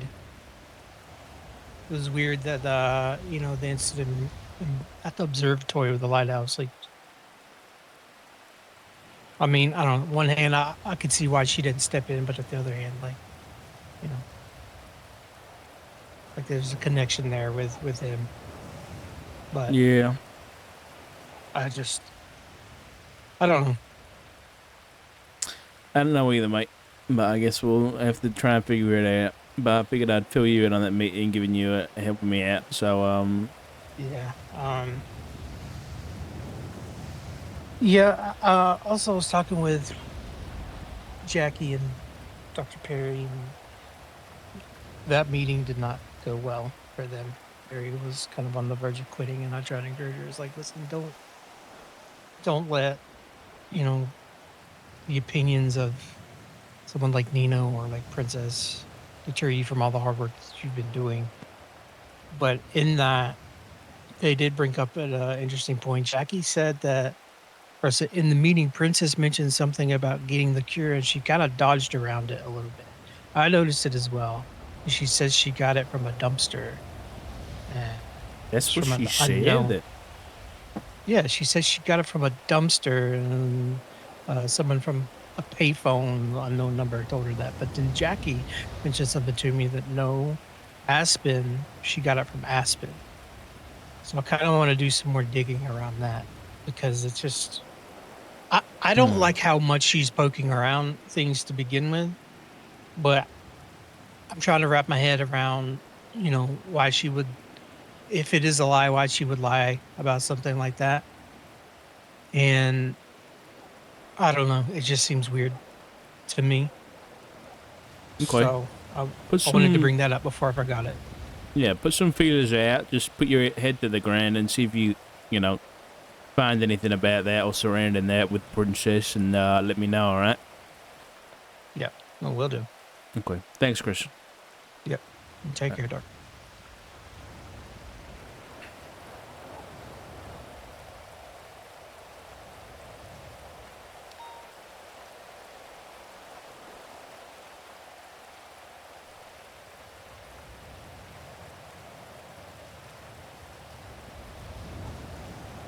And he's on the phone.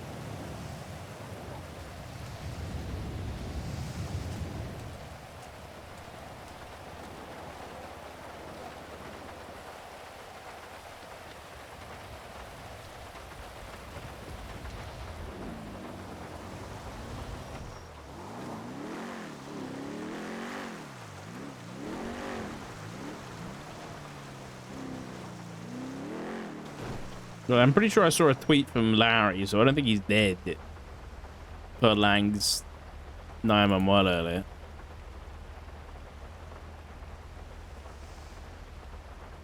What the fuck? Oh! He had a hot gun.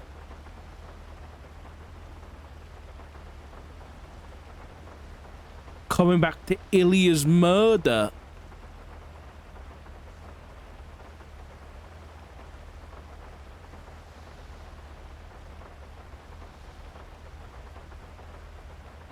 There's no way.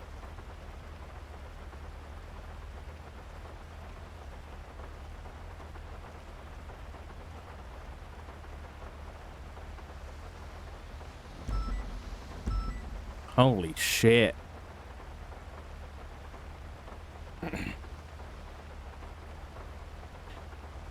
Oh.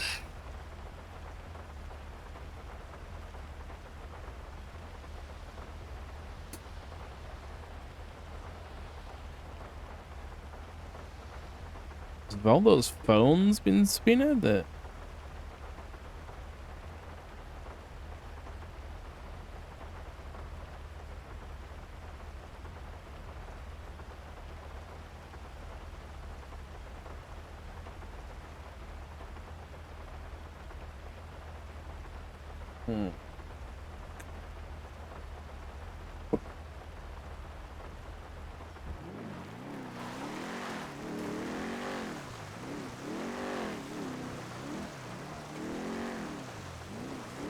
Why is it raining, dude? I don't want it to rain right now.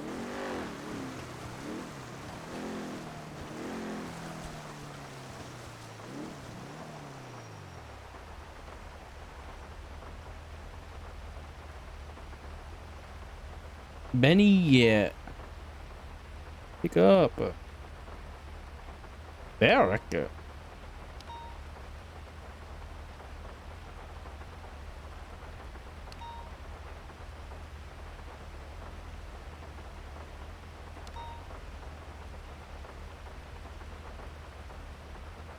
Hello? Hey, Barrack, how you? Doing all right. How about yourself? How are Yeah, things? about the same. What's going on? Not much. I just no, we haven't really crossed paths a lot recently or at all. And I just saw you in the meeting room earlier, and I just wrapped a couple things up, and I just gonna see if you're still around, see what you're up to. Yeah, it's been a while. I've just been plodding on, man. It's a bit of a shit show at the minute, but you know, it's yeah, that's an gotta do what you understatement. gotta do, man. Yeah, someone's gotta do it. But yeah, it's kind of in my life at the minute. It's just day after day of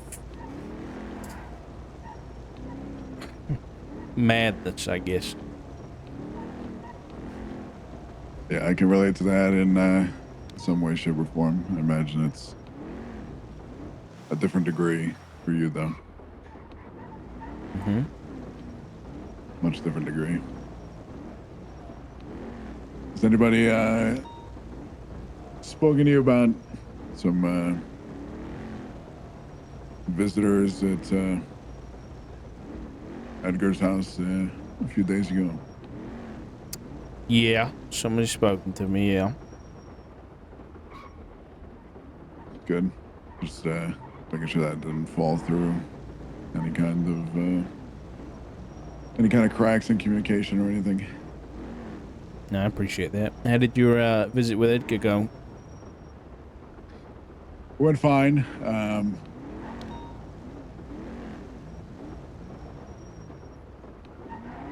Truthfully, I don't believe a lot of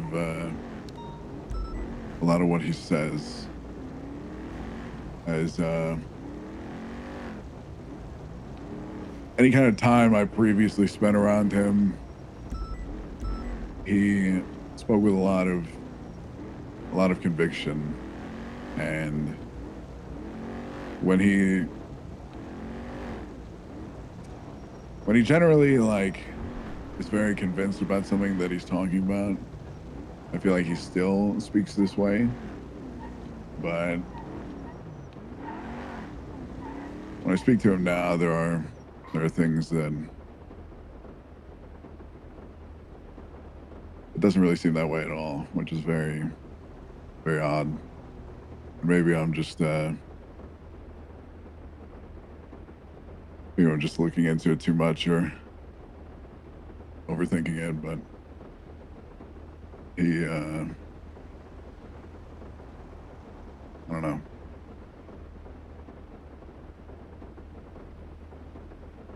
I don't know either, but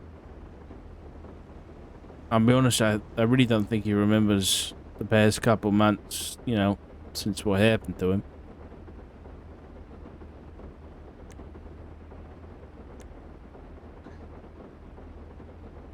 It's very possible. I mean,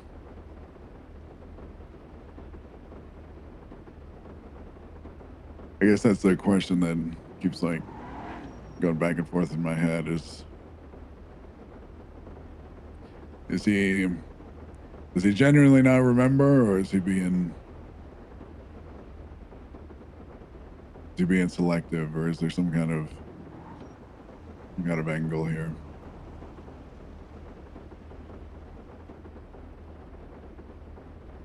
Speak about things. Yeah, I don't know. I mean, I've spoken to him twice since, and he's still the same guy, but yeah, on the surface anyway. Yeah, I don't know. I don't know what to think. But I think,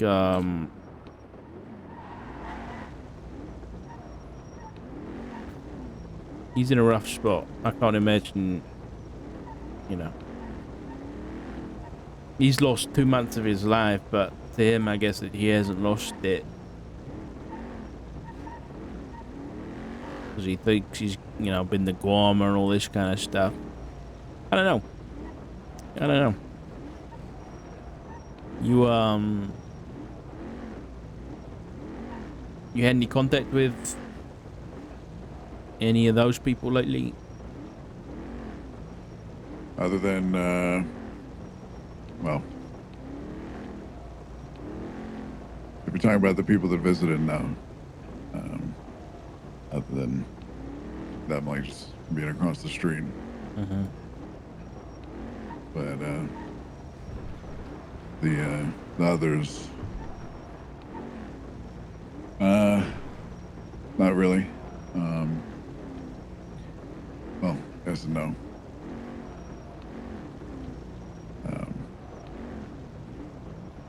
And one of them I've never spoken to, and honestly never seen with my own eyes until I was standing outside Edgar's house or the property a few days ago, and he drove by like 4 different times. Was it a black car or a white car? It was a black car. Okay. The first time I noticed it, but I didn't take too much account of the driver, but I made sure to make notice of it the second and third time that it came down the street. And unless somebody was playing some kind of prank, it was it was him. So. Boy. Yeah, sounds about right. Yeah, and then the other one I haven't spoken to in a while.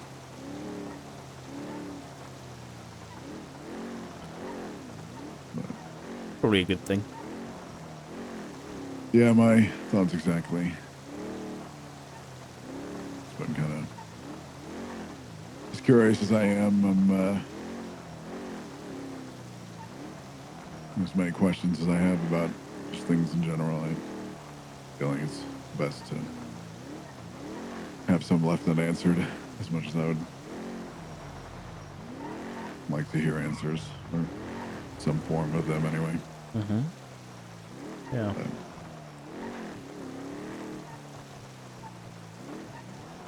But, you gonna run for this this director position? No, not if the. No, fuck that. Why not? Well, I only found out, I guess, a month later, or I don't know, at least a couple of weeks, 3-4 weeks, that there was a vote for me to be the director, and me being the object of this is not my concern, but there was a vote and it wasn't unanimous. It was 4-1, and someone had issues with the way I do things. I don't know what justice that was, other than it wasn't Murray.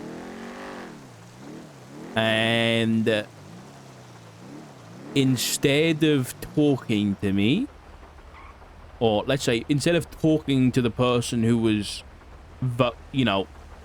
nearly voted in, 80% voted in, to improve on or correct whatever issues there were, instead we hear nothing, and then I reach out to a justice to be like, hey, we've had this legislation for like a month now, and Weiss don't do shit.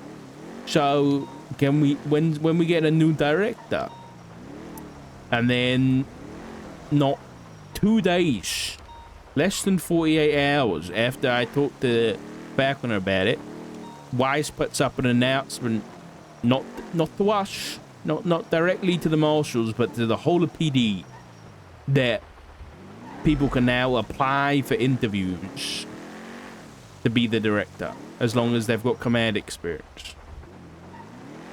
So to me, it's just a big old, middle finger, because they clearly don't think anybody currently in the marshals is fit for the position.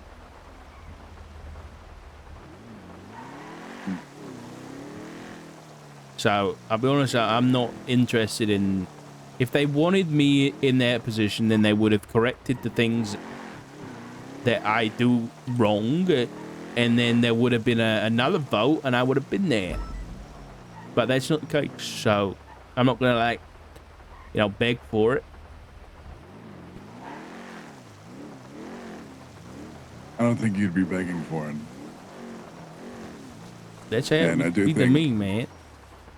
And I do think, what you're saying is the probably logical way to go about it, for sure. And probably how it should have gone.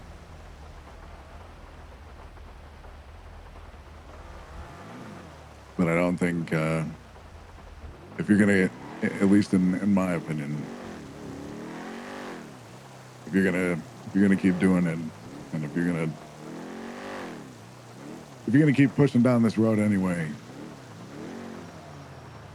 I think you'll be doing yourself a disservice by not trying, in all honesty.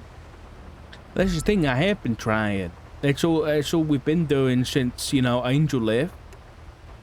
That's all we've been doing, is trying to keep the department going. And to me, all the effort and everything is completely gone unrespected and unnoticed, and to this point, it's just undesirable even. That's the direction that the justices are going. So like I said, if they wanted me in their position, I'd be in their position. So I don't want to go and ask to be in that position, because I already made my my willingness known to them, that I would do the job, but my desire is depleted.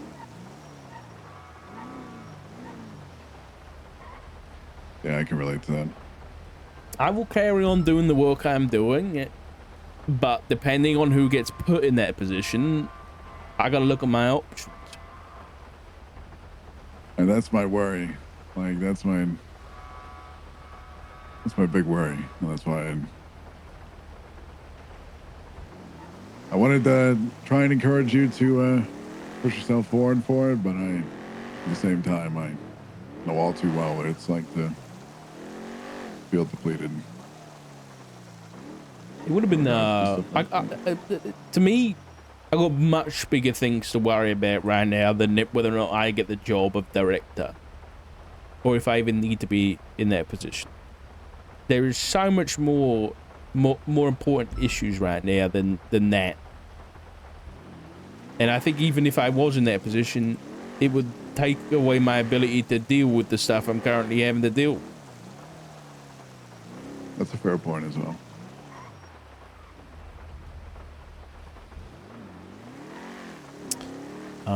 But you know, the justices will interview the people they want to interview, and depending on who gets it, it's going to be either no change at all, pretty much, or some pretty drastic changes. And you know, I guess that's the decision they're going to make, and that's what they're going to want.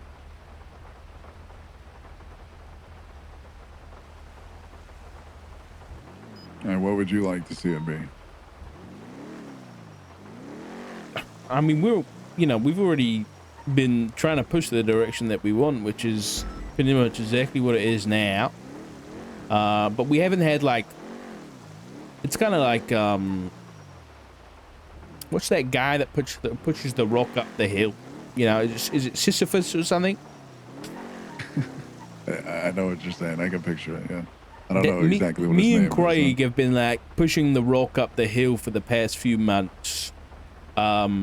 But it's like there's a guy with a fucking forklift and a crane who is Director Weiss who could help us. Or he could have put someone else in that fucking forklift, but instead he sat on his ass and done nothing.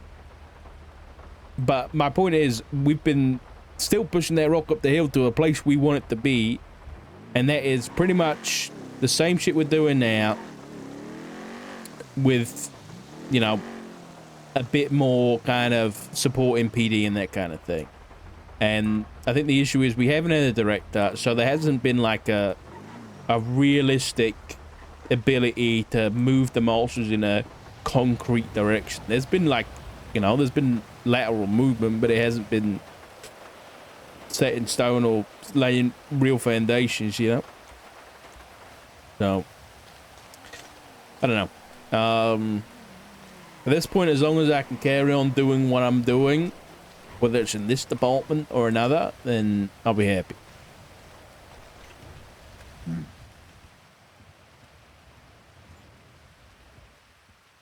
Yeah, that's my biggest worry, to be honest, is who interviews and what the options really end up being. I think the list of names I have right now that, you know, I think Falcon gave to me was Fred, Cassidy, Craig, Quentin Quantum, and then maybe Callista Bell and maybe Stevie Hale. But that's all kind of, you know, some of it's like Cassidy and Pred and Craig have confirmed. The rest are kind of not 100%. But I mean, Craig kind of threw his head out the window when he, you know, put up all the impeachment things, but. Yep. Kind of did. But it's kind of a show. Kind of a job, and that's who Craig is, man. Yeah. This is funny. Yeah, but you know. Yeah. Yeah, a little bit. But, hey. Yeah, they were not happy. They were not happy. I mean, understandably so, I suppose, but yeah. Understand their side of things don't know as well. about that. You know, if I get fucking impeached, I'm like, okay, there must be a bloody reason for it. Let's go hear about somebody's it. upset. Yeah, somebody's upset. Why are they upset? Like, instead, like every single judge of justice that's been impeached this week has been like, I motion to dismiss based on this technicality. Don't air my dirty laundry in public. I'd rather just throw it out. So, yeah, I'm leaving it up to a justice to see what happens with that.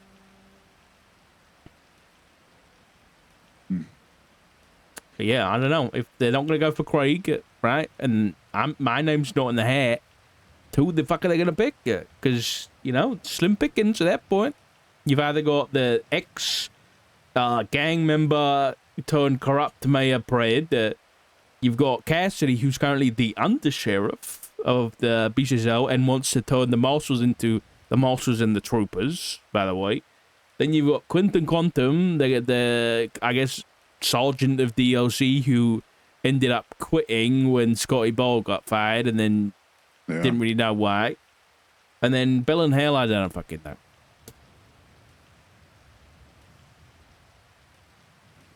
Yeah, I had like 4 or 5 different people reach out to me last week about or asking me if I was gonna interview, which I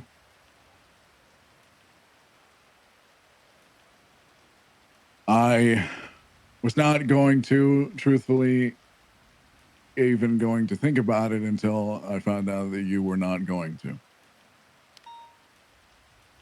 Which kind of sounds like me when I joined the Masters. I wasn't really thinking about it until I knew Pred was in here, and then I was like, someone's got to keep an eye on that fucker, and so I joined.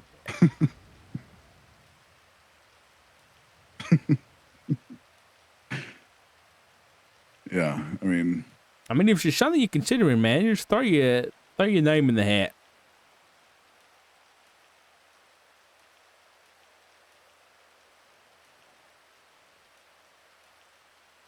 Why not? What's the harm?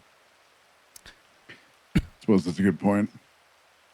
I think, okay, I'll clarify. Throw your name in the hat if your heart's in the right place. You know, someone like Cassidy, I think he's got good ideas, but I don't think his heart's in the right place. I think he just wants to give the troopers, he wants a new police department, basically. And to me, that's not the kind of person that the director should be. The director, at the end of the day, is the pinnacle of the marshals, and they are to be the person who is up. They've got to be the most self-accountable and self-respecting person in the city, because their job is to hold everybody else accountable. Right? So if that's who you think you are, then put your name in the hat. I got my own reasons for not doing, mine are very personal, and if there was a different time in my life and there wasn't all this shit going on and the DOJ had treated and communicated differently, then my name would absolutely be there.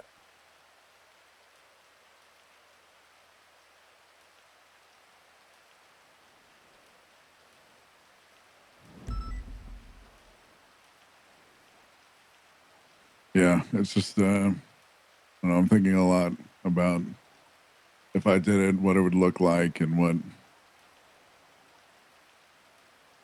I would kind of want it to be, or like what my vision around it would be. Yeah. Because a lot of like the core fundamental aspects of what like is done right now, I feel like it's very imperative, but there's also some things I feel like it could be expanded upon.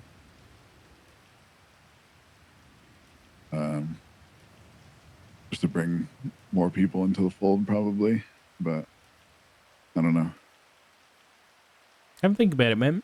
I'm not going to tell you yes or no, because at the end of the day, it's your decision, but... Yeah,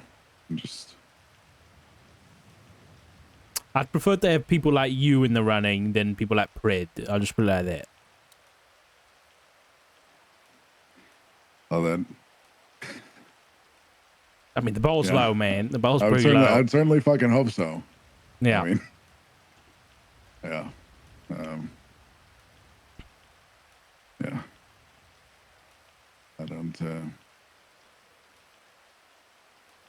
know. This is an interesting one. Well, just know that it would be a hell of a lot of politics. So it's already what I do. I feel like I haven't ever gotten to get away from that. Yeah. So just know what you're signing up for, mate. Yeah, I think I signed my political contract when I became chief of police, and then I haven't been able to step away ever since then when it comes to the whole politics thing, unfortunately. Yeah, you're right. Ever since I was the S chief, it kind of same happened to me. More people come to you with their problems, and then you kind of get looped into the politics, and it never really leaves. Yeah. It kind of like morphs the way that you do everything. Yeah, 100%. Well, either way, I best get going. It was good hearing from you though, Barrett. Yeah, you too. Yeah, I just wanted to check in and see how things were going. But No, I appreciate it. Yeah, absolutely. I'll see you soon. Yeah, you too. You take it easy. Yeah, you too. Later.